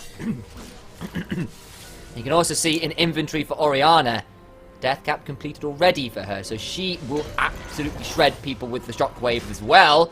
The moment we speak about it, that's a death cap in for Nice Guy Dom, so both of these mid-lane AP carries monstrous damage numbers they can put out right now. Level 16 on the Mega Inferno Bomb too. So if someone gets hit by, of course, the Rel Ultimate, expect them to just die. Expect them to die as soon as Nice Guy Dom throws out that bomb. And this is the problem. Now, when you're stood in something like a Baron pit, if you're trying to start that up, doing Baron versus a Ziggs, you can't stop him having damage access to you, because he's going to throw out those satchel charges, he's going to throw out everything. And if Rel gets you in the middle of the pit, that's effectively game over. Because you get to push in with this Ziggs whose passive does so much damage to towers, and then having the satchel charge too. One mistake from Demise at this point, because it's getting so late into the game, could potentially cost you an inhib or more. Explosives do a hell of a lot of work versus structures, it turns out. Little Pant's going to try and face check. Typical stepping forward as well with the Stride Breaker, trying to get onto Zerg. He's pretty damn quick, but even with command dissonance behind him, not quite quick enough. Ornn has to be left to the bot side to deal with the wave that's being shoved in. Remember, that inhibitor is exposed. Will he teleport? He's going to try and walk over. Half HP on the Baron. Zerg coming around the corner. Wilhelm got flash. Level 12. Going to have the smite disadvantage in terms of levels. Big satchel charge and the Mega Inferno Bomb. Tank chunks only really typical. Not necessarily who you want. Chorus has to flash over Little Pants. Now left in no man's lands. That's going to be him over the wall as well. So a lot of summon. But they can stop Baron now. And lots now of they can health turn Baron gone. themselves. A lot of HP bars down, but remember, a lot of ultimates burn from Lucent as well. Keep your eyes on the HP bars are kind of back. Leon stepping forwards. Watch out for the Magnet Stomp from Zerg as well. It won't be the Storm in the T-Class combo, but there goes Typical! He's in the backside. Zerg gets a Magnet Storm. Dom gets Little Pants, but all the while Zerg is being left to die. Fuyu gets firing, and the Tristana starts shooting. Who's the better explosive expert right now? Icathian Rain coming through the Vanguard. Still mostly untouched. Half HP. Rengus? Big knockup. Rengus, make that I won't lose. Wants to live up to his name, but the Buster Shot. The explosive charge to Fuyu. He's trying to win this up as he can. Wilhelm being chunked out. Goes down. Hurry forwards. Fuyu goes down. Nice Guy Dom 6 cannot be stopped. He's got the triple kill, and it's Leon left with I won't lose, and Nice Guy Dom still winning out. Lucent might have the advantage now. They have just such an annoying comp to start Baron against. Demise have not managed to snowball the game far enough. They got the first Baron, but they lost the picks in mid lane. That was the crux, the fulcrum at which this game was turned around. Because the Baron was stalled out. They couldn't push in across all lanes. No inhibs have been broken open, and that meant that Lucent could hold all their lines, hold the lanes, hold the line, keep themselves in the game. Demise almost fling the game away at Baron, for you so close to carrying it, but Lucent stay on target. That will be the Void Staff completed for Ziggs now as well. Whoever he hits will be shredded. He's got 10 stacks on the Dark Seal. There'll be a Medjay's at some point, I have no doubt. This Ziggs, if he does not die, will run over the fight. It's not like Vanguard is shy on damage either, but Tristana, nearly at level 16, she's still terrifying. This Orianna, not exactly a weak link in the squad either. Cloud Drake would be on the line in 20 seconds. That would be Soul. Demise Academy are grouped up around it. Lucent didn't get the Baron off that play, so it might be another teamfight victory. It might have pretty much narrowed the goal down to 4,000 or so, which means not all that much at 32 minutes, especially with how much of that gold is on Ziggs. But all the same, Lucent aren't out of the woods yet, even if they've made an incredible comeback. So it's going to be Cloud Soul to the side of Demise, but this might be traded for a Baron take from Lucent. It's gone down very quickly though, have to see how quick the rotations are. Down to about 3rd HP, and I don't think they're going to be here in time, but they'll have to try and find the fight afterwards is what they might be looking for. Baron is down. Pants. Now Vanguard is going to have to think about going forwards as Little Puns burnt the Unbreakable Will, but Lucent get Baron for Soul. That was Demise Academy's choice. Couldn't rotate quick enough. But they only have one turret. Look how even the gold is. You take a 2-3 out of turrets or something like that, you actually end up having a lot of gold put back into pocket. No Alistair ult to trade. Shockwave! Shockwave! The pulverize afterwards! That's massive. The Magnifier does get damage onto Fuyu, who nearly falls, does fall! And there's going to be a double kill for Vanguard despite the engage. 3 for 2 in favor of Lucent. Backline access. Oh my god, the damage from Ziggs. Kurosh is alive. He can try and wave clear, but Vanguard, a nice guy Dom, surviving the engage is massive. Look at the damage to towers! They could try and end potentially. The fast fuse from this Ziggs is just way too much to deal with. He does so much damage to structures. One of the best turret takers in the game. Typical's healed up. He's got to find something. There's no shockwave yet for Orianna. It's on a short cooldown, don't get me wrong. But in goes Vanguard, right on top of it. Gets it with the shutdown! Nice Guy Dom does it. That'll be Typical. Trying to get more, but Nice Guy Dom just left alone with the towers. They disappear. The explosives are there. Nice Guy Dom trying to be kept away from the target. Stunned in place. Just needs auto. Needs something. It's a double. It's enough! Lucent find game 4. The reverse sweep dream is alive. And let me ask you now, do you believe in the light at the end of the tunnel? Well, there's a certain set of Reapers which would like to cut that light down. We are 2-all. Silver Scrapes, Game 5. Will that 3-0 prediction looking a bit shaky now, buddy? Somehow, someway, from over 8,000 gold down with the Baron buff against them, Lucent find fight after fight after fight. They are back in this game. We are going to Game 5. It ain't done yet. Time to find out whether that light at the end of the tunnel is a Grim Reaper or a freight train being piloted by a very scary Ziggs. Desk, take it from us, please. It's Silver Scrapes, baby. Well, I spoke a little bit too soon about the reverse sweep, but I'll hold my hands up, and I think, you know, maybe not perfect, but Melvin, let's go to you first. What can we make of that? I think that's just Ziggs gap right there. It was a disgusting lead for Demise in the early game and looked like they were just going to run it over like it was game 2 squared. But in fact, what ended up happening was Demise just put the brakes on, didn't end up doing anything until the Baron spawned, could not break through the Ziggs even with Baron buff in tow, and then it just got to a point, ornaments started coming in, ridiculous gold value going straight into the backline, and, well, one singular Ziggs push with Kai'Sa with them ended the game from pretty much tier 1 mid.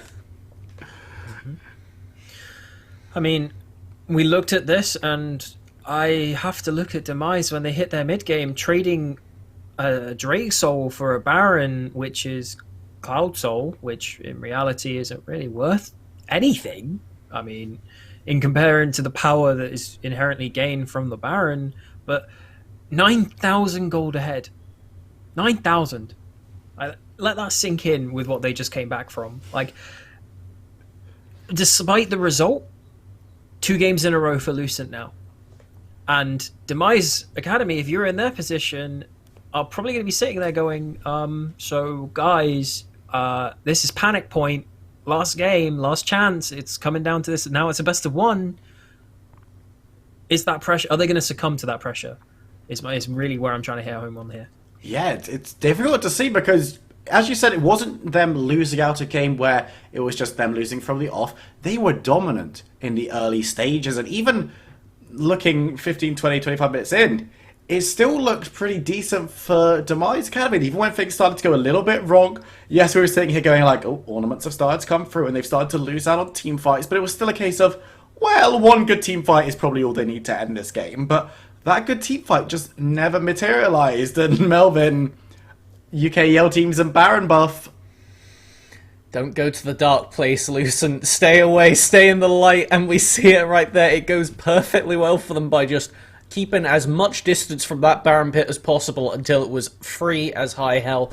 Demise gave it away to them with that Dragon Soul trade, and it looked like at one point when they actually managed to crack open the Lucent base and get a tier 2 mid, that it looked like Lucent had dropped the ball and they were going to be threatened from there. But the set, without Blade the Ruin King, could not stand up to Ornn in the side lane, so you were forced into this weird situation where your team doesn't win the 5v5 against this just colossal Ornn with the Ziggs and the Kai'Sa behind it, but also you can't split against them, so Demise pretty much just ran out of options as the game went on. And as you saw there, you're really looking at where, once Demise Academy hit that point, where is their pressure coming from? Because they can't just push waves in against Ziggs, you'll clear them. So you need to find a way to play around the fact that maybe you need to go into a pseudo 1-3-1. Maybe send Tristana out into a side lane. She'll be fine. She has a jump. Maybe we find that way of angle of trying to push through. Or we just push them back into their base and try and take Baron as a 3-man. Like, there are many options available to Demise, and they just allowed Lucent way too much control in the game and took probably just far too many handshakes with the lead that they had, which resulted in just giving, oh, here's a little bit of hope. Here's another little team fight that goes over to you. Oh, I mispositioned. My bad, guys. Like, I took one bad team fight. I'll be better next time. But it was the fact that it's like dominoes. And one by one, we saw the miracle comeback come in place. And now we are going into our final game. And advantage to Lucent. Like, if this was a tennis match at this point, going and putting it on match point for them because just purely based on momentum. Yeah, 100%. And we talked about this going into the second or third game where it was like, right, Lucent, if they can get a win here, then the reverse sweep is going to be good because they can get that tempo, they can build that momentum. And that is exactly what they've done. And now there's question marks, obviously, in terms of the way that they played the early game. Demise Academy dominated and things looked really, really good for them. So, Reclamation, how do we, if you're on Demise Academy, put yourselves in Demise Academy's shoes, how do you turn the wow, we are dominant in the early game into wow, we are UKEL champions? I think in this situation, it is really looking at you going and saying, okay, guys, we are absolutely stomping this team into the ground in the early game. Let's do that again. And then when we hit our mid game, let's actually say, all right, we've had enough. Like, I'm coming to dive you under your tier 3s. I'm coming to pressure you under your tier 3s. I'm pushing you into your base and never letting you leave ever again and keeping that and sustaining that pressure. And that is the key point they're missing. They do not sustain the pressure that is required with what a 9k gold lead actually allows them to do. And that is the big breaking point. I'm seeing Lucent walk way too far out, being able to come up for a mid wave that they should never realistically be able to contest. Like, Ziggs was coming out of a long lane where he could have been punished if they had chosen to do so with a flank from behind. Change it up. Ignore the Baron. Ignore the Drakes. Bait them into coming towards them and use that as a way of an initiation, for a better lack of, like, if you don't have a great way of fighting. So, yeah, I just want to see them build that lead again and then actually put some pressure out. I mean, I think it's going to be one of those things where after seeing how that game went, Demise Academy are going to be back against the wall. They're going to feel a little bit concerned, but if they can get another lead like that, then maybe they'll have learnt from their mistakes. And Melvin, on the other side, looking at Lucent, who are on such a dominant freight train-like performance right now, I believe was what the casters are saying about them. How would you like to see them come into this final game if they want to pick themselves up the championship here? It's one word, starts with Z, and yes, it is in fact Ziggs. Just do it again, frankly. It's not hard when Demise won't force the ticket. If they get so far ahead early and just refuse to make these mid-game plays, especially coming into this Silver Scrapes 5th game, so much pressure now is sat on Demise, because in Demise's games, where they have won, it has either been off of blitzing the early game so hard at game 2 that it didn't matter, or in game 1, having Seraphine and getting to run a disgusting teamfight comp when the enemy refused to 1-3-1. Lucent have found themselves in winning conditions in basically every game outside of game 2, and now, ramped up, they're in their 5-game streak that they went on yesterday, and they know how to win these. So, frankly, coming into this last one, Lucent, they've got to be sitting there smiling. They got the Skarner, didn't get too much done in the early game with how ridiculous of a lead Demise built up. But frankly, it didn't matter. Now you're just sitting there going, okay, well, do we let them go Zillion now? Are we less afraid of Zillion plus Vanguard on a hyper carry than we are of Ziggs? And these are the questions that Demise are going to be running through at the moment, because when all your wins have been with Seraphine and she's not making it through pick ban again, starts to get a bit worrying.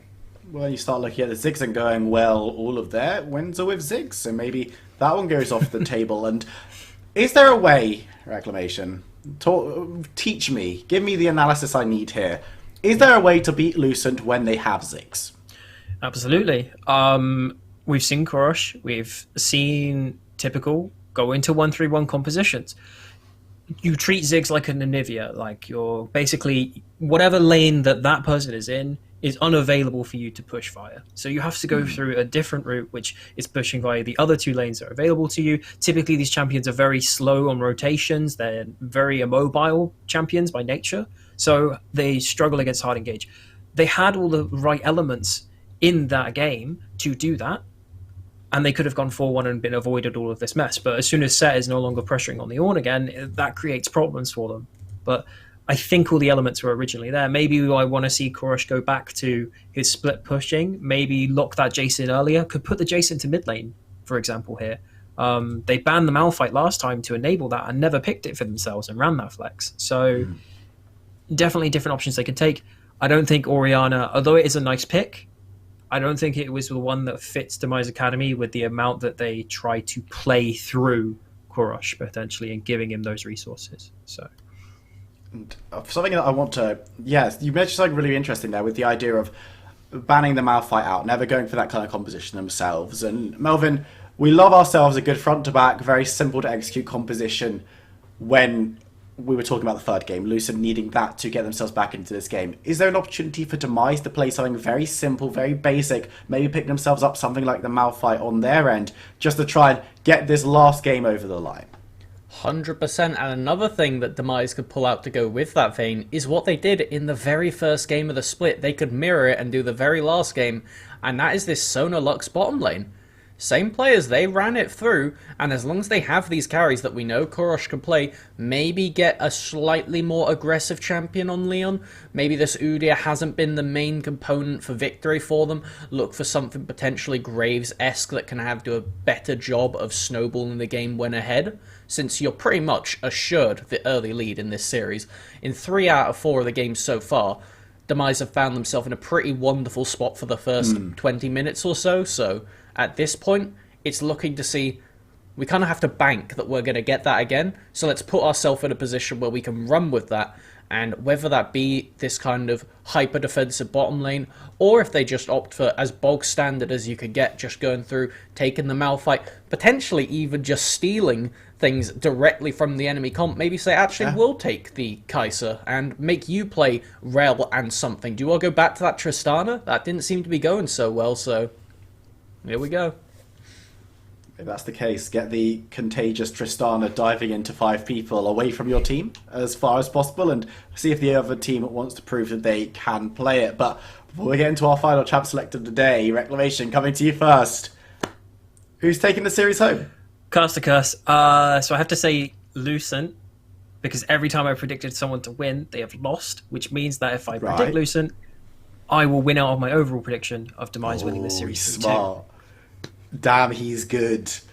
Melvin, what are we saying? Unfortunately, since I said 3-1 to Lucent, I physically can't be completely correct, but I will opt with my overall vote of Lucent again. This time I'm not trying to cast a curse, unlike somebody else on the desk, but I do think that Lucent can take this form and run it through when you are put to Silver Scrapes, when you haven't won a game in the best part of 2 hours for Demise. You have to be sitting there scratching your head going, okay, do we go back to basics? Every option is just getting thrown at the wall right now. They're wondering how we can do it. We are getting ahead. Like, it's not that complicated, right? We should just be able to get to the Nexus. We're getting to inhibs, but we're doing nothing after that. And I don't think it's so much a draft problem overall. I think it's just them in the game not wanting to execute on some of these things, more so going for the safer options, but that doesn't work against Lucent. They're more than happy to sit back and wait, and we've seen it. Every time these games go late, Lucent put up one hell of a fight. They really do, and this is where they've found themselves wins. It would be so easy to be 2-1 down in a series, to see a 9k gold lead go over to the opponents and go, this is probably over. We had a good run, we got a win, great stuff. We'll see you in promotion series. But Lucent never give up, and hopefully won't give up in this last game of the finals. And we're into Champ Select. Keep your eyes peeled if anything changes or if anything stays the same.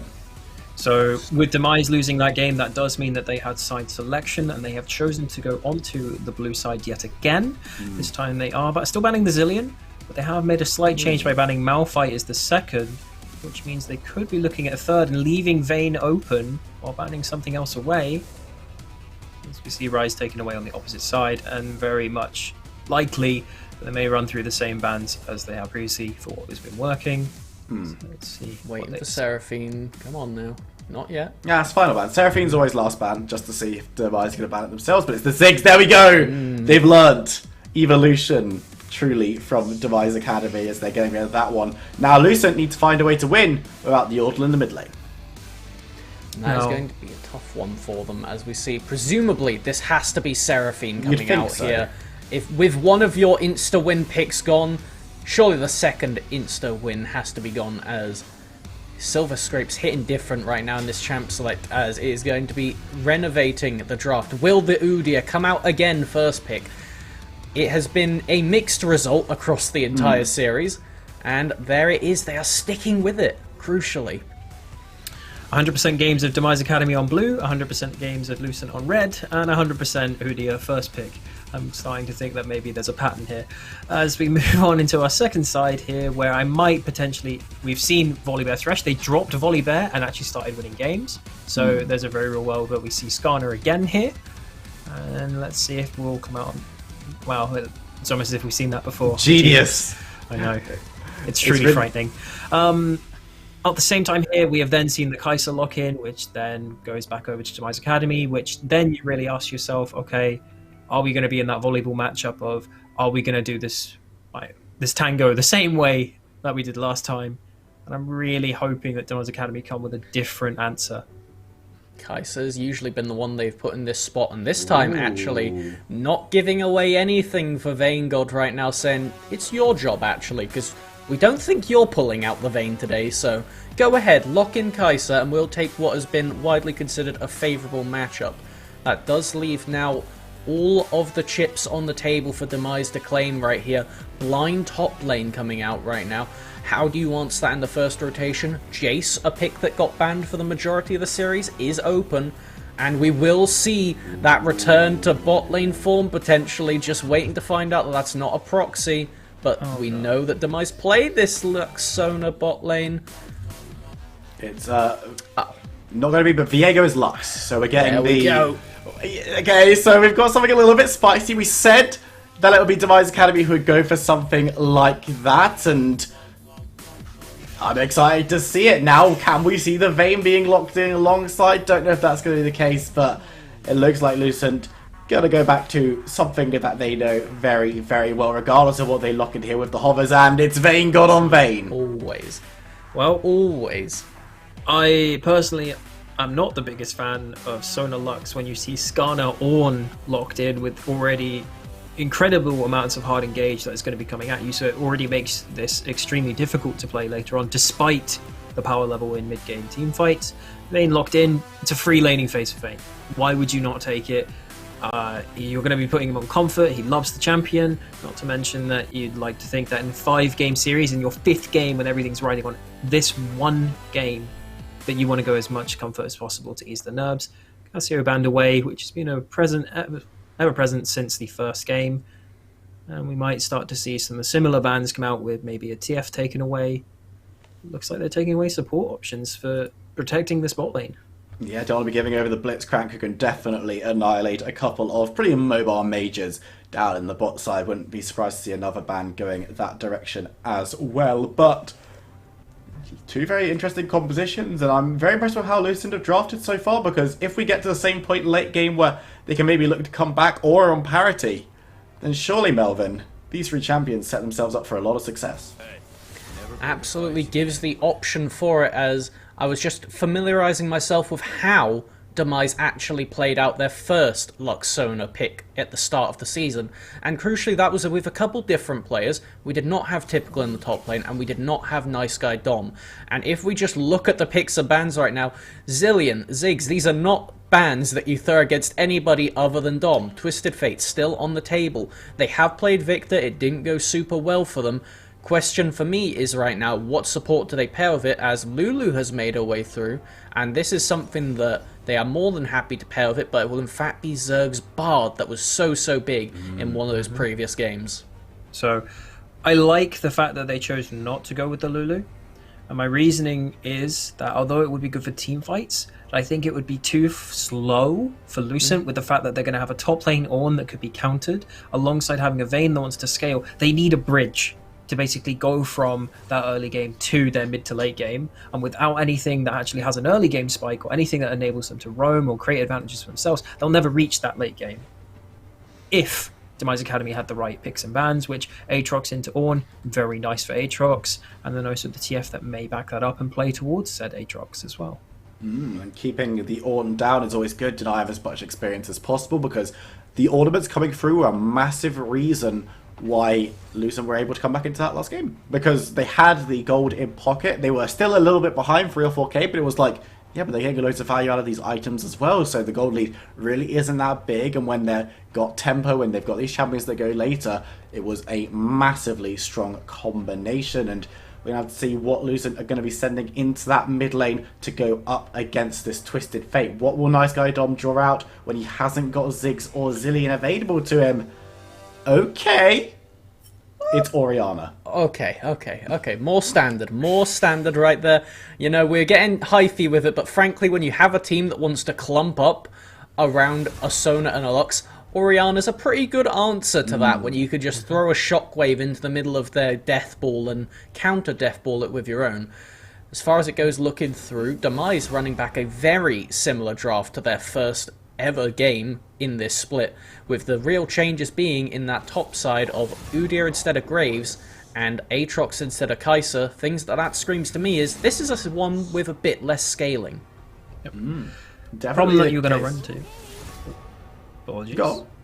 I was going to say about the Sona Lux, to just kind of echo on Melvin's point here, though, that when that was played, that was at the height of Groomstone. That was when it was nerfed or touched on by Riot, when it was at its strongest point, of which since then it has received several nerfs to the AP, it has received nerfs to the healing that it deals. So you've kind of given a free lane over to Lucent, which the Bard pick should be attempting to abuse, and Bard is then going to start moving into the TF lane. The problem with this is TF is your utility guy of trying to enable Aatrox. There's only one way that they can play this game. You're not going to use TF ult towards bot lane. So if Bard starts overloading that matchup, it could create real problems for Demise. Right, well, the standard question as we're going and just making sure that all these proxies are correctly picked up. Melvin, it's all you first. Who's taking this series off Champ Select? I'm sticking with my original bet. Lucent have the tools here, and right now they're in a familiar spot. This is just scale until the game ends in your favor right now. Nice Guy Dom, hopefully they will keep that cleanse in pocket, because against the enemy team there's quite a lot of CC that could target them. The only way I see Lucent really dropping this game is if Leon can explosively just decimate through I would actually say if bot lane gets super far behind, and if Aatrox is saved by TF, so really it's almost a case of they need a double jungle kind of split for Demise, where both people attack both sides and almost tear Wilhelm apart. So that's the only way I see Demise taking this one. Reclamation, stick or twist on your original prediction? Caustica, sorry, I have to go with my prediction of Demise winning this series 3-2, so I must bet on Lucent, because that's just the way it is. That's how it goes. However, I will say that I prefer Lucent's composition, so I wouldn't be opposed to them winning this game, though. I mean, isn't that you predicting them to win? Is that not how I'm that predicting Demise works? Academy to win by my heart, but my head is saying that Lucent should win this game based on composition. Interesting. I'm going to stick with Demise Academy. I've been backing them for the whole series, and one more win will get them over the line. But for the last time this evening, let's jump over to our casters. Initialize on Nemera. Take it away. On the dawning of the 5th game, look to the vein. Look what's locked in, baby, for Game 5. It's a couple of classics for Demise Academy and for Lucent equally. Vayne on one side, the Luxona on the other. I am so excited. My voice has been soothed, and I am good to cast this last, final episode of the series. And we had a lot of fun last game. Like, we went a bit off the handle, had a lot of jokes, but it was a crazy game. In the break, my heart rate has been, like, steadily increasing. And that's not just the amount of caffeine I've been drinking. That's just... This is just such a huge game. Think back to the first matchup between these two rosters right at the start of the split. It was the Sona Lux versus the Hyper Carry from Vanguard. That was the Twitch that time. It's the Vayne now. Yes, you've had the Moonstaff combo being nerfed a fair amount, but in that game, that was still actually the TF being such a pivotal point of power and engage and pick for the side of Demise Academy. You get 3 items, or even 2 items, and you build the Fire Cannon second. Suddenly those gold cards are heat-seeking and forcing cleanses absolutely everywhere. This game has to be huge from this on for me. I look at this, and if Ornn can buy enough time and enough space for Vanguard to do heavy lifting, Lucent stand a chance. The Bard also helps. You have that ultimate to maybe try and isolate 1 or 2 members. But if you flub your big team fight moments, the continual pick, damage, range, healing, shielding from Demise Academy, I think it might be too much. This is the perfect game 5 between these two teams. Running back the first game of their matchup in this split, both teams completely at the edge, broken, bloodied, been both socked in the face a number of times. It comes down to this. This is it. The last game. One last dash to the title. Could it not be a more remarkable storyline for both these teams? Demise Academy have crushed the UKEL Spring Split 2021. They absolutely were deservedly the #1 seed. They got through playoffs confidently against a number of difficult opponents. Lucent had a much harder time of it. They had a rough ending of the split, dropped 4 losses in the final weeks of the split. They came into playoffs, they dropped down into the lower bracket immediately and had to climb the gauntlet. They went through Viperia, who knocked them down into that lower bracket in the first place, and now they are in the finals versus Demise Academy. They went down 2 games and won 2 back to back. The scrapes are silver, but they are definitely bleeding, both of them. This is it. And some of these picks, some of the options here are so iconic as well. It is so fitting, so apt. And I just cannot wait to get into this game, because one way or another, one of these teams will absolutely have deserved the victory. Both have put up an incredible fight thus far. No, this is a heavyweight fight. Lucent deserve to be here. They absolutely do. They fought their way to get this spot. And they fought their way to 2-2. Yeah, Demise might have been a shoo-in for a lot of predictions. Yes, I predicted they'd crush this series. Sure. I've been happily reminded that the UKEL was very damn close this split. As I almost dropped an F-bomb there. But so many teams here vying to be in playoffs, to be at the top of the table right into the last 2 weeks of the regular split. This is the kind of series which really makes you want to pay attention to national leagues, to pay attention to your local grassroots scene, to big up these players, because legends can literally start here. These are the kind of matches which make or break players. They forge you in the heat of this competitive, you know, the crucible, right? And between all these players, yes, there isn't actually that much on the line besides pride, but pride is worth so much when you get to take away these kind of games, these kind of experiences, and have those people remember it for you and write down that in the history books. This is a game to remember. Mark it down. Absolutely. Demise Academy have been titans, all split long. Lucent, on the other hand, had to scale Olympus, but just to remember, Titans were brought down by gods in the first place, if you know your Greek mythology, and they've got a vain god on their team to try and help make that happen. It's a hell of a clash between two teams that have been, frankly, very impressive in these playoffs. Frankly, impressive across most of the split. Lucent, as we said, a bit more challenging towards the end of it, but they are here, they are ready to play. They have been playing. And it's going to be an interesting one, because I think, to my mind, it's a different kind of draft, again, from Demise Academy. They've shifted away from more traditional team comps back to something a little bit more Enchanter, focus in that bot lane. And I think that's a good idea to shift the first two games, they had that Enchanter bot lane. They've lost the 2 games back-to-back, and they've had that straight AD carry matchup on the bot side, which Vayne God has had a hyper carry, and managed to pop off with that front-to-back. I think one of the big things about this draft and how it's changed is how Demise have multiple pick engage options. You know, you can have Aatrox flying in, you can have Ude going in for a stun. You've got gold cards and you've got the light bindings too. They're not always big AoE engages like your Rel, not like the Bardol either on the other side, but they have multiple options. Little Pants on the Sona, not on the Alistar. First time away from that in this series, of course. Stacking up as 5 men, Lucent doing the fan, and neither team gonna spot each other out. No team gets advantages right now from level 1. Gonna see some recalls channeled, and the one thing we haven't touched on thus far, at least here on the cast desk rather than the analyst desk, is the mentality that comes behind being 2-0 up in a best-of-5 series and then dropping 2 games back-to-back. The reverse sweep is a known phenomenon in League of Legends. That most dangerous game is the third one. If you drop it, having been 2-0 up, the nerves start to get to you. Drop another one, and those warning bells get a little bit bigger, especially dropping one in the manner you did from so far ahead to being clutched out in the late game with some ridiculous team fighting from Nice Guy Dom and Vanguard. Those warning bells have to be ringing very loud, very alarmingly in the minds of the Demise Academy players. And I look through the summoner spells, Nice Guy Dom, no teleport, cleanse on the Vayne. That's important, very important, particularly because this TF will have so much power in those late game scenarios. But the problem is now, actually, will you have the global capability to keep up with someone like Kurosh, who's going to be running towards, I won't lose, running towards Rengus on that top side. Whoever is actually stuck in a side lane, what happens if it's the Orianna that's jumped on? If you have Aatrox and you have Kurosh going into that same lane, Lucent don't have the best tools to work around that, which means that Wilhelm needs to be doing double time and predicting where people are going, but then Destiny Gate gives you vision of them anyway. I think Demise actually have a lot of options with how they play this game. I know that Reclamation is saying, yeah, you have to play towards top lane. Yes, that's true. You do have to play towards the Aatrox lane.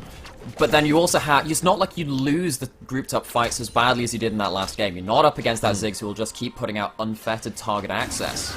You have that storm in a teacup. Exactly, yeah. So I think that actually, this is a pretty even draft in a lot of ways. The one X factor will be, of course, the Bard ultimate and then the short range of Vayne, both working in favour and then against Lucent. So it will have to be, again, I love it, it's down to execution at the end of the day. Be typical, getting some shoves onto Iron Won't Lose with that Darkin Blade. And a bit of fun up on that top side, and is a little bit about that range and pick from Demise Academy. Get the rapid fire on the likes of TF, you've got the light binding from Fuyu, and suddenly you can just keep seeing people keep the Vayne at arm's length. But if Lucent ever get to throw out the continued DPS against targets for free, then the side of Demise Academy will not stand for long. No. And that's the worry. If Aatrox oversteps, isn't in range for heals, shields, and everything else, then they're in trouble against that Vayne. I might lose in trouble for a dive in the top side. No teleports to defend this. Alright, Lucent's lives will be on the line for Demise as they go in and find as much damage as they possibly can, but the tower shots will still allow enough to come through for Kurosh to get first blood.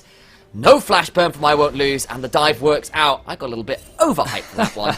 Game 5 getting to me already. Tower aggro juggled appropriately, and this is a big thing. You do get to dive top lane with a bit more impunity, because you can't tell.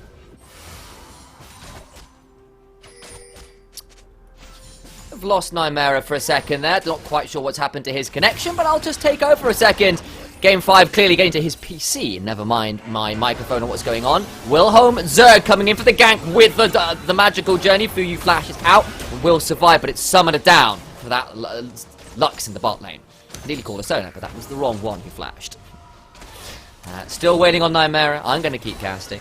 And still working out what's going on. Once we know, we'll get him in. I can't hear him right now. He's here! Hello, sir.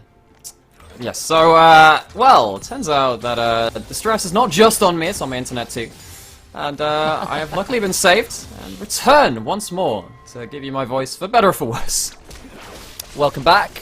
So, in case you missed it, we had an attempted gank bot side where Zerg magical journey did in, got a flash out of Fuyu, but that's about it. Well, maybe a chance of a return gank at some point, and anything that gets gold onto Vayne.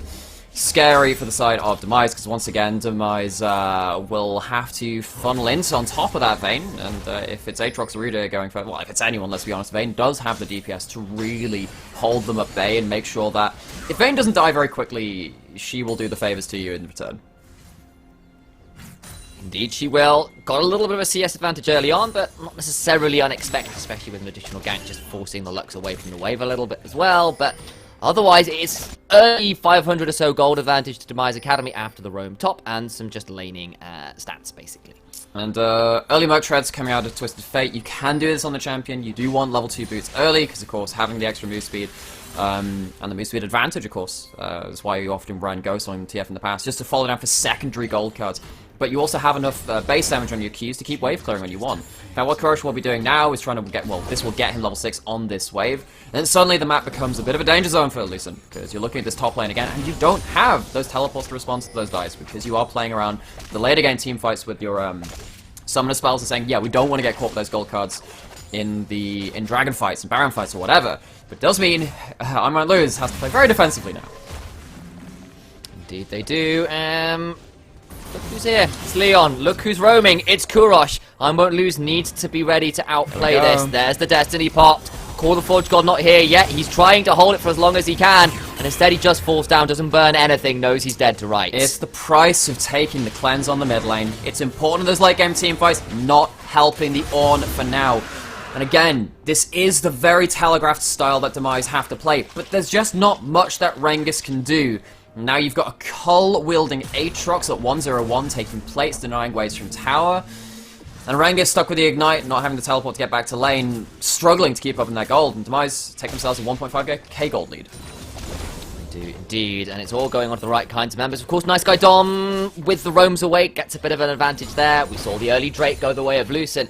And if they can scale, if they can hold on like they did in the last game, Vayne Orianna late game is pretty damn nightmarish for Demise Academy to deal with, especially if they get to free fire, get the wombo combo down. They've got to get there in the first place. Both of these carries need a little while to get online, and if they continue to be able to get picks on the side lane, Demise Academy can certainly snowball, much like they did in the last game though, and that didn't get them the series win, remember? No, it didn't. They do have this scaling bot side. Yes, it's a free lane for the Vayne. That's important, building up towards that Noon Quiver, towards their first AD carry item. I wonder what item it's actually going to be, actually, because of course the Kraken Slayer is so important for DPS output, but then having something like a Shield Bow gives you a lot to play around. But roams towards topside. Gonna try and get in here. Zerg is around, but so is Leon. Typical trying to stay alive, but the Ignite's coming down, flashes away from the Cosmic Binding, stun onto I Won't Lose, and now Typical trying to heal up, but does get burned down by the Bellows Breath. That'll be a trade back, and I Won't Lose on the board. Nice roam from Zerg. Costs a flash for both top laners, but a kill back. Okay, Zerg finding something to do across the map, and of course, you've got a Sona Lux. You can't punish the Vayne being alone at tower, so you don't lose anything on that side. Okay, you might lose yourself a plate, in fact they do, and because you've got the support item on Sona, the more you auto attack the tower, the more stacks you get to. So a little bit of gold given out sides to Demise, but I still think getting something onto Ornn, denying something from Typical, very important given how those first dives went. Also going to get a Herald off that as well, which is a big deal. Nice Guy Dom's actually out of mana here, but has got himself a Corrupting Pot, so at least tap that up a little bit more with the Biscuits as well, so not as much danger as I thought, and actually Kurosh takes a lot of nasty trades there with the autos and the command attack dissonance coming through. Ooh, No Wilhelm mana has flash as here. yet for a Shockwave, but Wilhelm did indeed have Flash, and Kurosh has to back away from the wave and have Leon come and collect it instead. So, Wilhelm actually putting the Herald down here. Just took it over topside after that kill. Now Leon sat here, at least clearing the wave. Means that it will just be those 2 plates. Actually, I'm not sure Oriana's going to be close enough. Have to see if they damaged it within time. See how many plates go over to Wilhelm, and if it's spread between them. It just goes to the Skarner. Doesn't go towards the Oriana. Which is important in some ways because, of course, Oriana... And that Shockwave, if it reaches that certain break point where suddenly you have to disengage rather than just pump on the shields and the heals to continue the team fight, then that's a really big play pattern to play around. The question is... versus the double shields, versus the death ball composition from Demise, is a Shockwave going to be enough at even, you know, a moderate gold lead for this Oriana? Lose chunked out relatively heavily in that top side. Destiny is available one more time, and might be looking for another one of those plays top side. Zerg's here this Shove, time. look for So the is roam. Wilhelm. They're kind of aware that's the play, because the thing about having a telegraphed play is that everybody knows what's going to happen, and Zerg and Wilhelm, as mentioned, are here to try and shut it down before he can even start. That's a big impale that stops the Dark Impale, trying to get as much healing down as he can. Destiny coming through. Lots of healing indeed. Typical gets it anyway. The 1 versus 3. The flash in from Leon and Kurosh gets it. It's a turnaround. 2 for none. Typical. Take a bow, my man. Well, there's I'm won't lose on one side, and apparently there's I'm won't die on the other side. Typical 2-1-2. He still has a damn cull. That's what he picked up for that laning phase. But everyone's on that hotline, on there so quick towards topside. Lucent, I like the idea. Try and punish the obvious area of the map that Demise is going towards. They just don't have the information or the timing down, and they get punished for it. It does, of course, cost them some plates in mid. Oriana got a lot more time alone with that tower that already had a Herald go against it. It's always the risk when you pick TF. Cost Kurosh some CS, but he's got kills. It's got Typical a long way ahead in turn and the top side, and the win condition is being played due to Demise Academy, but they need to snowball hard, and they're trying to do that as fast as they can. They are, but now 3 plates down on top side.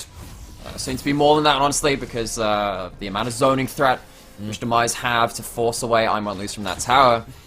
Demise, sizable gold lead, but they had a larger one in the last game, and they didn't manage to snowball through that into completion.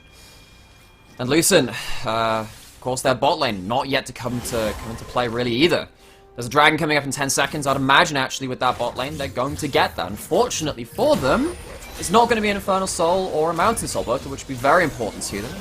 Instead, if the Ocean Soul is rolled, that is something which is a very much a win condition. If it rolls Cloud though, suddenly that early dragon stacking is a little unfortunate for them. I suppose the thing is, you got a Vayne with the final hour. Would love the move speed from popping her ult. It doesn't affect the DPS check. It's all about the DPS check, and if you can pop the defensive members of Demise with something like a Shockwave and have Vanguard run through them, and Vanguard, if she has something like, you know, if the Vayne has an Ocean Soul, will be much harder to take care of. Now we have Teleport ready for I Won't Lose. Nice Guy Dom zoned out, Dragon started. Tempered Fate catches 2. Nice Guy Don waiting for the Shockwave opportunity. Doesn't use the X. Finding hits 2 as well. That is the lights being fired at Lucent. And Lux brings down more, but Typical in the backside. Darkin Blade is there, and it's a shy all over again. G2 turning their graves. I won't lose, but fires some fire out of his mouth, but it's not going to be enough. Destiny salt in the comes wound. Kurosh. He blue cards him to kill him as well. Thumbs up.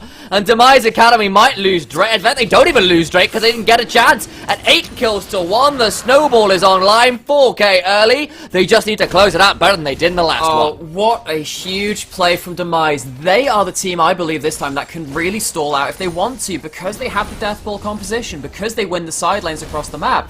This game would be much harder if Lucent could force dragon fights. It's a Cloud Soul, they're dragon apiece, they don't get up to that anyway. That is an absolutely horrid moment for Lucent fans. They're not out of it yet.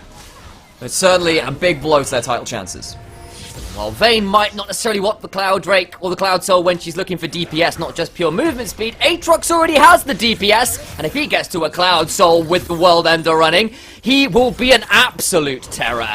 And he's already at 2, 1, and 5, near 100% kill participation in this game. Leon finds a bear slap on Zerg, the Bard gets out though, he gets via that Krug camp. Don't do Krugs, kids, and they'll get away from him quickly as they can. And Dancing once again just zoned off the turret. This is the problem. Typical now going in pretty deep. Flashes out, is punished for it.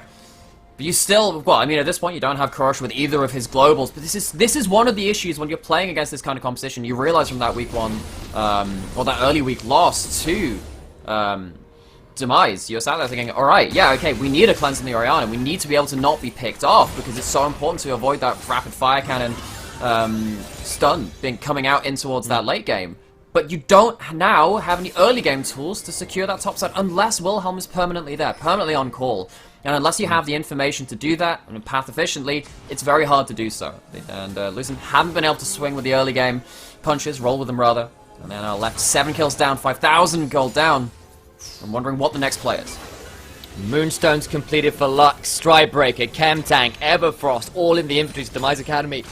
There are a couple other options over for the side of Lucent. They've got their own Everfrost. It's Kraken Slayer was the choice for Vayne God, which I think I understand when you're trying to be. You're going to be hitting a lot of an Aatrox and a lot of a Mudir. You have to go it's for the that DPS option. check. If Vayne God dies, of course, pretty much the fight is over. But I think you have to put so many eggs in that basket now and just say, look, if Aatrox dies, maybe we can start turning things around. So that's why it is going to be, of course, a lot of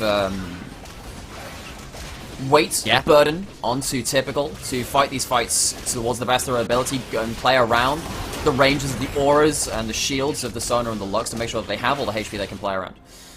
If they go down too early, then suddenly the front line from Demise is looking fairly lacking. So certain people have to stay alive, but they have the range advantage we've mentioned in those teamfights. If they can keep people at distance, if they can keep the shield up between a Lux and a Sonar, and they certainly can make those fights challenging for Lucent. Plus, with the double teleport and Destiny, they've got more options to play them up a bit stronger. Leon will get locked down by the tower, but that means that Typical can head forward, tries to get in a bit closer, gets stunned in place as Wilhelm. Got the big shockwave into the core of the Forge God, sets the bounce house up tower, starting to warm up. But they're going to stay alive, everybody, but a lot of health bars were taken very low. And back to the tower with the aggro dropped, go Demise. Big ult from Lux, doesn't get as much damage as I was expecting as... I won't lose, also taking desperately low. Vayne God on the side, trying to get something done, gets the condemn, but not enough healing until just now to shut down on Udyr, but the teleport into the backside. Oh! Down goes Gorosh, and of course it's Vayne God who picks it up. They overstep, they try to dive through him. It's a triple kill for Vayne God. Make it more, he's going to keep hunting.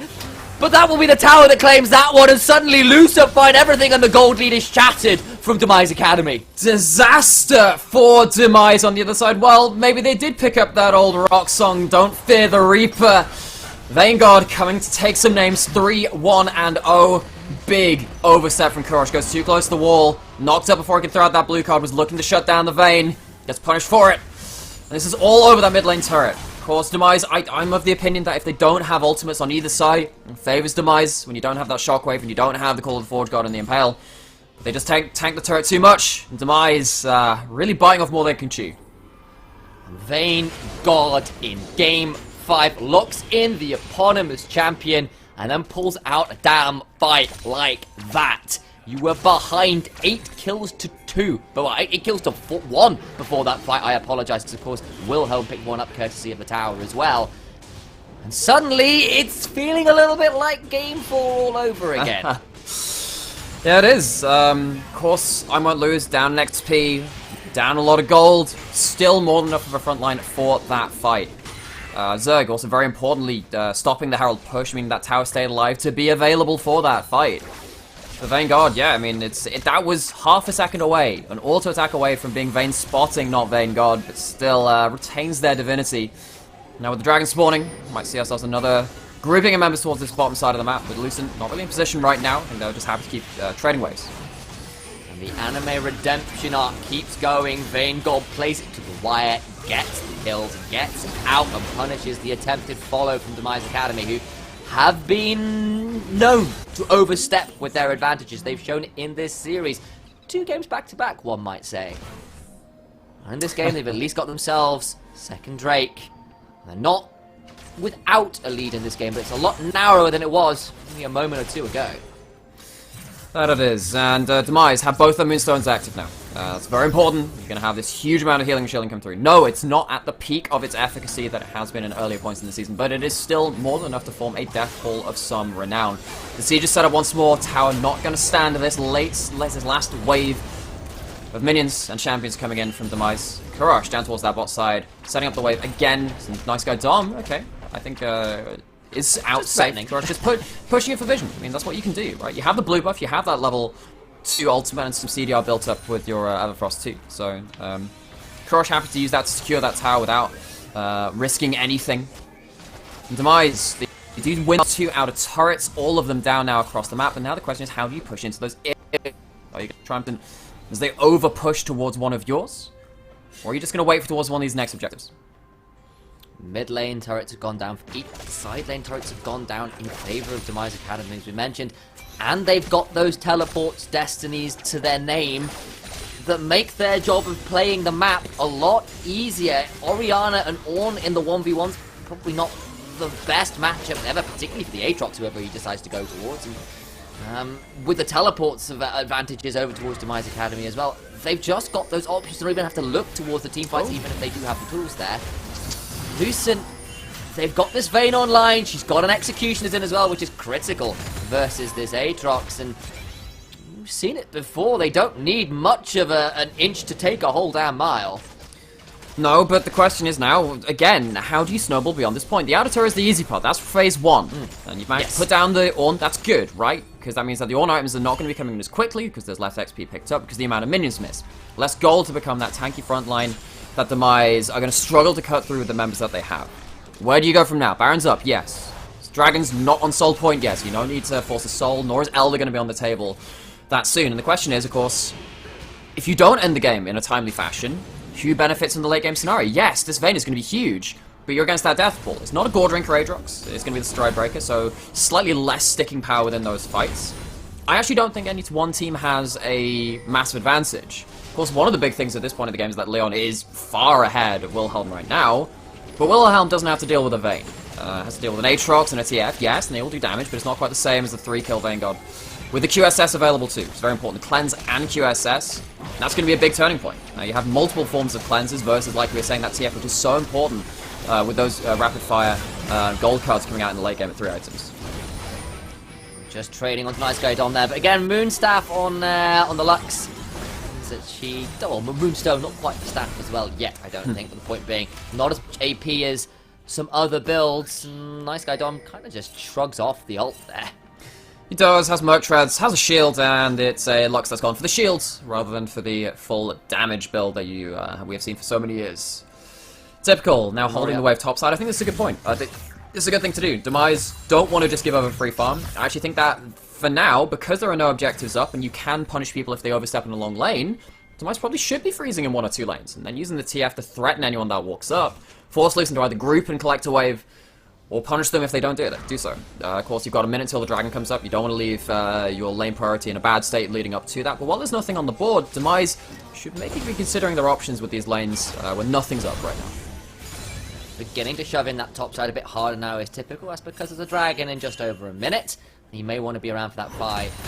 He's going to stay around in this bush, but we'll back away. Wilhelm and Zerg are on that side of the map, and of course with the Bard, you can move very quickly through the jungle with the magical journey.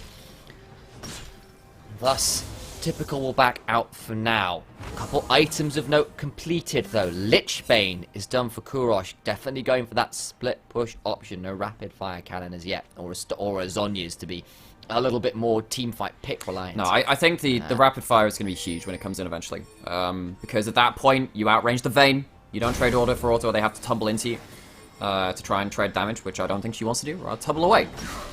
Of course, now having the QSS and the cleanse though, having both of them available, you can start using one for an aggressive play and using the second one for the turnaround. That's important because Vayne, if they get to be aggressive, they are actually going to be doing a lot of work against someone that oversteps in their own right, because there is no Zhonya's, no armor on the side of Kurosh. Dragon spawn though, I think Lucent are happy to give this one up. Remember in game 1, I think they fought too heavily for the dragons, because there were those cloud dragons. They didn't end up splitting the map effectively.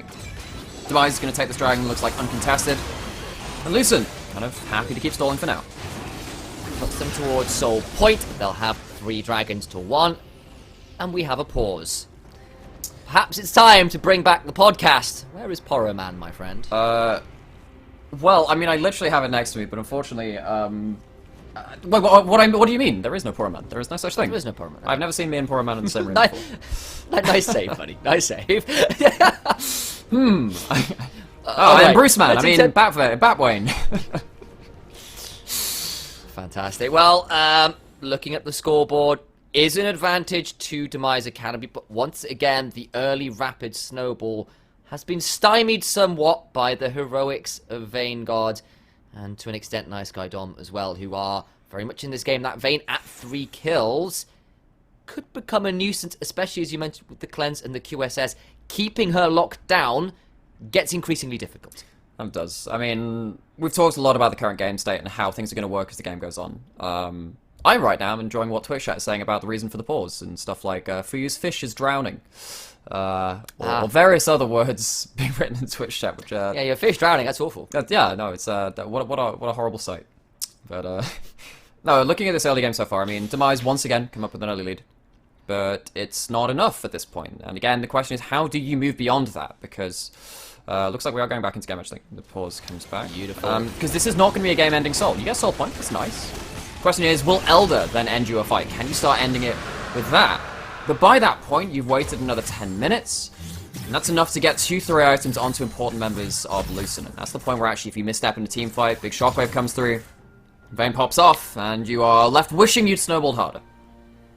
Where do I feel like I've heard that storyline before? Oh yeah, Game 4, where Ziggs and Kaiser managed to stall out long enough to hit their item spikes and just blew up the team fights after. Of course, what I will say is that Cloud Soul on something like an Aatrox does mean, or even onto a Twisted Fate, means you can run down Vayne a little bit harder. Because, of course, you can't run away quite as good, like when you've got running at Mach 33 with an Udyr and an Aatrox and a Twisted Fate with Cloud Soul giving them that extra lift under their wings.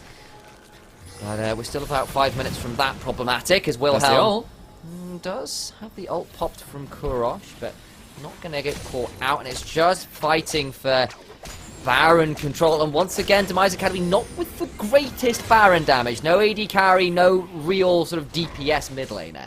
No, but they can shield and heal through its damage. They can start it for free, it just doesn't go down that quickly. They don't have the option to split the map now, because of course Kurosh has no globals, has non-global summons. Leon actually starting to go onto the Baron, but I don't really think Lucent have any incentive to come towards this right now. Don't right now, and instead they're thinking about trying to get onto Typical, but Demise Academy are ready to try and turn around. That is Typical getting Tempered Fate, and it's into the shockwave, but he's still pretty damn tanky, goes pretty low, trying to heal up now. Vanguard has to flash, but it's into the into the ult from Lux, but she's condemning away. She's got one already. She's finding more. Vanguard is just not able to touch. Final hour, get to launch. QSS is away, and she only needs one more. The Everfrost is there. The last tick of the cards won't be enough, and Vanguard again in these fights proves their worth. Takes down 3 members alongside the rest of their teammates. Now 5, 1-0 again, picking up 2 of those 3. Demise, they fumble the global play, they fumble the fight, they give up Baron. Lucent have themselves a chance to take some of those turrets, get back more even in gold. Actually, with the gold taken, they find themselves at a lead. Demise, this early game, it has not been enough. They have not been able to shut out Lucent. They're left ruining the amount of gold they gave up to Vanguard. Do you believe in the reverse sweep? Because if you don't, now is the time to get aboard the bandwagon. Lucent have got the gold lead, they've got the Baron, they have Vanguard on his eponymous pick with 5 kills, 2 items, and an upgraded Kraken Slayer into that Worm Fallen Sacrifice. Demise Academy now up against it. The mental game at this point. Not again. Not like Game 4. Not the reverse sweep. Those things singing in your brain make this oh so challenging. It does, and what a comeback story this is for Lucent, for this roster. They lost the first matchup in these similar team comps, in their first round matchup in the regular season. A lot of that was Vanguard getting caught out on the Twitch, not being able to carry into the late game. Oh my word, did they carry that fight. They'll need to carry on that kind of performance though. Next fight, Kurosh has himself a few more items, things get Deadlier and deadlier. Did you manage to use both of those cleanse abilities, though, in that fight degrade ability? And yes, there is a question of, wait, why did you get cleanse and QSS? Because it allows you to play that aggressively, and when you are the main source of damage, you can run people down with the final hour. Before they had Cloud Soul and that Cloud buff, there's really no way to disengage that. The Everfrost did eventually land, and Kurosh managed to get out alive. The Vanguard really showing their muscle in that fight. Tempered Fate into Shockwave into Vayne, getting to use those silver bolts. Shredded Typical, and suddenly the major frontline backline disruptor for Demise Academy just fell down. They're still going to continue to try to split the map, and will get this bot lane tier 2. Not as much from the Baron as perhaps they would like of Lucent, and Demise Academy still have got those options to split the map. They aren't out of this game, but Lucent are starting to come back. They did it last game, and I've spoken about mental edges. Can you just imagine? Oof. So, Demise still have to crack the base. Still got two inner turrets rather to take down in mid lane and top lane. There's an open inhibitor turret on the bot side, but they have to get through that to the inhibitor itself. It's not easy to run that far into enemy territory. We saw what happened with Typical when he pushed too far. Didn't have a QSS, got picked up by Wilhelm. Wilhelm will be instrumental in dismantling something like a 1-3-1 for Demise to commit to it. It's going to be the Zhonya's coming in from Kurosh, not going for the rapid fire cannon. It's a big ult from Zerg. Three-man Tempered Fate! Wilhelm Hex flashes over, they're trying to get more! The bot lane is gone! It's already over! Demise's Leon is there, but Lucent will surely be the light at the end of the tunnel! There's Vanguard down, Typical might try and find something more, but it's 2 versus 4. The health bars aren't there until Leon gets a massive spike of healing from the Raptor. Zerg stepping forward trying to get the Cosmic Binding. They're running away. Typical got a blast cone over, but it's an Udyr trying to run, get there, slap, Turtle Stance is there, but he's just not got enough in the tank. I don't think the Nos is coming empty. back up. They could turn this. They could turn this. They could indeed. He misses the Dark Blade though, stepping forward, the slow is there. Wilhelm trying to get through the magical journey, does so out of the Infernal Chains. And it's a team 5 victory for Lucent. They'll turn back to the Dragon, but it'll got a little dicey at the end of it all. It did. I don't. Well, there are teleports up if Demise want to head back towards it, and they have deep vision. They're going for teleport. Kurosh is up soon. This could be another fight. And instead, Lucent might be the ones who have overstepped. They might be the ones who are in trouble. They get the Dragon, but now they're left alone in here. But Typical is in a 1 versus 3. Yes, he is tanky. Yes, he is scary. Kurosh is ever looking for the gold card. He's trying to get more, but there's so much shield in the Everfrost. He just doesn't have the damage. I won't lose flashes forward. Gets the eventual shutdown. Does Typical. Now he's got to get out as this on. The Tempered Fate goes wide. Zerg finally misses one. It's a double for Typical. And suddenly, Demise Academy get the win in the fight. He is anything but his name. Typical saving Demise's hide. Kills Vayne at the back end of the fight, which went so badly wrong. Zerg found the engage, but now actually Demise with the Death Ball composition have all 5 in the mid lane. This could be how they break open the game through these messy fights. Aatrox dive, save Demise's lives, and they'll head instead into the base. There's still 20 seconds on Orianna. They might have found the edge. They're gonna attempt. They're gonna hunt for it. They're gonna step forward. They've got the wave. There's not enough wave clearance to Vayne. She's got nothing. There's no ult for this Bard either. No way to use the Tempered Fate. The healing is so absurd. They've got the Destiny popped, and they can't quite get enough. They have to pull away. They do, and Kurosh gonna pop the ultimate. Get the heck out of dodge, push up towards that top lane. Demise, they finally get to find a break in the phalanx that Lucent had put up for so long in this game. 30 minutes in, they find themselves an inhib. That's going to be some mid lane priority, much needed. Maybe the ability now to stretch Lucent's team across the map. Baron no longer available though, of course, up in a minute. And the Dragons, still, well, the last Dragon went up towards Lucent as well, so no soul to the side of Demise. Maybe that's lucky for them though. I'm not sure if they'd want to fight across an Elder fight right now. Demise, sticking in it. But Lucent, really putting it to them as well. This Vayne has become such a point of threat for them, and they are struggling to close them down cleanly. Oh, these item upgrades are going to continue to come through as well. You can see it's the Eternal Winter that Orianna now has in inventory. She's at 3 items and increasingly difficult to pick as well herself with the Banshee's Veil. And of course their own cleanse. But could we have asked for a closer Game 5? It has been Demise Academy back to Lucent, and suddenly Demise Academy back in it again. They have the mid lane inhibitor down. They can split the map. No teleports available, but Destiny is. Lucent want the 5v5. Demise Academy want the split map a little more. It's an inversion of game 1, but remember Demise Academy won that one with the 5v5 brawler comp. Remains to be seen whether Lucent can do the same here. TF shown on bot side. No teleport available, has the 3rd rank of the Destiny Gate though. Lucent now they have a bit of a timer when these waves are pushing in towards the bot side. Large amounts of wave clear. High AP build from TF, not gone towards the rapid fire cannon. Got straight towards the split push build. And of course has the blighting duel for that magic penetration. It applies to towers too. Gonna head towards that bot side. And it's forced a nice guy Dom to recall and head towards it. The thing about Lucent though is that they know that Baron damage is not high from Demise. They don't have that same amount of timer when they are defending waves. It's only when they are looking towards the Baron that they kind of have to manage their lanes a little more effectively. Typical. Looking up towards Iron won't lose. Has himself the Black Cleaver too. Lots of extra movement speed between that and Sprite Breaker. Demise sieging onto this top lane turret. Whereas TF being the caretaker on the waves in the mid and bot lane. Top inner turret, I apologise. Not quite the inhibitor turret yet. The map is split. It's the 4 in the top. It's the Twisted Fate in the bot. Remember, no teleport Orianna. We've mentioned it before, but this is where it can matter.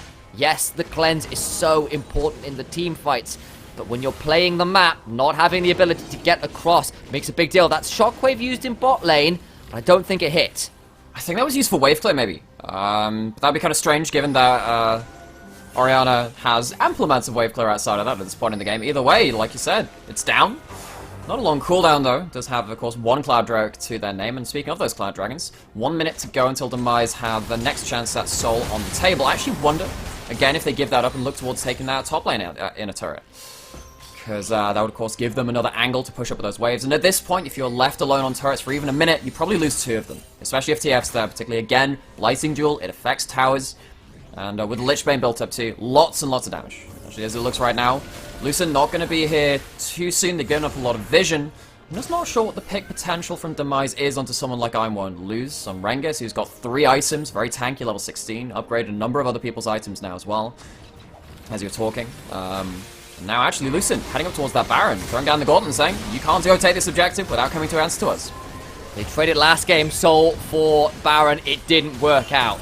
This time they're going to be over to contest, but it's already down to half HP. Vayne certainly does do Baron quickly. Tempered Fate misses. Now Demise Academy can think to move Shockwave. in. Look for the flash over. It doesn't matter. It's secured, but it was a 50-50. Call for going on the back. It's onto Sona. Leon goes down to Vayne God. Of course, the suppression onto Aatrox. It stops him interrupting, but now he's getting to one wild in the back end. Vayne God healing up. Will Crush gets Zerg, but Vayne God has got more. This Vayne will not fall. That's another in the inventory. She is running wild, and Vayne God once again has a team fight to be proud of. Lucent, they choose to commit to the Baron and say, you know what, we don't give a damn about your dragons. You don't have the Baron damage. We certainly do. 9-2, Vayne God completely off the handle. They're going to take themselves their own dragon now at this point. And I just wonder whether Demise should have committed to more of a split push style.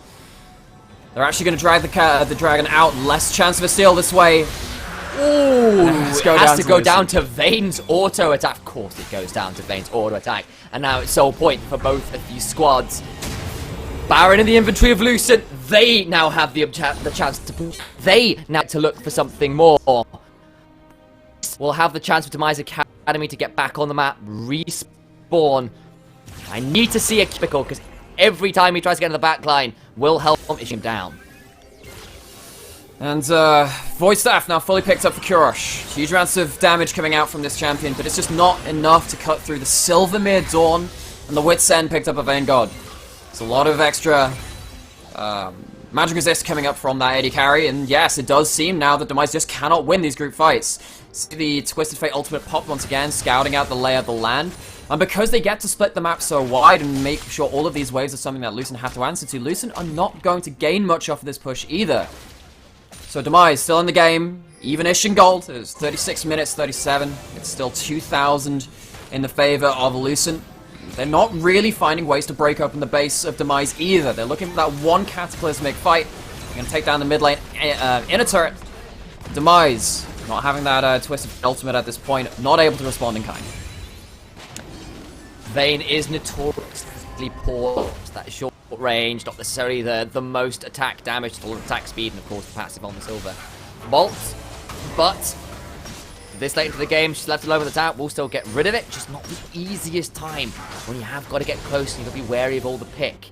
Aatrox shoving in the bot side. Typical is there. He is on vision right now. He's going to hop over towards the Gromp and continue to be obnoxious. Where, of course, is Kurosh. He's in mid lane with the rest of his team and is just going to start roaming towards that top lane. Try and get that one shoved out as well. And splitting the map is the name of the game from Demise Academy. It's the name of the builds, honestly, from the likes of this Twisted Fate.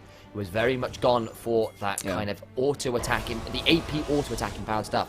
Get some of those, not wild cards, picker cards, onto those towers and they'll disappear. Oh no, well, not the wild cards onto the towers. That'd be the skill shot one.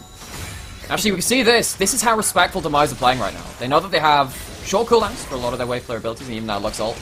They just don't want to walk up. They don't want to threaten anything. They don't want to be threatened by a flash pull by Skarner. And what you'll notice that, yeah, there's a Skarner in the game. 0 QSS from Demise. They need that damage. They're not committing towards, playing defensively and trying to fight tit for tat with Wilhelm.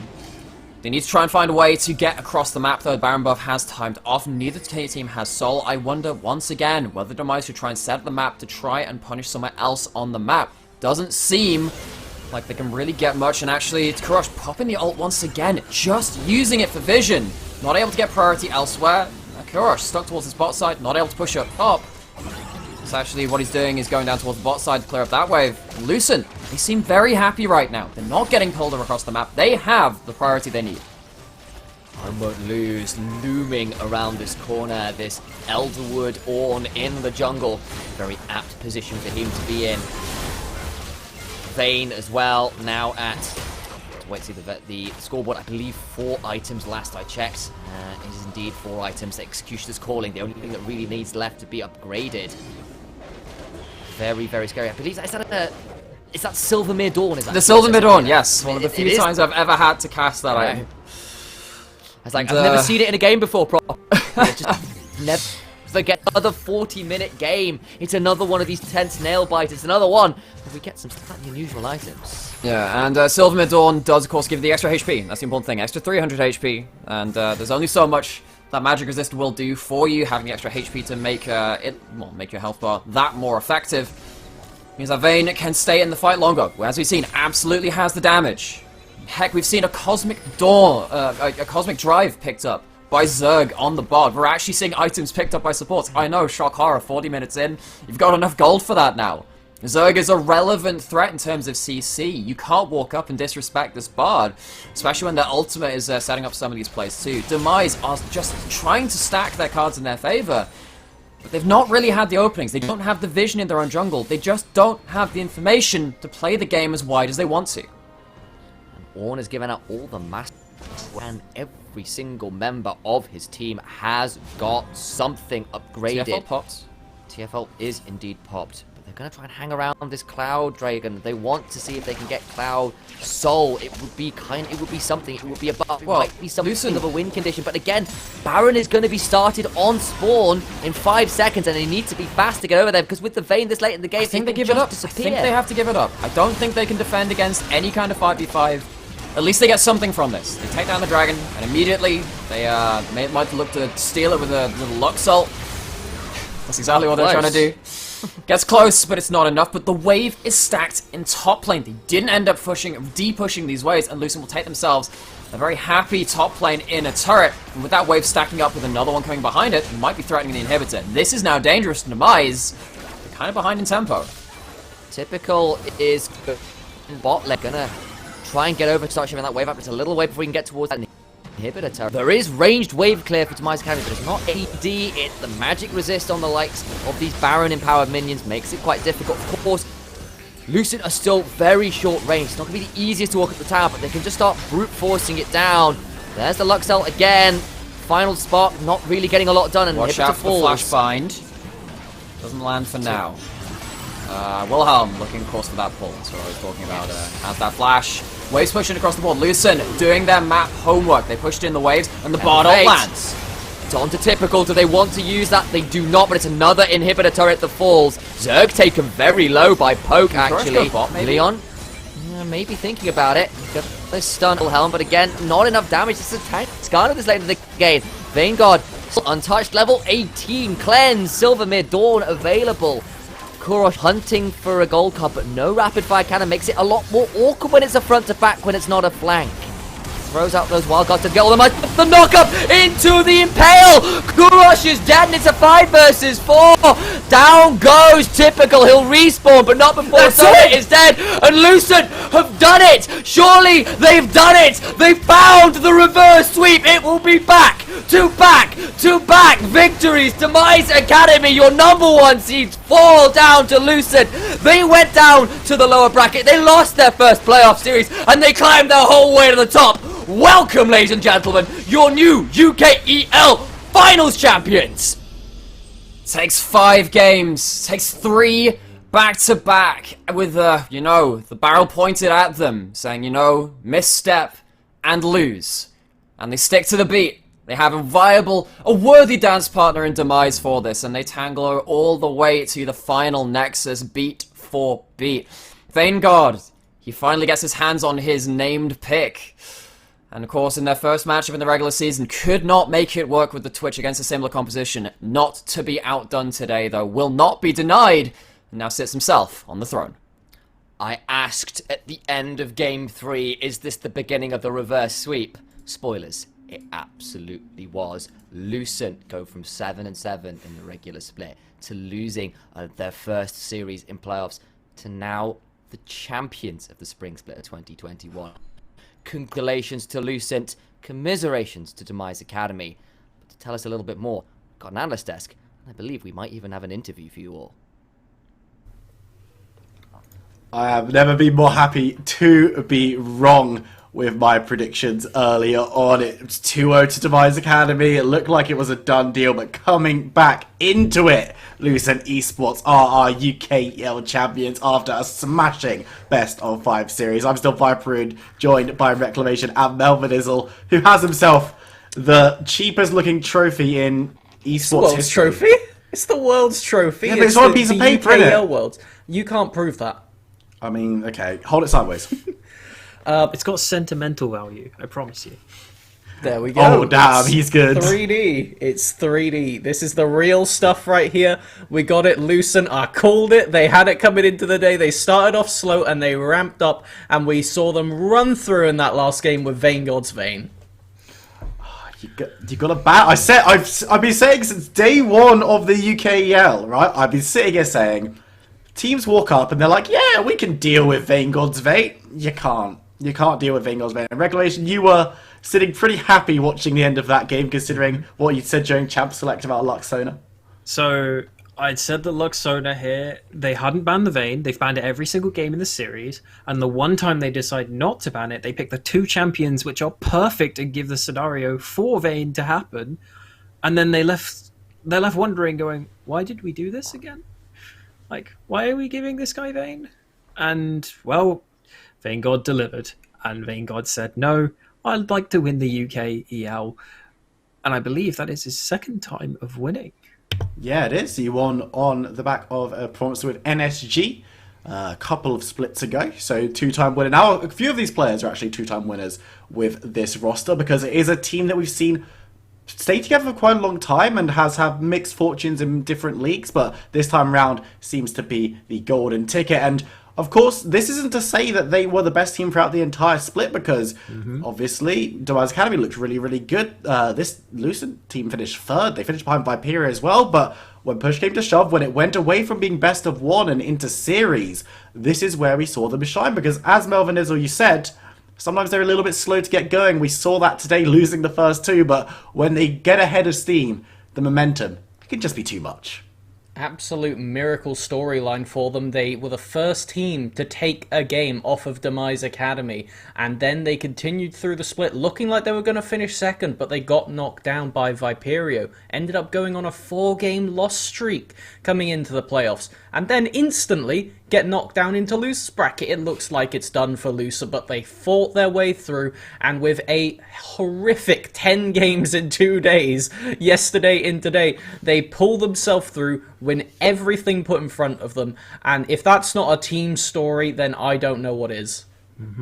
Now, the undersung hero of all of this is that we decided, or the format that was decided beforehand, didn't give a 1-game additional advantage to the person that came from the upper bracket. True. Without that, this never happens, and we don't get the fairy tale story of Lucent coming all this way and running the gauntlet and making it all the way here.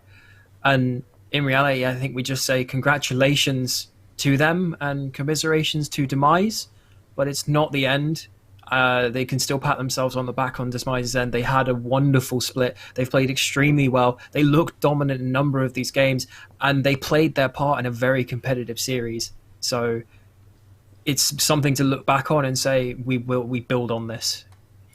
Yeah, it's definitely a strong performance all round. I mean, Demise Academy looked so good in the first 2 games. You could argue maybe they should have won it in Game 4, but were never able to take the victory. But we're going to take you all over to an interview. Nymera and Lishlai's one of the two. They're brothers. It's all the same. Are standing by with Vanguard to discuss the victory in this final. Take it away.